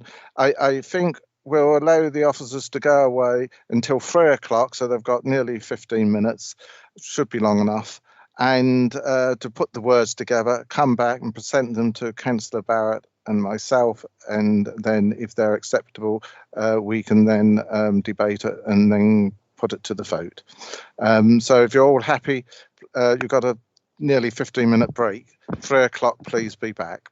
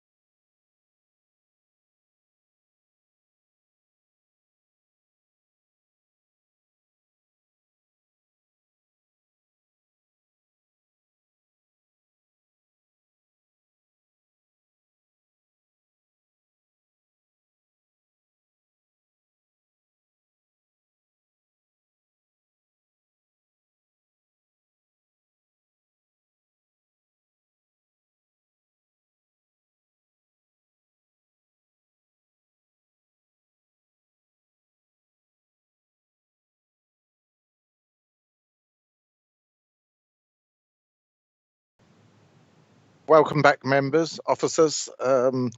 Right, I'm going to call on Mark Russell to update us as to where we are. Thank you, Chair. I've spoken to my colleagues Stephen Stroud and Dr. Duck about the wording and also the conditions. I'm going to have 2 goes at showing what the wording is. I've just put it in chat. And it will appear any moment. There you go. And I will also share a Word document with you where hopefully you can read it better than that chat box because it's a little bit slim. Wait a minute, which one is chat box? Conversation, isn't it? Yeah. Yeah, I can't see it. Okay, I'll call up a Word document which should be a lot clearer. I've got it in chat. Yeah. But I can't see. Oh, let me move that. Oh, God. Come on, where is it? So I don't know what this thing is. I don't want that. Go away. I'll have another go at that. I just want to show you a Word document that I've got. I don't want to show you that whiteboard thing. And I'll read it to you as well once I've got it working. Good. That'd be better. Yeah. Yep. I'll have one more go at trying to share it. If not, then I'll just say it. I found it in the chat anyway. Okay. Right. No, I don't think it wants to show you my Word document. No. Well, I think, members, that is in the meeting chat. If you go into that, No, get into that. you can't. That's the simple. Right. You'll read it out. Okay. Can you see a Word document now? Is it not showing? No. Oh well, fair enough. I will just carry on. So it's about a minute long. So get comfortable. Members have paid special attention with regard to their duties under the Listed Building and Conservation Area Act 1990. Notwithstanding the harm due to the partial loss of the existing non-designated heritage assets and the concomitant harm to the character and appearance of the designated asset that is the conservation area, the economic and social benefits, as well as the replacement of derelict buildings with newly built ones with the resultant visual improvements of the conservation area. Overall, this leads to preservation of the character and appearance of the conservation area. The development therefore complies with local heritage policies and the MPPF. The development complies with the development plan as a whole, and there are no considerations that indicate otherwise. So, Chair, we have actually said that we have given reference to the fact we think there is some harm, but we've weighed it and concluded that that it's acceptable. Right. Thank you. Councillor Barrett, are you happy with that? Yes, I am. So that's your proposal, and I, as seconder, am happy with that. So I'll before you proceed, Chair, obviously there's the conditions as well. Right. Well, you better tell us what they are. Bullet point condition before you vote. Is that okay if I say those? Yes, please do. Please do. Yeah, sure. Okay. I mentioned the phasing condition. Now, I mean, this will have limited effect because the 2 main buildings are all joined up with each other and probably will go at the same time and all that. So it will be tied to New Hall probably, but we're just going to say there'll be a phasing condition. And in terms of specialist heritage conditions, we'd like sample panels, materials, detailing, and hard surface and boundary treatment conditions. And also, just to pick up on a part of the conversation we had, for the conservative building to have gilt brick to the front, as is now, rather than the red that's shown on the drawing.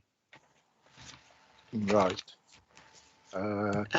Yes, I think that's more consistent with what we want to see. Yes, I agree with you. Yep. That's fine, those sort of conditions, and obviously it was realistic about the phase and 1 that you accept or understand that 2 parts of it might go quicker than the other part. Yeah, they're joined up with each other. Yeah. Mr. Chairman. Yes, Councillor Hinton. I understand that the phasing condition is a little bit difficult to do because of the joining together of 2 parts of it to make it more strict, if you like. But bearing in mind that this site is well out of the town centre and Suffolk County Highways have said that there should be some environmental sustainable transport things in there. Do we want anything in there about electric vehicle charging points or anything? I always think it's good if there is parking spaces to get in electric vehicle charging points. I don't think that's unrealistic. I don't know about Councillor Barrett, what your views are.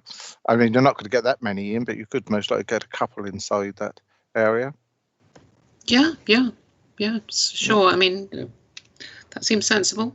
It was highlighted by Suffolk County Highways Yeah, I don't know whether we need a condition or whether you can get that agreed, but Well, Chair, you can. Yeah, you've asked for it, so we can ask for it as well in a condition. Also, you reminded me. I should put the parking condition as well. You know, the parking shall be provided, just to make it sure, and bins and stuff like that. You know, the usual stuff. Yeah. So you'll just add in that an element of electric charging point.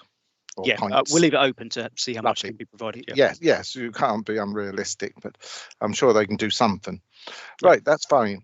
Let me come out of this meet and chat. Let me get back to participants because I can't see any of you now. No, that's not it. Participants. Yep.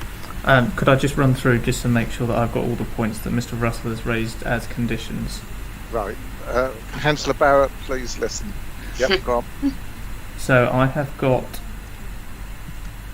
phasing condition, sample panels, materials, detailing, hard surface and boundary treatment details. Was it and gold brick? Gold, white brick, yellow brick to the front of the Conservative. I'm afraid that's a new term for me. You'll have to spell that, Mr. Russell. GAULT.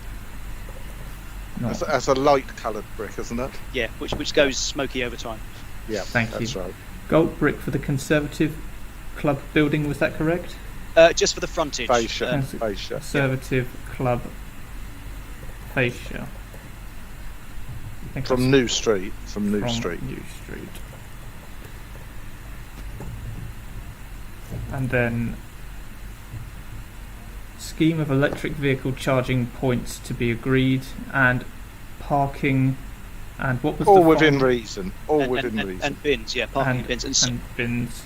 And while you're there, sorry, these things come to your mind later. The issue of the facade being preserved on Victoria Street, Victoria Hall. There should be a condition relating to how that is done. Okay, could you just read out what you would like me to put, please? Condition to ensure the retention of Victoria Hall facade. Yes.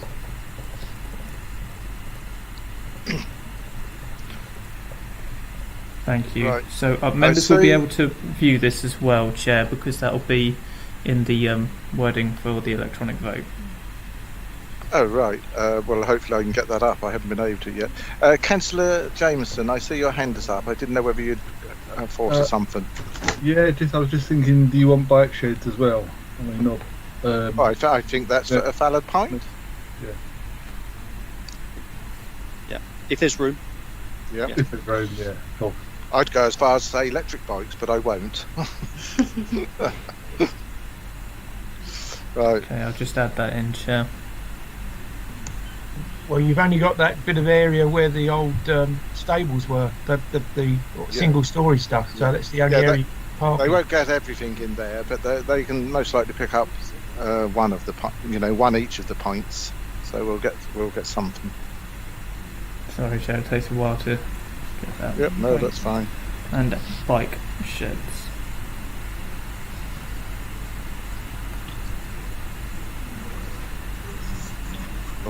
Or was it bike rack? Bike rack would probably be better. Cycle parking, just leave it. Yeah, cycle park. That's right. Yes, because you might find it's easier to do a shed or a rack or something else, mightn't you?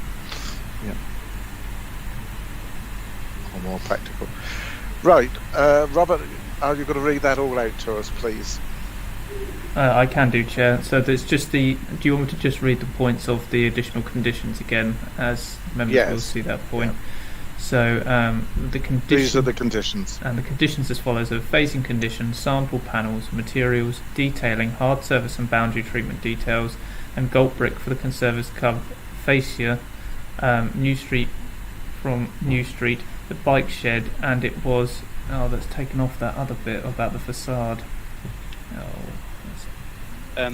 Retention of Victoria Hall facade.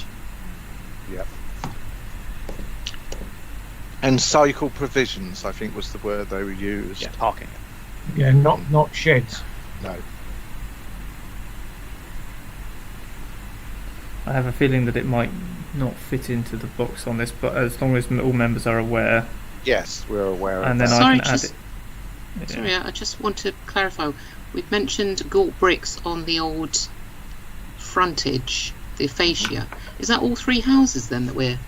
No, that's just that white bit that looks just on the one plan. on the corner. No, it's the middle bit. There was a picture, slide 10 or whatever it was.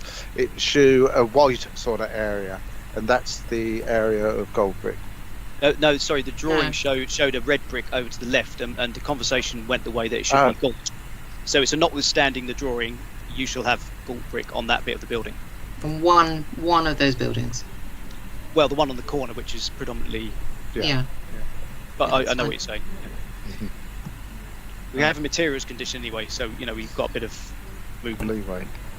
Okay, Chair. I've got all of that. I'm not sure. I think that is now all in there. So apologies for the delay on that. No, that's fine. So I've got everything up to the Conservative Club fascia from New Street, retention of Victoria Hall facade, and bike storage. Correct. Yeah. Thank you, Chair. Okay, members. It's been proposed and seconded. Will now take us through the voting procedure. Robert. Thank you, Chair. If members could please go to the mod.gov app and go to the plus to today's agenda and go to the plus sign in the top right hand corner and click on the subsection on the screen that comes up with attendance and voting. From there, could you please click or scroll down to the light blue bar for today's vote, or for this vote for this item, which is now in progress. Members, do you have any issues? Please. I'm still waiting for it to log on. I've typed that's doing things, but we're not there yet. No, log on's failed. Don't know why. So I'll have to give it to you verbally when you're ready. Yes, Chair, you can do it now if you wish. I am in favour of approval. Thank you, Chair. I've got to log in again if I can, so John Hinton is approval as well. So that's 4, Councillor, yep.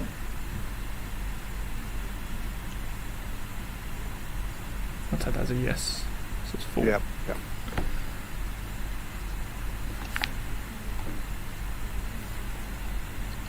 Just waiting on 3 more, Chair.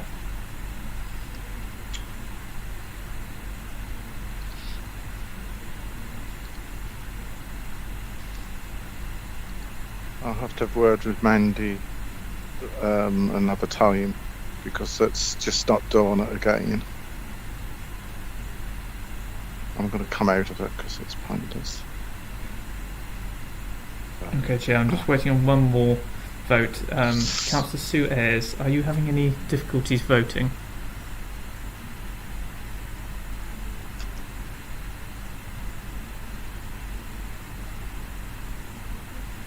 Councillor Ayres?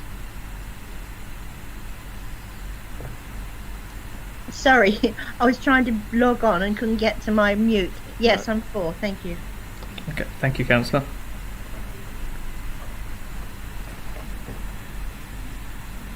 So, Chair, I can now confirm the results of the vote are 10 votes for the proposal and 1 against. So the motion is carried. Thank you very much. Thank you. Right, so let me have a look.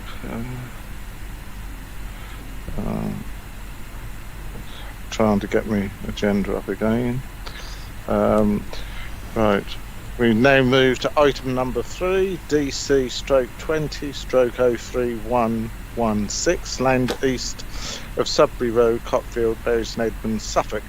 Now somebody brought up that they wanted, I can't remember now what it was, a site inspection or deferment.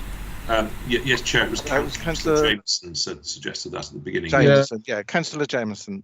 Yeah, would you like to come in? That's what I suggested. Yeah, I mean, there's no change to that, but we want I've to go. Forgotten what you suggested, so perhaps you can tell us again. Oh, that was a long while ago, wasn't it? I know. Yeah. No, it's just I just said at the time that due to the site and the fact that, we'd benefit from seeing the site and how the 2-storey development will sit in the landscape and against the neighbours. That was all. We'd get a benefit from actually going and look at it. But I mean, whether councillors have actually gone out and had a look like Councillor Busby, I'm not sure. Well, I know the site very well. Yeah, so do I. Yeah. So I don't think we need to. But did you want to make that a proposal, or is it just a thought? I mean, it was fairly evident from the earlier conversations that members weren't keen. So yeah. So we'll carry on then. Is that okay with you? Thank you very much, Councillor. Yeah. Chair, if I may, I think I think it's obviously right to receive the officer's report and hear the public speaking. Obviously, then anything can be suggested in the debate if members see fit. Yes, that's true. Yeah. So you can come up at any other point. If you don't, we'll assume that you're quite happy to, and we'll just continue. Okay. I'll now invite Case Officer Alex Scott to the meeting. Good afternoon, Alex. A long time no see you. So nice. Good afternoon, Chair. Yes. Well, I still can't see you at the moment, so you haven't lit yourself up. I'll try and put my camera on. So that's his screen from whatever we were doing before on mine. So I might need to ask Mr. Russell to stop. No, I've now got Alex in full colour and everything. My apologies. That's fine. Right. Case Officer Scott, would you like to take us through this application? yes, indeed, Chair. I will just try and share my screen and the presentation, if you'll just bear with me. Right. Yes, that's there. So you can see that. Lovely. Thank you very much. So I'll just try and maximize that if I can from the beginning. There we are. Right. Okay. So this is item 7C in the agenda, application reference DC 20-03116. And we are at what's described as land east of Sudbury Road in Cockfield. And the application is for full planning permission for the erection of a workshop building and the upgrading of an existing access to the A1141. That's the Lavenham, Cockfield Lavenham Road to the south of the site. And the application is in association with First Grade Recycling Systems, who specialise in the design, manufacture and installation of waste processing and recycling equipment. So that's a quick rundown of the application proposal. This first slide is a general location of the site within the district for the avoidance of doubt. Hope that's helpful. And we have a wider aerial view, and this star indicates the approximate location of the site, and it's at the junction of the A134. That's the Sudbury to Bury St Edmunds Road, and the A1141, which extends away through Cockfield towards Lavenham, for those that aren't familiar. The application site itself is within an existing development cluster at the junction, and the nearest what could be termed as a village at Cross Green is approximately 0.2 of a mile away.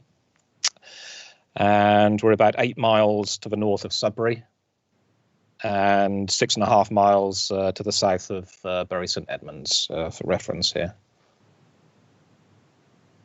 Here's a closer aerial view of the site. So we have the site here edged in orange and purple hatched. The applicant's existing site and business is here at Ivy House to the north of the site.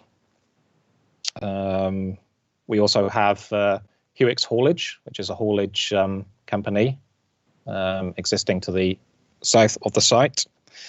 And over here is Loft Farm, which also has a number of large industrial character buildings, and I'll come on to a few slides for you later. Hopefully that's useful. In terms of neighbouring dwellings, there are 3 in the immediate location of the site. We have Crossways, which is approximately here, and I measure that to be 87 meters from the proposed building.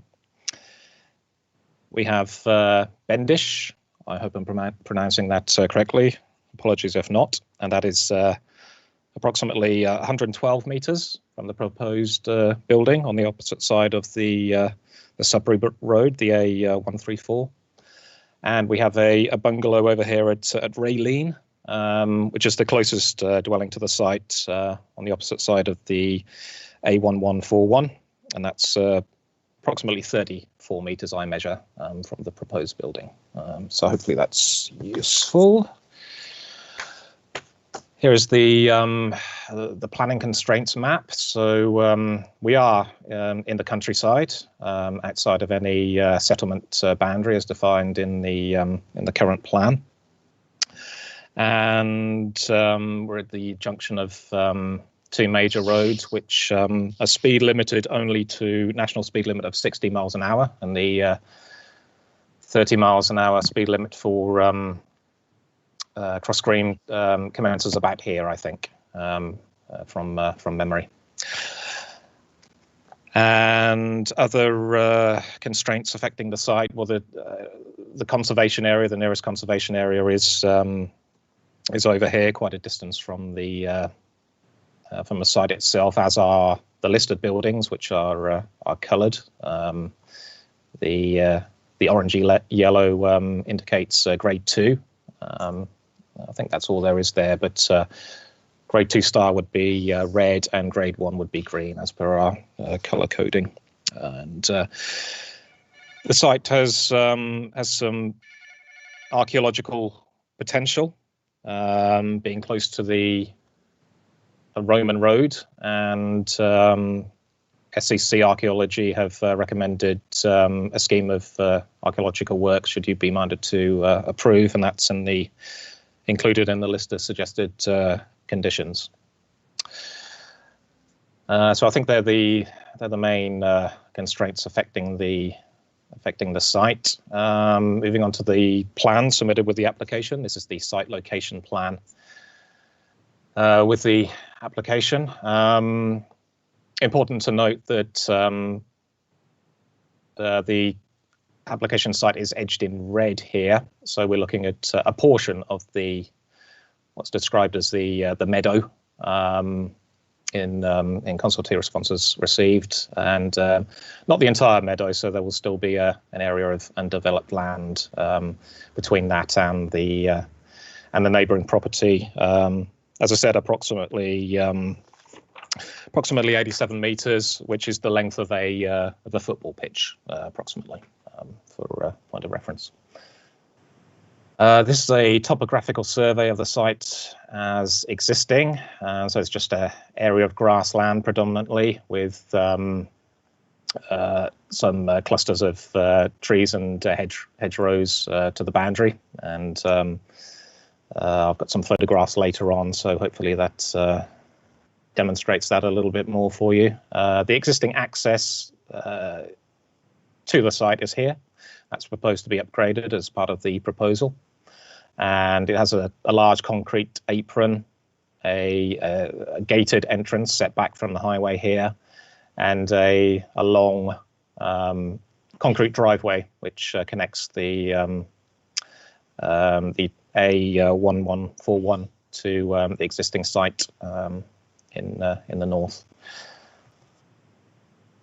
Here is the proposed site plan, and yes, I mean, you will notice that there isn't a lot in the way of landscaping proposed, and that's been raised in a few of the comments received. But you'll also notice that there is a landscape condition included in the list of suggested conditions. So it's felt that if you are minded to approve, we could secure a bit more in terms of landscape softening and screening by way of condition. We think that's reasonable as part of your case officers. There was one significant tree to be removed at the point of the access, but we feel that's justified in order to make the access safe in terms of highway safety and what county highways have suggested. And there would be opportunities to replace that several times over in terms of a landscaping scheme, if you were minded to approve. So that is the layout. We move on to the elevations of the building. The building measures 55 by 25 meters. That's a approximate floor area of 1,375 square meters. The maximum height would be 10 meters, and the eaves height would be approximately 8.8 meters. And externally, the building would be finished predominantly in profiled steel and a colour given of willow green in the application, so green profiled sheeting, in other words. And onto the floor plans. So we have within the building the main workshop area here, and what's described as the paint shop in the back for paint spraying and the like. And that includes a flue for ventilation. And as part of the conditions, we would need more detail of those operations and what's proposed in terms of ventilation and extraction, mainly in terms of noise impact. Yeah, we would need more information on that if you were minded to approve. This section of building is staff, officers and the like, and at ground floor we have the main entrance and lobby to the building. We have toilets and a canteen at ground floor level, and it does have a portion of it would be over 2-storey, and on the first floor we have the offices and meeting rooms and the staff breakout area there at first floor. Some cross sections of the building just for reference, and we have some more detail on the site access and visibility displays for highways assessment purposes. And this is the drainage plan showing where surface water drainage would fall, and we have some large soakaways here, all assessed by county floods and drainage, deemed to be acceptable prior to other issues being addressed by way of condition, which is included in the final recommendation. And then the foul drainage, which would drain to a treatment on site before being discharged into the drainage ditch. Again, Suffolk Floods and Drainage consulted and Environment Agency. No objections raised, subject to conditions. So we're satisfied with that as your officers. Excuse me. On to some photographs for you. This is the entrance to the site onto the A1141 Cockfield to Lavenham Road. And you can see here the existing concrete apron and site gates leading to the concrete drive. And this is just turned towards the main junction with the A134. This is a panoramic view of the interior of the site, as you can see. Mostly laid to grass, described as a meadow within the application and consultee responses received. And the concrete driveway, and you just might be able to see the applicant's existing installation in the distance. The dwelling at Crossways is approximately here, obscured by existing tree screening, and you might be able to see the another neighbouring dwelling at Bendish there across the road. Again, hopefully I'm pronouncing that correctly. And this is a view of the applicant's existing business, which they're hoping to expand as part of this application proposal. This is taken from the main A134. then just moving round to the right of that shot. So we've got the applicant's business here, and this is the neighbouring dwelling at Crossways. And then further down the A134. And then closer to the site of the proposed building would be in approximately this location here. And you might be able to make out the Hewicks haulage existing building, which is of the same scale, I would say, Chair. Of the same height, certainly, and character. And this is the main junction with the A134 and the A1141 in this direction, and the proposed development would be in this approximate location. And we have the neighbouring dwelling just out of shot in this location. I don't have a photograph of that dwelling, I'm afraid. And some photographs of the existing industrial buildings just down the road at Hewicks Haulage and at Loft Farm across the road, and some more detail of those here, an idea of the existing character. And that concludes the presentation, Chair. As set out in the report, also recommendation of approval, subject to conditions, of course. Thank you. Thank you very much. For that. Right, let me just catch up. We now then, members, is there any points of clarification that you wish the officer to clarify for you?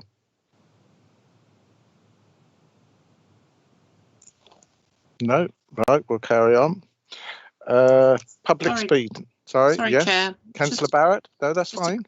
Clarify how what sort of industry is going to take part in that building? Is it light engineering, or can you describe that, please? Yes, indeed. Yeah, I think the question has been raised by a lot of the consultees. You know, is this a factory? Is it a workshop? I think the most appropriate question, certainly in planning terms, would be does this fall under? So I've got to remind myself now. The use classes order has changed on the 1st of September 2020. So what was previously B1C, and that would be industrial processes which are compatible within a residential environment. That has now changed to class EG3, I believe. Hopefully my senior officers will correct me if I'm wrong. So I think it's a question of whether it would be industrial processes compatible within a residential environment, which is class EG3, or would it be general industry, which is class B2? Now, my assessment within the report is that your environmental protection officers are advising that, subject to conditions, that this wouldn't have a significant impact on the nearby neighbours.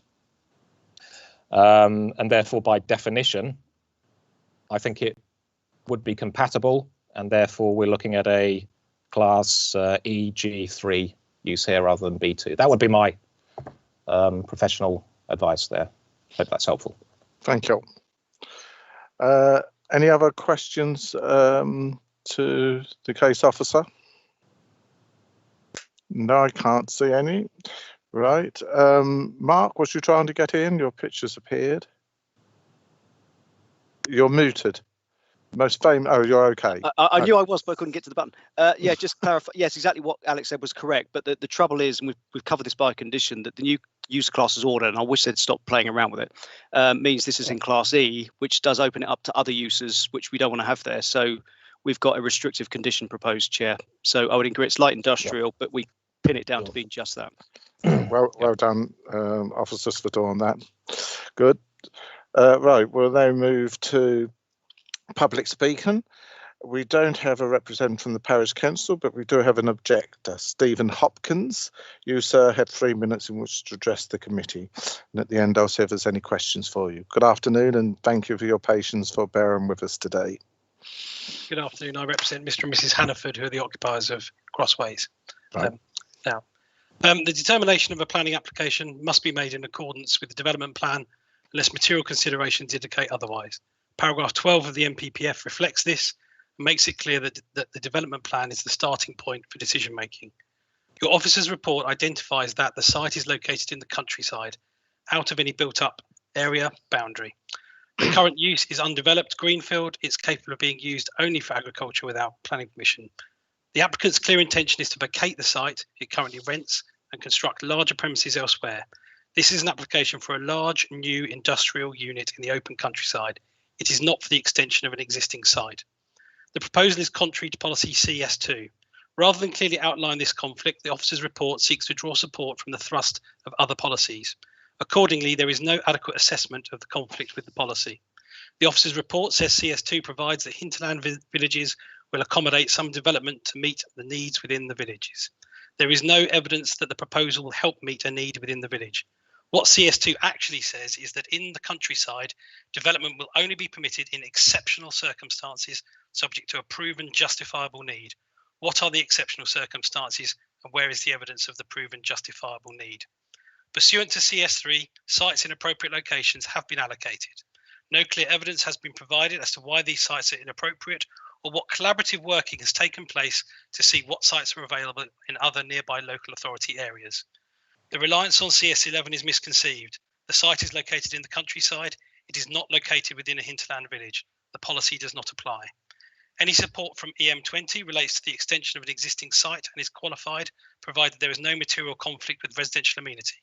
The proposal is for a new site in the countryside, not an extension, and for the reasons outlined in letters of objection, the proposal will cause a material conflict with residential amenity.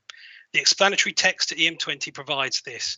Some types of industrial and commercial uses, particularly those which have direct connections with the local agricultural economy, may be located in rural areas. However, this need to locate in the countryside will have to be clearly demonstrated. The need will have to be clearly demonstrated. This is not a rural business in the sense that it either needs to be located in a rural location or relates to traditional rural activities. There is a human impact of granting inappropriate development on the lives of those who live nearby. If permission is granted, a substantial industrial operation will be introduced in close proximity to my client's home, Crossways House. Their home life is already impacted by the current unrestricted industrial use of the site to the north and east. The introduction of the proposal will mean there is no respite from the industrial uses surrounding them. The proposal will introduce noise, light pollution, vehicle movements, disruption, and loss of privacy to the southern aspect of their home. The proposed conditions do not effectively overcome the clear harm that has been identified. For example, although operational hours are to be restricted, HGVs, forklift trucks, and roller shutters will be in use until 11 p.m. at night. Exceptions to operational hours will be allowed. This would be impractical to police. Noise-related harm has clearly been identified. However, no clear condition has been proposed placing limits on the level of noise that should be audible at the site boundaries or at my client's home. The proposal is contrary to policy, will cause substantial harm to my client's enjoyment of the home, and I urge you to refuse this application. And I certainly urge the committee to undertake a site visit. Thank you very much for your time. Right, I'll see if there's any questions to you at all. I think you said you urged to take a site inspection. I think we've already commented on that. That can be requested by any member, but at the moment we are in a situation where we cannot legally do site inspections. But I have understood from members that some of them have driven over there and looked for themselves. But that can be picked up. Councillor Busby. Is the proposed development, or isn't the proposed development, going to be further away from Crossways than the site that they hold at the moment? Mr. Hopkins? Yes, but it's going to be surrounding, there'll be industrial development surrounding every side of their property. Yes, there will be a small gap between the proposed development and the boundary of their dwelling. However, that is in the ownership of the applicant, and we know how these things go. Sorry, I thought, no, the existing site, you said they weren't planning to extend that. They're moving from there to the new site. My understanding is that they'll be vacating the current site and constructing the new building and occupying the new building. So we don't know what's happening to the existing site. Well, what we do know is that there is a long-established use for an industrial use there, and there's no restrictions on that use. So someone else could come in and occupy it. There's a permitted use there for industrial activity. Okay, thank you. Thank you. Any other questions? No, there doesn't seem to be any. Thank you, Mr. Scott. Chair, actually. Sorry. Councillor Parker. Yes, right. You've just appeared at the bottom of my screen. Super job. Yes, question.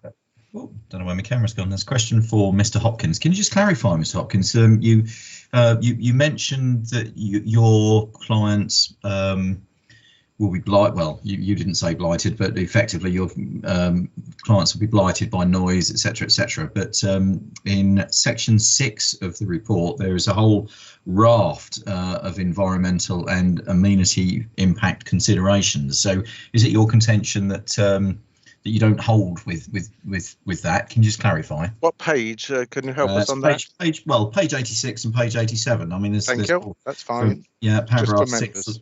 Through all the way through. Yeah. 6. Yeah. No, I don't agree with that. I mean, the starting point for those assessments are that there's already industrial activity, and they've used that as a background, essentially background reading.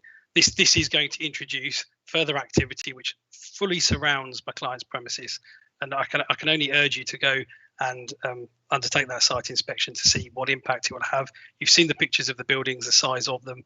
There's going to be considerable activity there. Yes, we can measure noise, but here noise has just been essentially predicted what noise may be generated, and I've commented on the condition. But it's not just about noise, it's about introducing that activity to late at night, movements at the site, flashes of light, so on and so forth. All those things that are quite hard to quantify. That's disturbance, and it's disturbance of their residential amenity. Thank you for that response. Thank you, Councillor. Right, there's no other hands gone up, so I'm just going to ask Case Officer Scott, because it's came up in both those questions. But the Mr. Hopkins says that this house will be surrounded on all 4 sides by buildings. Can you show us an aerial shot or an overhead plan showing where this dwelling is surrounded on all 4 sides? I think was the words used. Yes, Chair. I'll just try to get back to a slide that I hope demonstrates that the best. Let me see what we can find. Maybe the site location plan. Yep, I'll try and use that. So I'll try and represent. Because there's a road on one side, isn't there? Yes, there is a road on this side. You said it's surrounded on all 4 sides, I believe. I would certainly say it's not surrounded on. Oh, sorry, the neighbours. Yes. Yeah, so we're looking here, aren't we? Rather than sorry. Yeah. Okay, so we have a road here. The main Bury to Sudbury main road. Nothing across the road. I've certainly been there. But we have the applicant's existing buildings here and to the back. So I would say to the north and the west existing. To the south, well, it's quite a way to the south, and I think I measured approximately the length of a professional football pitch, if that's helpful. Right. No, I think you've pointed it out very clearly. Across the road there isn't anything, and to that side it's further down on that site where they're proposed to put it. Thank you. Okay, you're welcome. No, we've done that. No other questions, so we'll move on. Then thank you, Mr. Hopkins. I'll now ask the applicant to speak, which is Mr. Alan Valentine. You, sir, also have 3 minutes in which to address the committee. And again, I'd like to say thank you very much, because I know I saw your name come up at 9:15 this morning. So if you stayed with us all that time, you've done extremely well. Thank you. Thank you. Can you hear me? Yes, I can hear and see you. Great. Thank you for allowing me to say a few words. My name is Alan Valentine. I'm the founder and I'm the founder and MD of First Grade Recycling Systems Limited.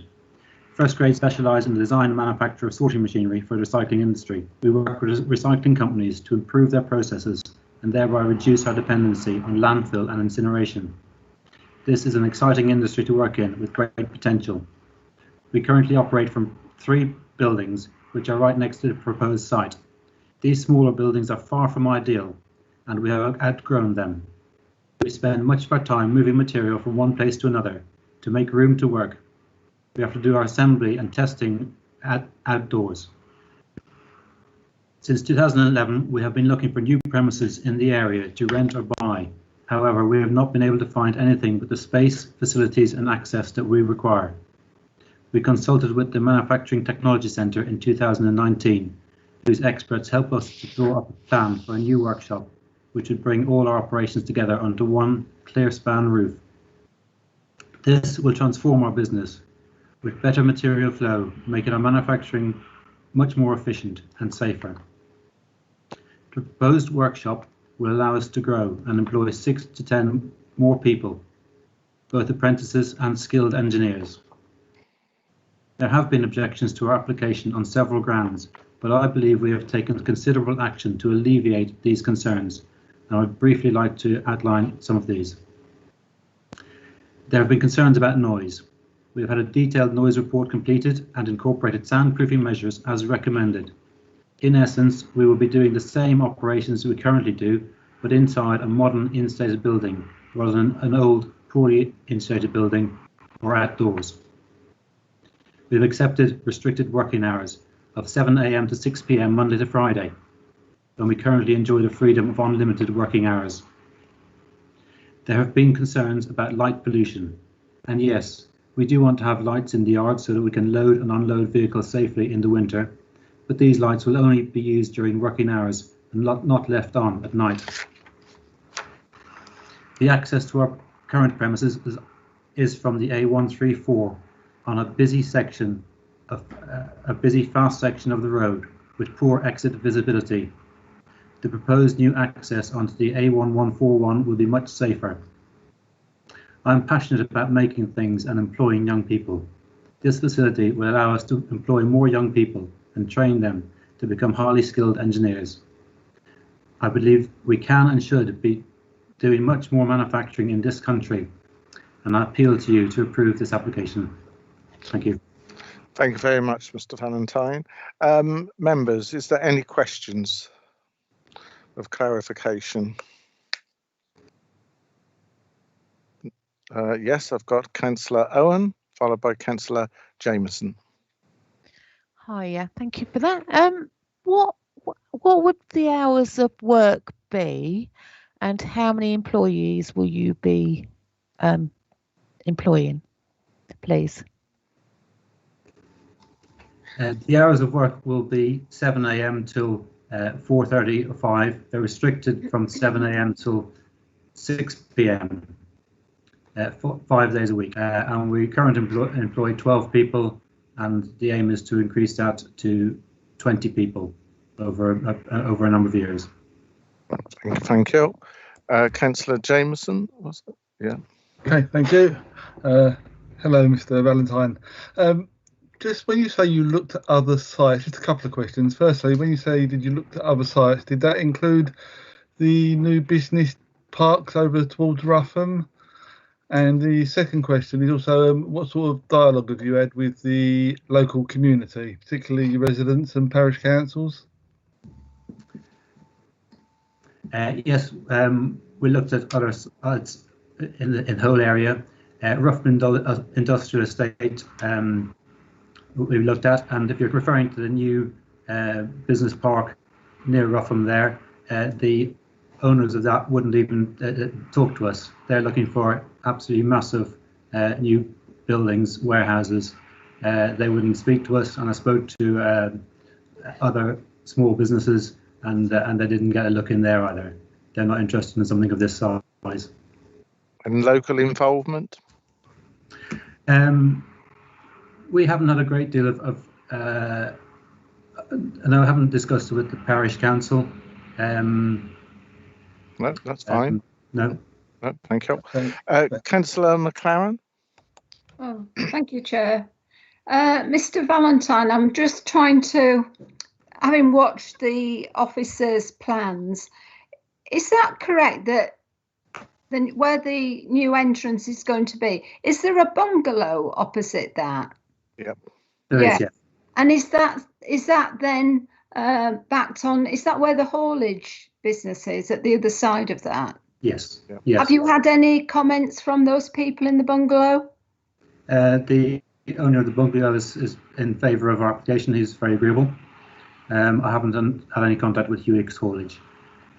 No, but the bungalow, which is actually would have a potential industrial estate opposite and one behind it, they've not made any comment. No. Thank you very much. Thank you, Councillor McLaren.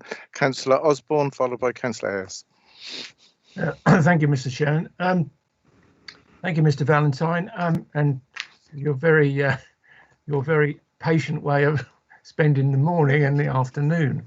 The question is, what machines are you actually using within your workspace in terms of the levels of noise from them? It's mostly welding and fabrication. Welders, we drilling, sawing, welding, painting. We subcontract our sheet metal work, so we have that done by other companies locally and brought into us. So we don't get involved in the sheet metal work. It's assembly and then assembling and wiring up of machines. So the majority of your any machines that you would have had, which carry the most noise levels, are dealt with by elsewhere. Am I correct in that? Yeah, there would be sheet metal folders, etc. Would be, yeah. Just this is sort of a bit of a what's it question really for you, but Hewick haulage, I noticed over the last year and a bit have grown in space. Their lorries and are they to do with milk deliveries and stuff like that? They're liquid, aren't they? Liquid tankers. Yeah, not milk as far as I'm concerned, but certainly liquid tankers. And there's a lorry park there, I believe, as well. But that's increased in size, isn't it? Yes. So will that impact on your delivery and output from your new place? No. No, that doesn't affect us in any way. Thank you. Thank you, Mr. Chairman. Thank you, Councillor Osborne. Councillor Ayres. Good afternoon, Mr. Valentine. I was interested to see that you will be able to employ more people, and knowing the type of thing you're doing, will you be running any programs for apprentices? You said you will. Yes, certainly. I'm very keen on having more apprentices. We've had several apprentices through the years, and they are our best employees in many ways. Lovely. Thank you very much. Thank you. I've seen Councillor Parker. Super job. Thanks, Chair. Mr. Valentine, could you just for context, because I don't think it's material particularly, but in our report, paragraph 2.31 on page 83 says, on completion of the development, the applicant would vacate their current premises. So I'm just for context, what do you see happening with that? Are you going to dispose of that, or what's the situation there? Well, we're renting those premises at the moment, so it'll be up to the landlord what to do with them. I suspect. Okay. But, yeah. Yep, that's fine. Very quick, direct answer. Quite correct. Thank you. Thank you, Councillor Parker. Councillor Busby. Thank you. Alan, where you putting the new building, was there any reason why you couldn't put it further back in the site, so kind of diagonally into the opposite corner? So it's away from the bungalow, that's what I was thinking.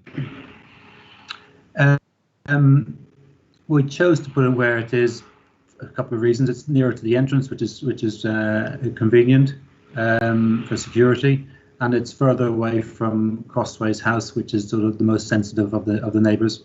The bungalow is the opposite side of the road, and the owner of the bungalow is fully in favour of what we do. So we prefer to put some space between us and Crossways House, and be down there. Okay. Okay, thank you. Am I right in thinking that if you moved it away, as Councillor Busby was suggesting, pushed it further back, you'd be nearer to the people that are objecting?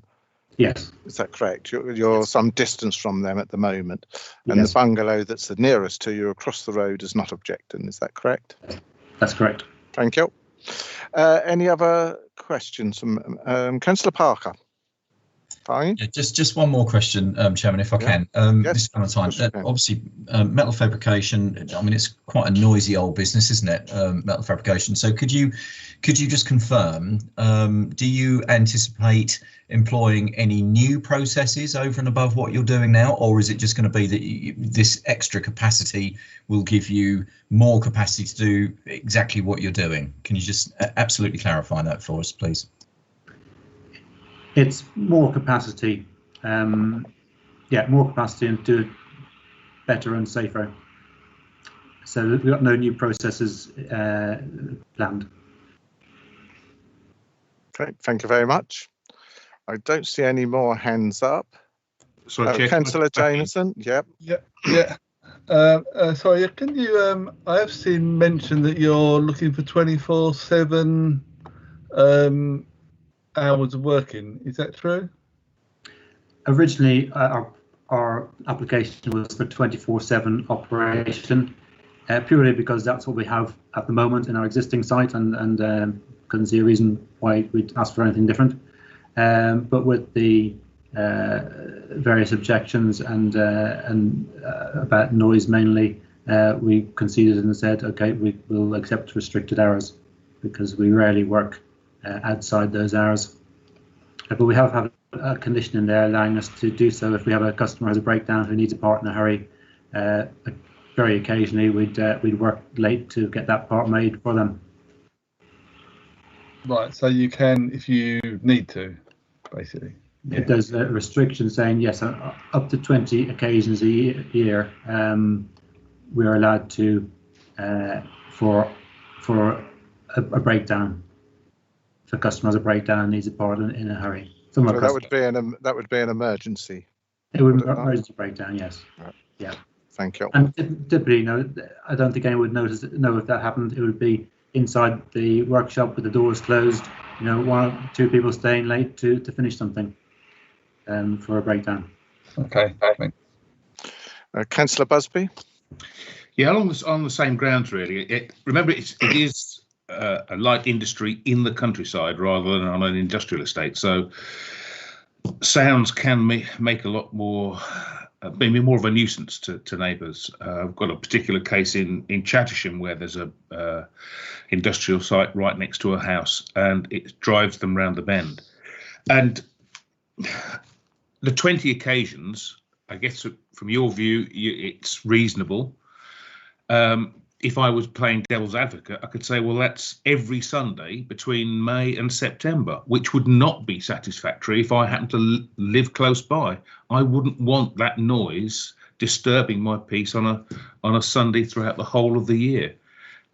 You can see that our problem, we have to trust you, but we're putting other people's trust in you, not just our own.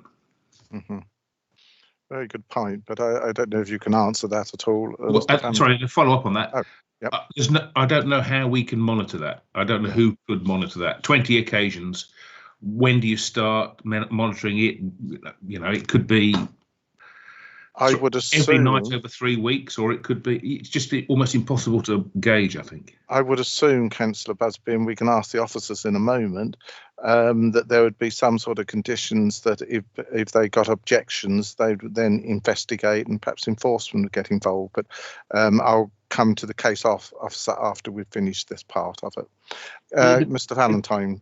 Breakdowns are rarely on a Sunday afternoon. They're mostly on a you know, on a Tuesday night or a Friday night when someone needs something done in a hurry. We've had a detailed noise assessment which has looked into all this in great detail. We are in the countryside, but we're right next to a very busy roadway. The A134 is a very busy road and getting busier. So yes, noise does carry in the countryside, but this isn't a remote countryside location. Okay, I mean we want to help you. We want to encourage businesses. Hope you appreciate that, but we also have a responsibility to look after the people who are in a less fortunate position, perhaps. Well said, Councillor Busby. Right, there's no more hands gone up. Yes, please, Chair. Oh, sorry, that is Councillor Steve. Plum. Oh, sorry, Councillor Plum. Yep. Thank you. Just a quick question. At the moment, your present premises, you are allowed to work 24/7. Yes. And your new premises will be better insulated and in respect of noise, and means that you won't be able to work 24/7. Am I absolutely right on that point of view as well? Yes. Yes. Thank you. Thank you. Right, I see no more hands gone up. So, right, thank you very much. Thank you, Mr. Valentine. I'll ask the officer, Alex Scott, if he can just comment briefly on that point, that if they work outside hours and they can do it up to 20 occasions, how are you sort of monitoring that, for want of a better way of putting it?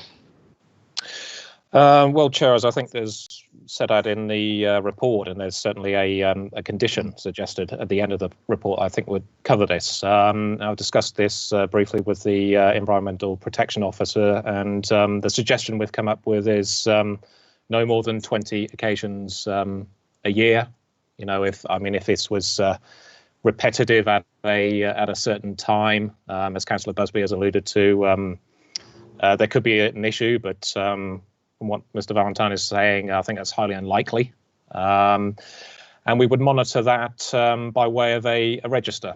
That would form part of the conditions, keeping a register of the 20 occasions. And there would also be a requirement for our enforcement team to be able to inspect that register if convenient notice was given. And that really forms the basis of that overall condition. And of course, we're not blind or closed off to comments coming from the parish council or members of the public that report these things to us. Indeed, if it comes in, we may have to look at it. Yeah. So I think there's enough in there to safeguard all this. Thank you. Can I comment on that? Sorry. Well, I think it's fair to just you can comment. Yeah. It says the exceptions to the above operation hours will only be permitted in the event of emergencies. So only when there's emergencies. So we're not allowed to just open every Sunday afternoon because we choose to. Yeah, and I think what the case officer was saying, that you'd keep a register of those emergencies. That's right. And so that if it was challenged by whatever course, you would be able to produce some evidence as to what was happening. Yes. Yeah. Okay. Thank you very much. Thank you then. We'll move on. Thank you very much, Mr. Valentine. County Councillor, is Robert Lindsay here? Yes, Chair. I'm good. Right, sir. Sorry. You have 3 minutes. Oh, right. I thought it was 5. 3 minutes in which to address the committee on county issues only. Sure. So thank you, over Chair. to you, sir. Yeah. So just to explain for the members of the committee, because I'm the county councillor, not the district councillor for this area. I can only talk about the highways and county matters on this, but I have been approached by several residents over this, and I've noted the comments of the parish council. I think I've got sort of 3.5 points very quickly to make on the highways side of things. One is that the highways report itself says there's no intensification. They're using existing access, so not a problem. But this, your own economics team says this is a consolidation from several sites onto one, and it's a new site. So this, and they're also talking about expansion from day one, going from 12 to 20 employees. So it seems to me like it is an intensification of the use of the access there on the road to Lavenham. The second point, just on sustainable travel, I applaud Mr. Valentine for having doing what he can for his employees who want to cycle to work and having a cycle shelter. But I just wonder if the conditions that mentioned in the officer's report with 15-metre radius curbs on the junction, the junction that's dangerous is the main road down to Sudbury, between Sudbury and Bury, and the turn-off down to Lavenham. And they're talking about big radius curbs there to increase the visibility for, I think, particularly for HGVs. But I wonder if there doesn't seem to be any thought about what would make that junction safe for cyclists, for people who might want to cycle to work at that site even. And having huge areas of curving curbs isn't necessarily make it safer for cyclists. So I'd appreciate if the committee could think about conditions to improve the junction for cyclists. The third point was, and perhaps most important, is the lorries that this will generate. Now, I know the report says just one a week, which doesn't sound like anything too bad at all. But we've no guarantee that this site will forever remain with the current owners. And there's no, in the list of restrictions, as far as I can tell, unless I've missed it, there's no restriction on the numbers of lorries. We're taking it at face value that it's just going to be one a week. You're talking about that road to Lavenham is very sensitive. Any lorries that go down there, not only do they go cross green, which is, as the planning officer showed, was it's kind of a conservation area. It also goes through Lavenham. Thank you, Mr. Lindsay. I'm afraid your time is up. Okay. So I have to stop you there. I would just like to say that I actually support a lot of what you're saying on this particular junction, and I did bring this up at briefing that I think that main road there is quite a dangerous spot, a dangerous junction. They're very fast there, and turning right or left can be quite lethal at times, I think. But I was reminded that that really is outside the applicant's ownership. But I think you and I at County need to bring more pressure to bear on the County Council Highways Department on this, because that is a bad junction. And I do take your point of traffic then entering into the Lavenham Road, heavy goods vehicles. That isn't the best of roads, but certainly I considered that was a dangerous junction onto the A134. Thank you. Members, have you got any questions to Councillor Lindsay? Councillor Busby. Yeah, just one, Robert. An observation, really.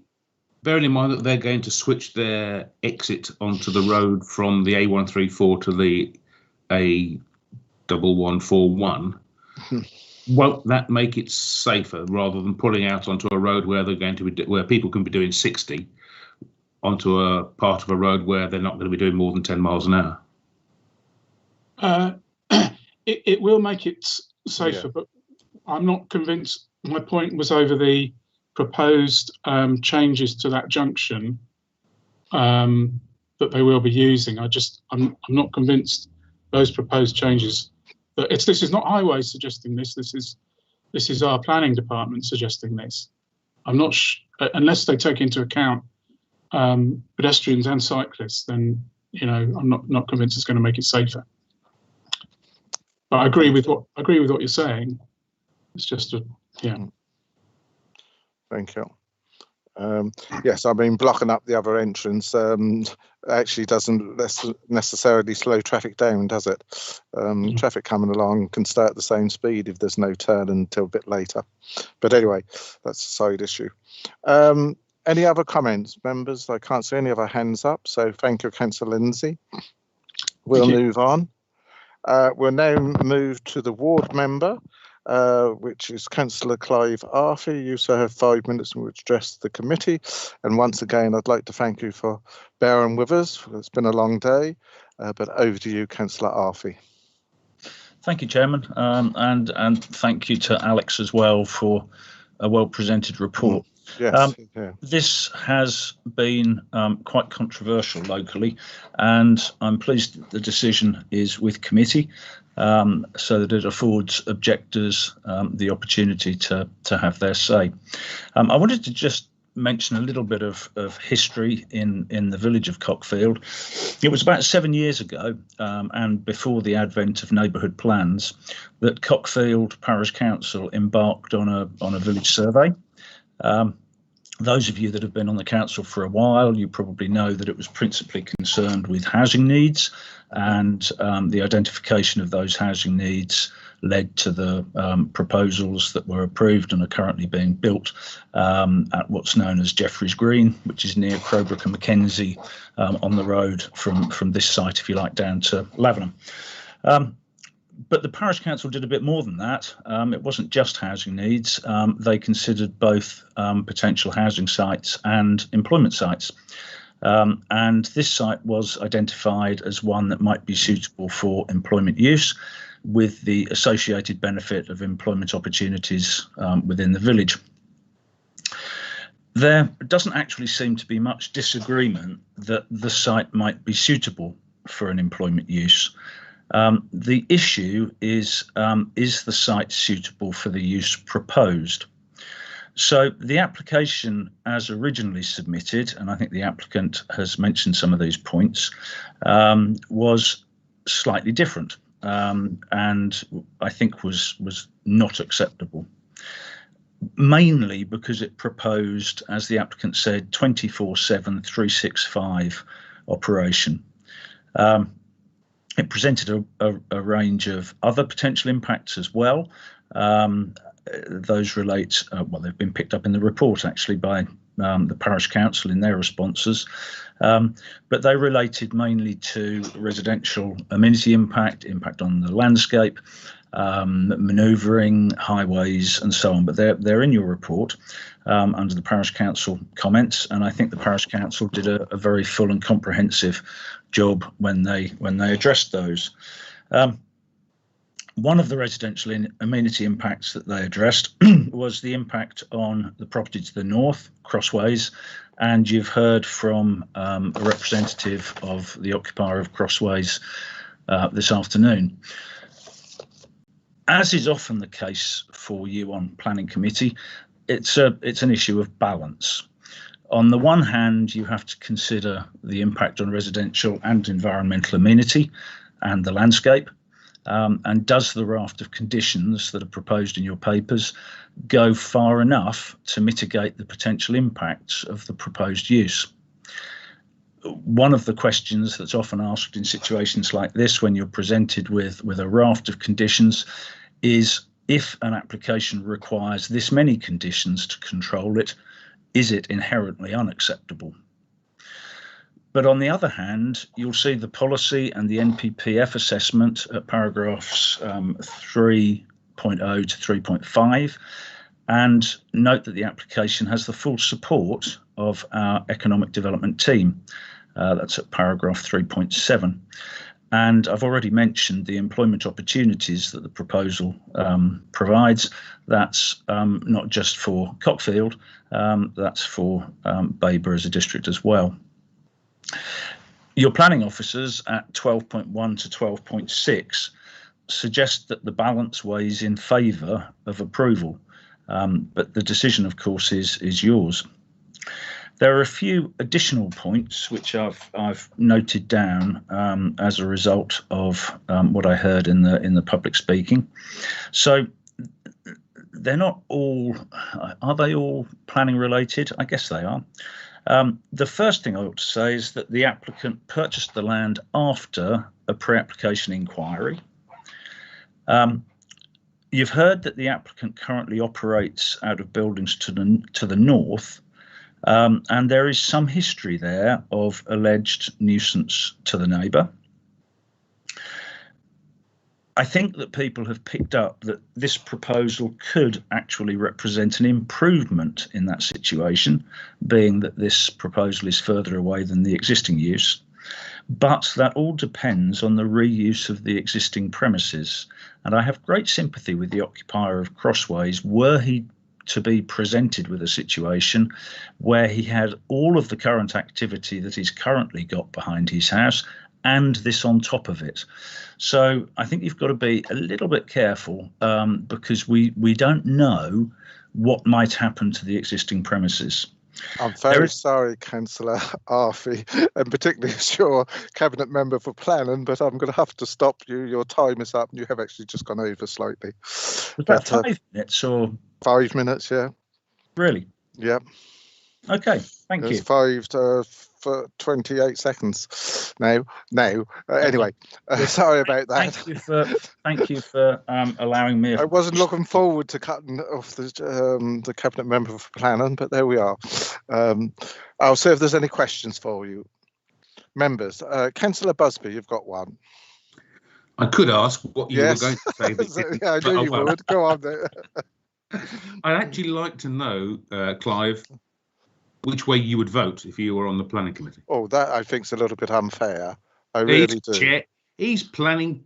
No, I'm going to say to Councillor Arfey, as I'd say to anybody in this situation, it's entirely up to you if you wish to answer that. I don't think you need to. Thank you. I won't. Right, carry on. Any other hands up? No? Yes. Oh, right. That's Councillor Hinton, I think. I can't see your hand, but please speak. Just a quick one, really. Mr. Chairman, you'll remember what was said, as Clive will remember what's said, and I think we're probably, none of the Councillor Busby's in the same it's not vein far or not. behind. But when we had a certain planning officer, senior planning officer, who used to say that if you've got to put on more than one condition, it should be a refusal. Can he remember that? Well, I think you're referring to quite a long time ago. I think I actually remember the application it referred to as well. It was a lot more. It was a lot more than one. I think in that particular case, we had about 23 proposed conditions. And the view that the committee took on that day was if we need 23 conditions to control a use, it must be inherently unacceptable. Yeah, I do remember that. But very well said, Councillor Arfey. Thank you, Councillor Hinton. Any other, Councillor Parker? Yeah, just a quick one, Chairman. Councillor Arfey, obviously your ward member, so the report is clear that this is not within a neighbourhood plan area, but are there any moves to look towards a neighbourhood plan or anything at all? Well, that's a good question, not really relevant to the application necessarily, but I think Cockfield may well be considering what I describe and Paul Bryant describes as a neighbourhood plan light. The reason for that is that Cockfield sort of did their work before neighbourhood plans. As I mentioned, they did a lot of work 7 years ago. And that was my point, actually, was, sorry, Chair, that's why I asked the question, is because, and 7 years, that's the point, Councillor Arfey, that needs assessment that you mentioned was 7 years ago, wasn't it? So I just wondered if they'd done anything with that information since. But no, that's answered the question. That's fine. Thank you. Thank you, Councillor Jameson. Right, thanks, Chair. Councillor Arfey, I just wondered. I think Cockfield object to the application, if I read it correctly, and I just wondered if you knew why they decided not to attend today. Again, I don't know whether that's a question you need to answer because you're asking him to get in the minds of somebody that we don't know is present. But it's entirely up to him. Well, I can tell you that they did ask me for my advice on whether they should attend or not. The decision was theirs, and it looks as though they decided not to. No, so they didn't tell you why they decided not to attend in, obviously. No. Okay. Thank you. I can see no other hands up. No, all clear. Okay, I'll take that there's no more questions to you, Councillor Arfey. Thank you very much for your attendance. Thank you, Chairman. Thank you. We'll now move on to the other ward member for this area, which is Councillor Margaret Mavey. You, madam, have 5 minutes also to address the committee.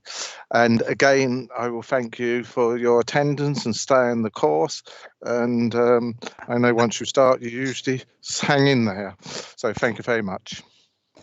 Before I start, Mr. Chairman, thank you for the opportunity to speak. And I've enjoyed watching the rain this afternoon as well as this morning. So thank you. I suppose there's a compliment there somewhere, and yes, I will accept it. Thank you. It's a rest. If we return to the matter in question, currently this open and undeveloped area of land where this planning application is, gives visibility at a well-known difficult junction for two roads, the A1141 and the A134, a confluence of highways upon which several serious and fatal incidents have occurred. This junction does not have clear visibility, as when exiting the junction from the A1141, visibility from the left is restricted by a substantial dip in the road. Here the speed limit is 60 miles per hour.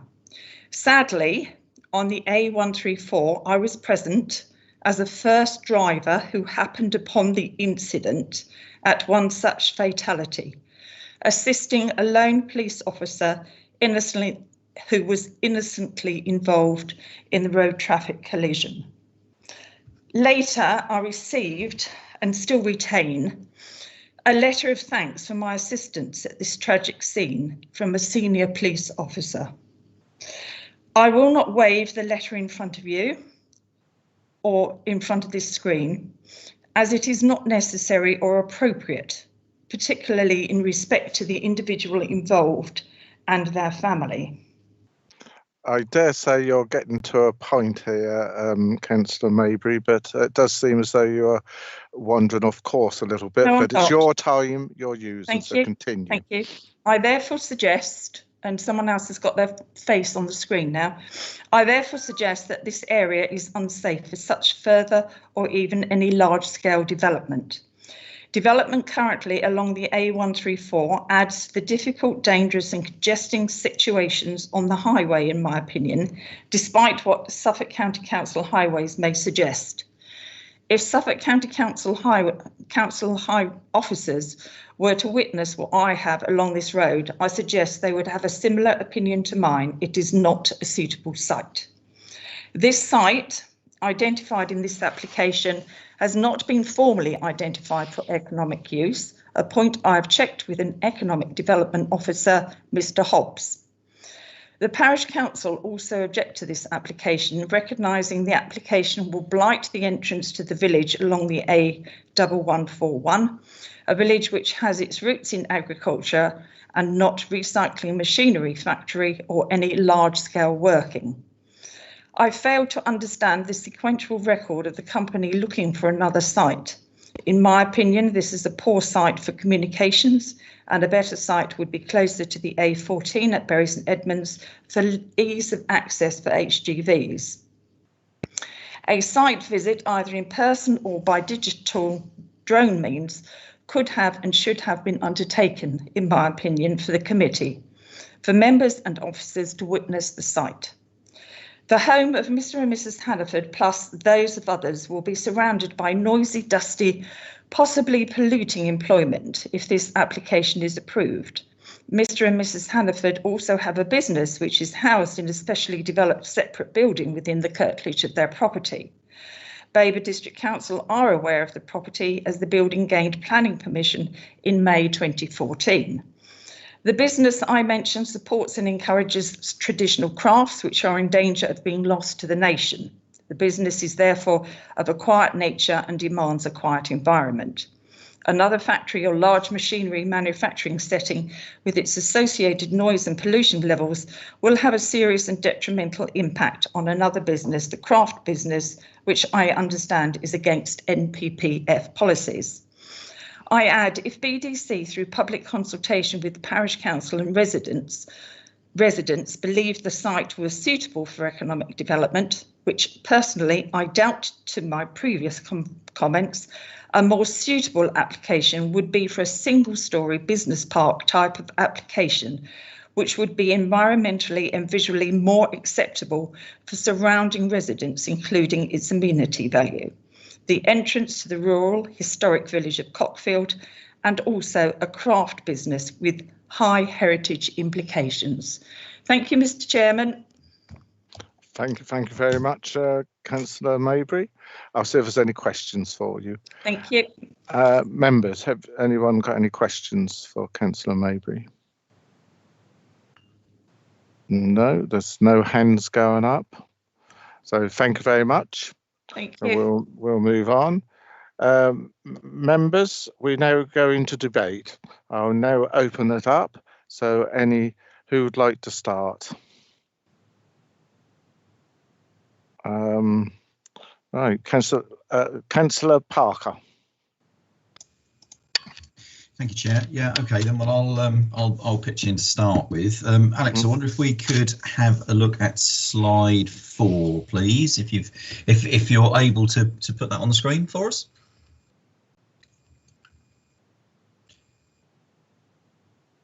Sorry, indeed, Councillor Parker. I'll try and present that.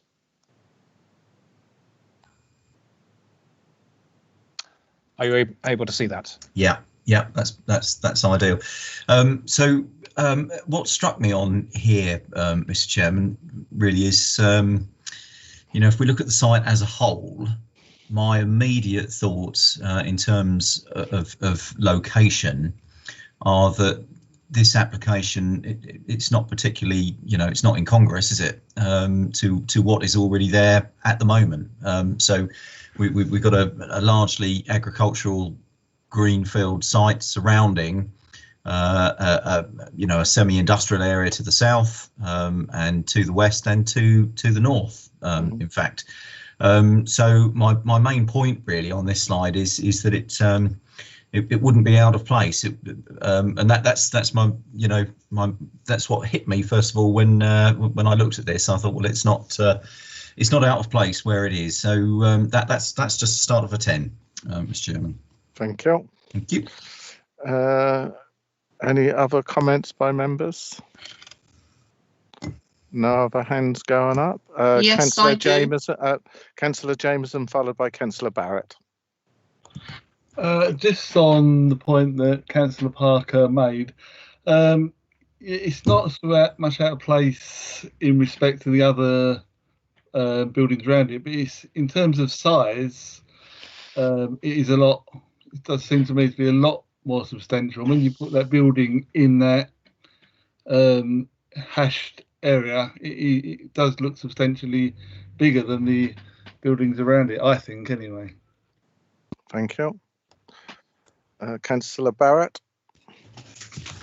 Thank you, Chair. I want to make a point about jobs, and the proposal offers the creation and retention of jobs. And so I think we need to be aware that the best option for jobs in an area like ours, a rural area, is where employers grow organically. They don't tend to move here and bring jobs from a new employer because it's not the obvious choice for a new setup. So as we come out of the biggest economic decline since the war, we haven't even seen the half of it yet because furlough is still in place. We can't be dismissive about the offer of secure new jobs and retention of jobs and jobs that offer jobs in a sector that offers a really good career choice for young people. So I do support this. And I echo what Councillor Parker has just said about the location. And if you look at the adjacent businesses that are not too far away, so on the balance of be it that, I am going to be supporting this, and I'm going to see what other people come forward with. Thank you. Thank you. Councillor Hinton. Thank you, Mr. Chairman. Just to come back to what I was discussing with yourself and Councillor Arthur earlier on, there are 20 conditions on this particular application, so we're nearly at that level of 23 that was mentioned when we were talking about it. The building itself is enormous. We're talking about over 1,000 square meters of floor area, which is quite a sizable chunk of building. So it's going to have an extreme impact on the local environment, visual environment, if nothing else. Also, it is just off the 134. Few 50 feet or something from the junction, down the A1141. So it's not any safer than direct access from the 134. You've got to come off the 134 and go onto the 134, having negotiated access onto the 1141, when both roads are de-restricted, and people might not coming off the 134 be expecting to see something pulling out of that junction just around the bend from it.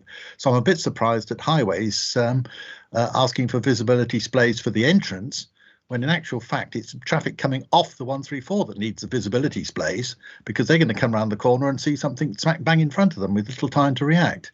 And I think the local member's comments about her personal experience of how safe or unsafe that road is very pertinent. Thank you very much. Yes, that whole junction area I consider to be reasonably dangerous, but anyway, I have some sympathy there with you. Councillor Busby? Well, yeah, can I just take up the point on that? I think it's, I said, having been there yesterday, it's the new entrance is quite a way from the crossroads, the junction. And if you're trying to go around a 90-degree turn any more speed than 20 miles an hour, you probably deserve to have an accident. So I can't see that there'll be any problem with people going into the site. But when I read this, I thought this is a marginal one. It could go either way, which is why I thought it was definitely worth a site visit. On the one hand, because I've had experience of where we've got an industrial site next to a house in the countryside, I know the problems that they can create, and it can blight people's lives, and I have real sympathy with them. The trouble is that doesn't mean that we should then turn down every case that we come across. We can't, paint every business with the same brush. We have to take them on trust to some extent. As for the road, in a way, ironically, might actually have a help on the road junction, because the more businesses or the big buildings there, it might make people think when they're traveling down there that, hang on, there's a junction ahead, it's a built up site, they might need to slow down. Perversely, it might have that impact. I was concerned if the building had been any closer to the corner, I think it would have been dangerous, because it would have impacted on the visibility of people trying to get out of the 1141. I think it's far enough back not to have that impact. It is an existing business. I think if there were no businesses there at all, then I think we would say no, because it would have an impact. But there are some big buildings around those junctions. It is. It's not going to seem out of place. I do sympathise with the bungalow opposite, but if they've not objected and they've got another big building right behind them with the trucking company, then I think on the balance of everything, I'm inclined to say yes. Thank you. Councillor McClellan? Thank you, Chair. Actually, Dave has just said probably the things I was going to comment on. When we actually still hear them from you. Change your voice, won't it? When we first looked at the application, I mean, you were thinking about the neighbours sort of in amongst industry, but when you look at the siting of all the other businesses, then I would agree with Dave that actually this is just an added thing in an area where there already is light industry, and therefore I will be supporting it. Thank you. Councillor Osborne. Yeah, thank you, Mr. Chairman. Yeah, I tend to agree with what's been said by Councillor Parker and that of Mary McLaren. And obviously, I do understand the position of the roads thing that Councillor Maybury was talking about. However, on that aspect alone, you have got that tanker business just up the road, which is increased in volume from my experience of going past it several times. And you know, you have got, okay, you're not coming out from a minor road onto an A road, but you are coming out of a business with large vehicles, which actually is going to go either left or right. So you're going to go across the traffic at one point, or you're going to have to go with the traffic on the other, which is exactly the same as that other thing. Coming from a second point, coming from an industrial engineering background, I can see the benefit of sheet metal work and welding, etc., that they do, and that is a skilled job. They are skilled jobs, there's no doubt about it. So I'm very pleased that we're going to see some skilled jobs coming into that area. And incidentally, I would think that young people that are coming into and not knowing what to do, coming from Cockfield, they will probably be able to have a job right near them, which is a good idea. I mean, I can remember going to a forum years ago, and no doubt some of the members were there as well, when they talked about how employment in local areas and parishes were all around the same place. So, you know, you had a parish which had industry in their back garden, basically, but that's all moved on because of you know, the way that industries go, and industries are failing. I mean, the firms that I have worked for, in fact, one went about 3 weeks ago. So I do understand that skilled workers are not there anymore, and I for one will be supporting anything that brings back skilled industrial works within the district. Thank you. Thank you, Councillor Osborne. Councillor Plum. Thank you, Chair. I personally will support this.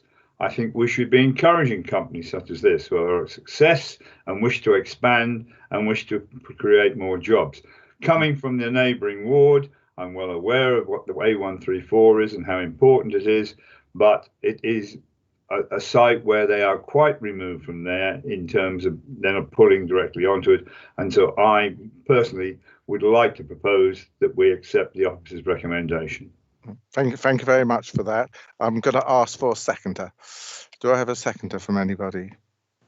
Well, I will second it then. There's no hands come forward, so I would be happy to second that, Councillor Plum. Members, do you wish to speak to it? Councillor Jameson.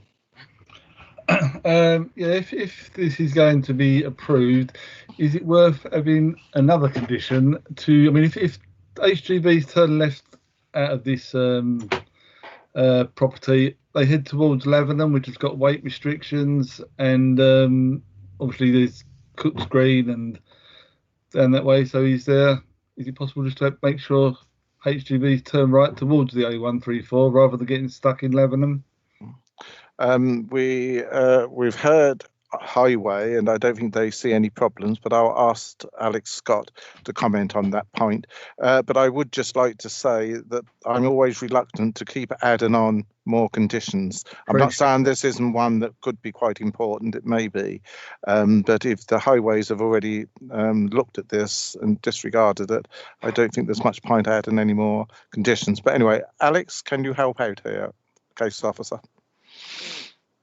Yes, from what I've heard from highways, I think it's a question of enforceability, really, Chair. How would you enforce something like that? From what the applicant has said, it's not the intention to go towards Lavenham or through Cross Green anyway. I take the point that occasionally lorries may miss the access, and there's a question of what to do when you come across Cross Green, and there have been some concerns raised about lorries turning around in Cross Green. I think it's a question of enforceability, and if things like that happen, it's a mistake anyway, Chair. So that would be my view. I see Mark's appeared. Yes, I just saw him. Mark, have you anything to add to that point? I've been corresponding with Sam Harvey, and unfortunately she's gone now, but she's saying generally it's a small site where you wouldn't ask for highways improvements anyway, apart from the access to the property itself. They certainly didn't request any signage, and you're asking for a sign on the highway authority's got to give us permission to do it anyway. So I don't see any way of going forward with that idea, to be honest. There are the points I brought up at brief, and so that's answered that. Thank you very much. Councillor Busby? Well, just to say, it's an existing business. If they're going down that the 1141 now, then I guess they'll continue. If they're not going down it, then why should they suddenly start to do it when they move sites? I don't see there's a problem. Okay. I can't see any more hands up. So if there isn't, then I shall go to the Councillor Osborne. Yeah, thank you. Thank you, Mr. Chairman. Yeah, I tend to agree there with David, because we're looking at what they call HGV vehicles coming onto that site. But as David has already alluded to, if they're going towards Lavenham, those vehicles won't be that size that they cannot use that type of road. And incidentally, I would think that most bridges that were in the EU situation years ago have been strengthened to take heavier loads. So we have that in Sudbury, and that's what's caused the HGVs coming into the middle of Sudbury. Thank you very much. That's a simple answer to that, Councillor Osborne, but I don't think this is the place to mention it. Any other comments, members? No, there's no more hands gone up. Right, then I'm going to ask the Governance Officer, Robert Carmichael, to take us through to the voting process, because it has been proposed and seconded that we accept the officer's recommendation. Thank you, Chair. If members could please go to the modern.gov app and go to the plus sign on the agenda for today. And if you go on the subsection for voting and attendance, the vote is now in progress under the light blue line. You may need to scroll down, as it will be at the bottom of the list. I'm trying to log in again, see if it'll let me know.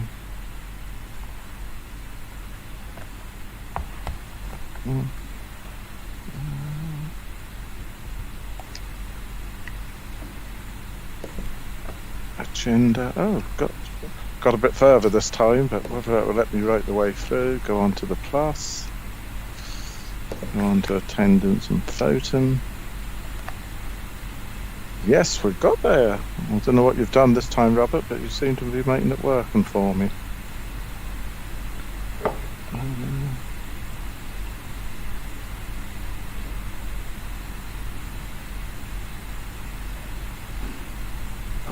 I'm about to vote now.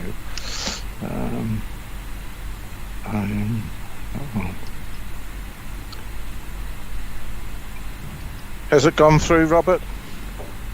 Yes, Chair. That's now all votes are now come through. Now, why did it burst back into life for me when it wouldn't do it a couple of times ago? Right, thank you. I don't know, Chair. Nor do I. So the outcome of the vote, was that it was carried by 8 votes to 2 with 1 abstention. Okay, so that is carried. Thank you very much. Right, I seem to have lost my place again. So I got that up. Let's get back to it. Just bear with me. I believe we're at the end of it now. So, members, we've come to the end of today's session. So I'd like to thank you all very much for a long day and afternoon, and your patience, and all those that have been involved, and to our officers who have taken us through it today. Thank you all very much. And now I'd like to declare the meeting closed. Thank you.